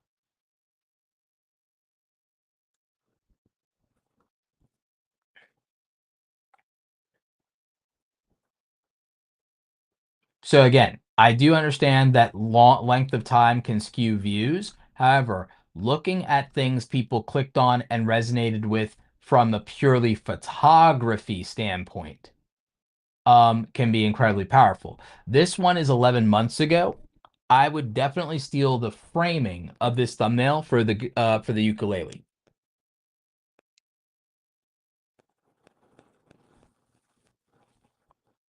So from a composition standpoint for photography, those are things that I look for and that I would say, okay, people respond to that and the social proof is good. So those are things that I would pay attention to. And when you struggle specifically with thumbnails, a lot of times the answer is finding good thumbnails that worked purely on photography because it's easier to replicate photography for most people than it would be to replicate design. So I would go and I would find photography I can duplicate over design almost any time. And so I think that's key. The other thing is trying to come up with video ideas in advanced. If you can come up with 10, 20 video ideas in advance, then it'll make it easier to be consistent because you don't have to think about what to make. I think you should be encouraged by the fact that you had some evergreen videos that you've made that are already performing well, and that you're now, because you haven't posted in so long, that you have returning viewership even after not posting for over a year. You're able to accomplish returning viewership and to get new viewers to the channel. And I think you should take encouragement from that, Katie. So those are my thoughts for your channel. Second to last here uh, as my voice is almost gone. So what did you all think for this type of channel and the idea of moving toward a photography base of thumbnails with the social proof and buy-in for musicianship being physically showing the instrument itself being played to add credibility and social proof to the musician? I think that that's a good foundation for the thumbnail. And I think relying more on photography than design skills is ideal as well. But what do you think? Do you agree, disagree? Is there anything you would add to that? Let me know in the chat if you're live. If you're watching the replay, let me know in the comment section.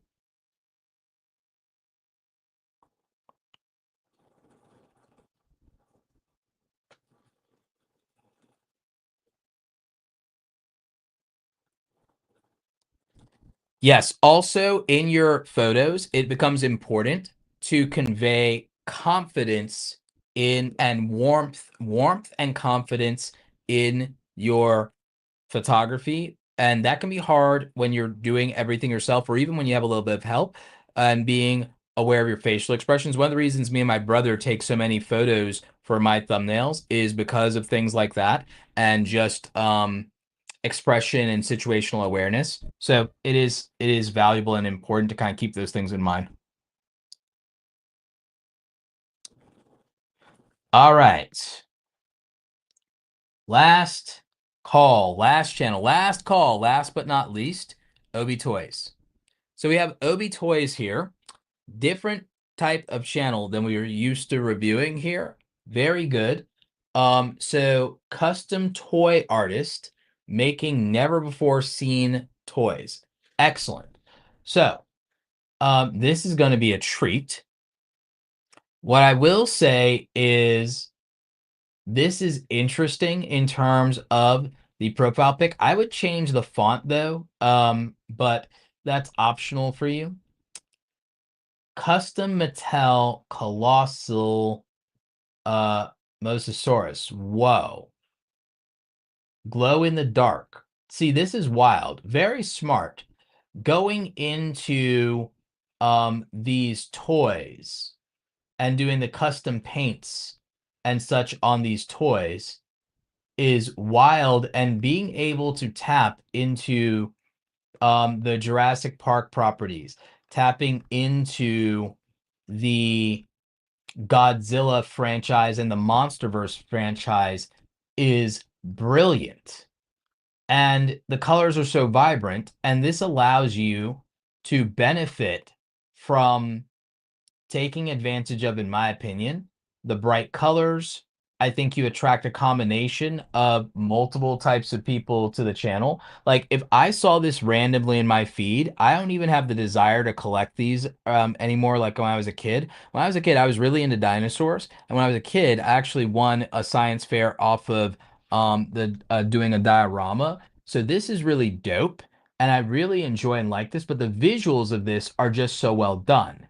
Now, my curiosity is what type of camera setup you're using for the thumbnails, because I still think that the thumbnails can be slightly better, but the thing that would be better about the thumbnails comes down to certain camera techniques you may or may not be using. So I am going to interrupt the review for a little bit of a tech tutorial that might help you a little bit, because I don't think you're taking full advantage of the photography here.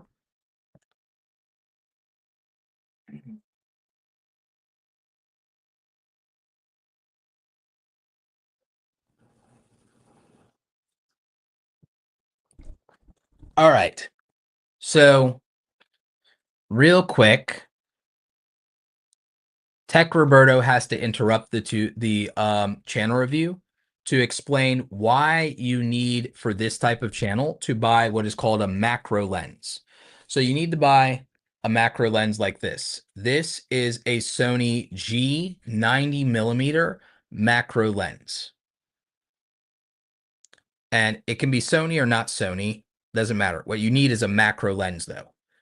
And the reason you need a macro lens, and as you can see, having different professional camera lenses does matter, because you saw even how I got the blurry depth of field for like when I block my face, and then you get this. By the way, this used to be exactly how I would make product review YouTube thumbnails for camera lenses, and this would be enough. This would be all the thumbnail I need to successfully make a video about this lens, and then sell these lenses through the Amazon affiliate program and get $90 commissions.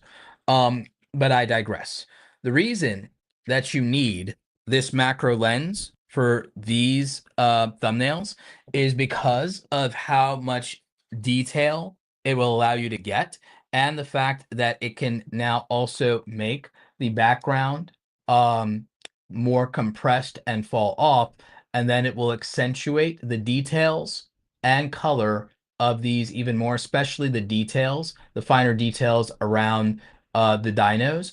And it also, your lighting setup, if you get your lighting setup just right, the other thing that happens for your lighting setup here is there will be details that are not lost in these. And so the thumbnails here could potentially perform better than they already do. These are already great and they look great. So just imagine what happens if the details are enhanced in any way, shape, or form. So if the details on these are enhanced by having a macro lens to do the shots, then it could do this justice.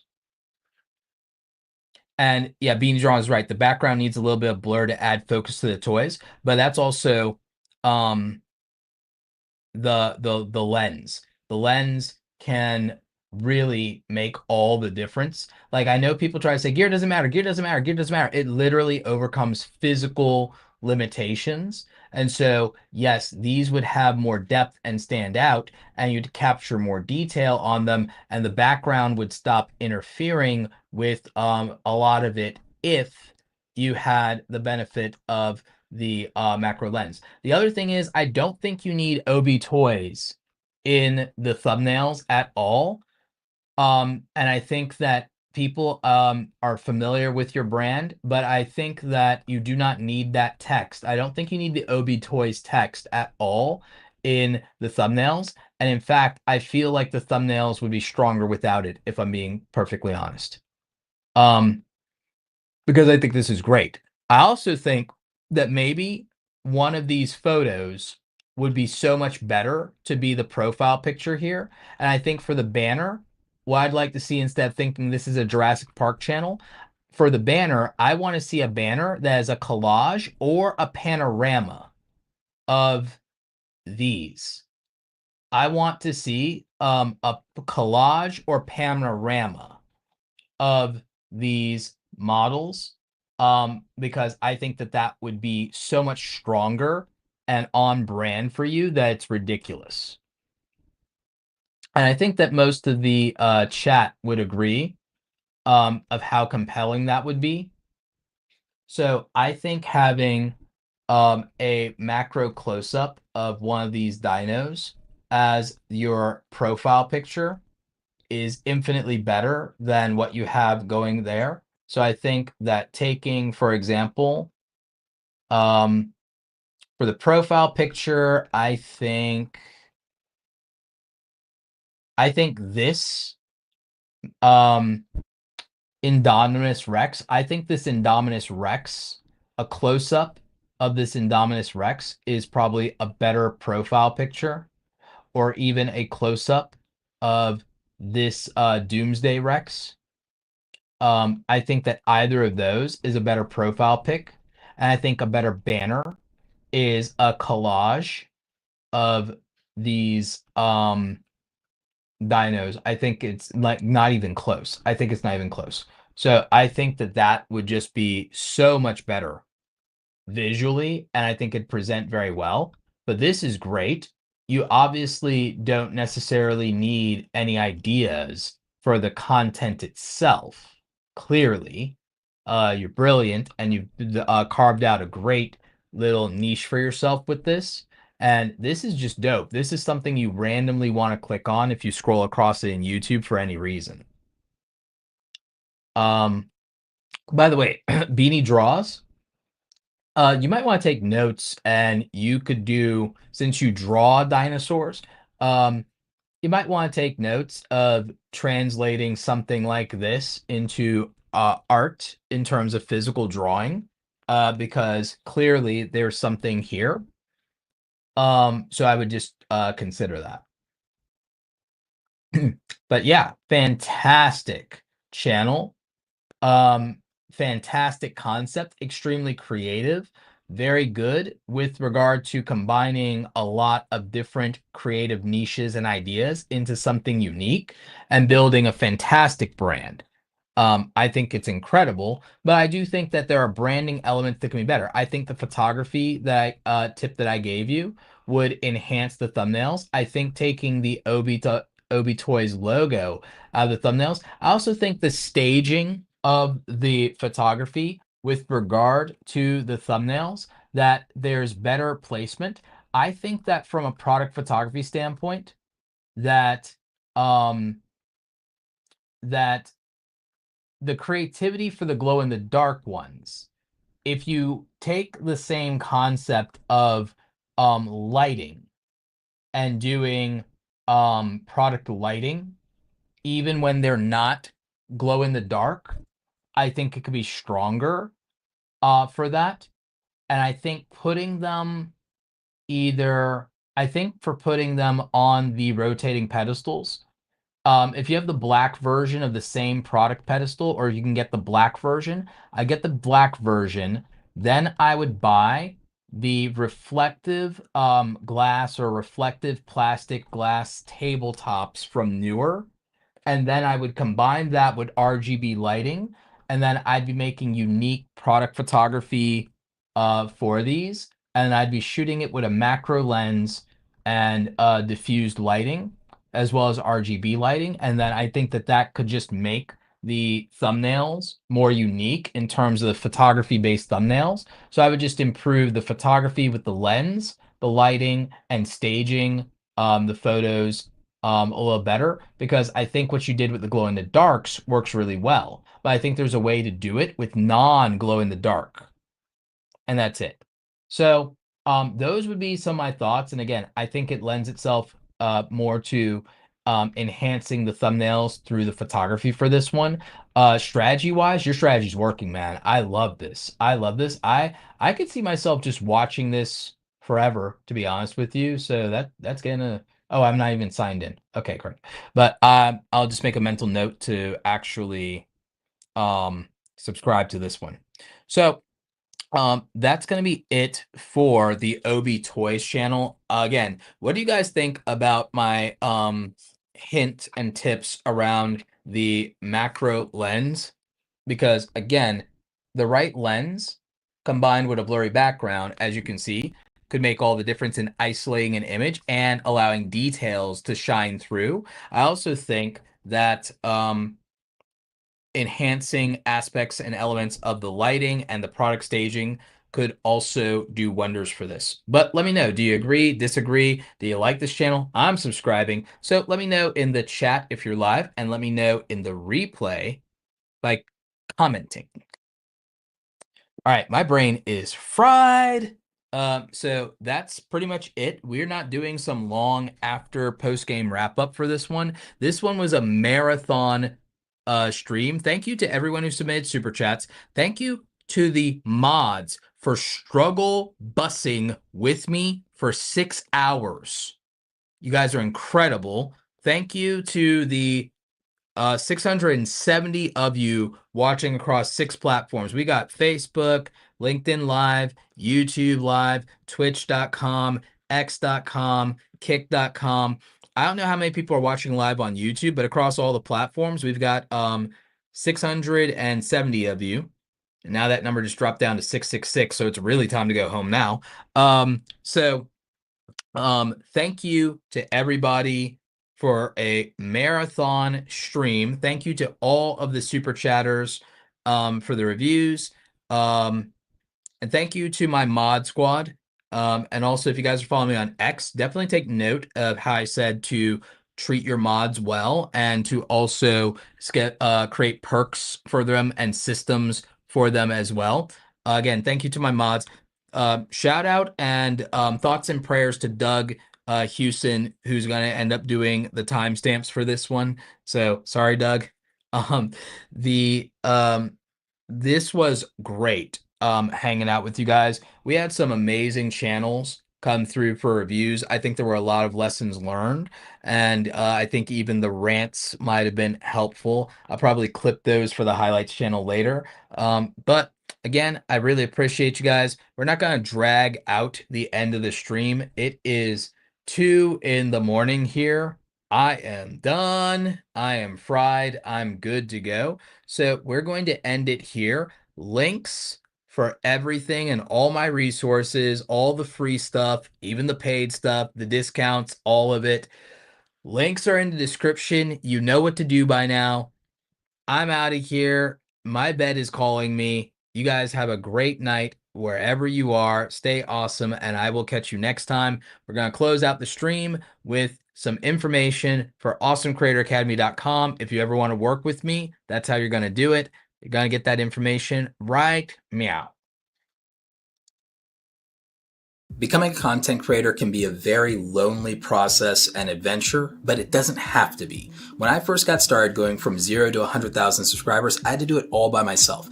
I didn't have a community of like-minded and like-hearted creators to talk to or to ask for advice, and I certainly didn't have a mentor to guide me along the way. I built the Awesome Creator Academy Pro group because when I was getting started, what would have meant the world to me is not to have to struggle alone when it comes to being a full-time content creator. If I had had a community of creators that I could talk to and share information with, I would have avoided a lot of mistakes in my early career, and there would have been opportunities with brand deals where I would have gotten a better understanding of how to negotiate, and I wouldn't have undersold myself. I wouldn't have been taken advantage of in those early situations.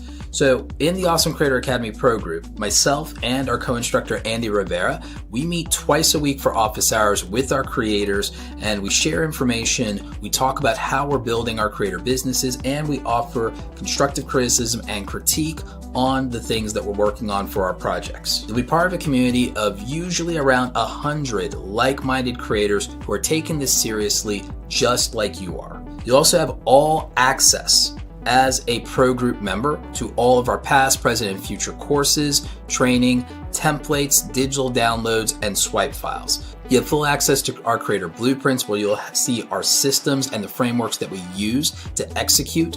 You know, you always fall or rise to the standard of your systems. A lot of people really underestimate how important that is. We have digital download templates that can help you so you don't have to start with a blank canvas. These done for you files are actually incredibly helpful, especially for things like your thumbnails, your media kits, and anything you need for your branding as a content creator to look professional. We have email swipe files that help you with reaching out to brands. We have great information in helping you price yourself and build your packages appropriately. And remember, as part of the pro group, you have the opportunity to ask questions from myself and all the other creators participating. And so this means that if you need to ask questions about negotiation or a brand deal, there's something you're not sure about, you're trying to find a better monetization opportunity with merch or affiliates, you have people who have done it before, who are already making money that you can reach out to for advice. As I said, when I was starting out and I was flying solo, this is the thing that I wish I'd had the opportunity to be a part of, and it would have made all the difference in the world in helping me be an even more successful content creator. If you have questions, you can always reach out via support. We're happy to help you figure out if the pro group is right for you. Also, we do have the opportunity if you become a VIP member, if you also would like quarterly one-on-one coaching with me directly. Now go out there and create something awesome today, and hopefully we'll see you in the pro group. Take care.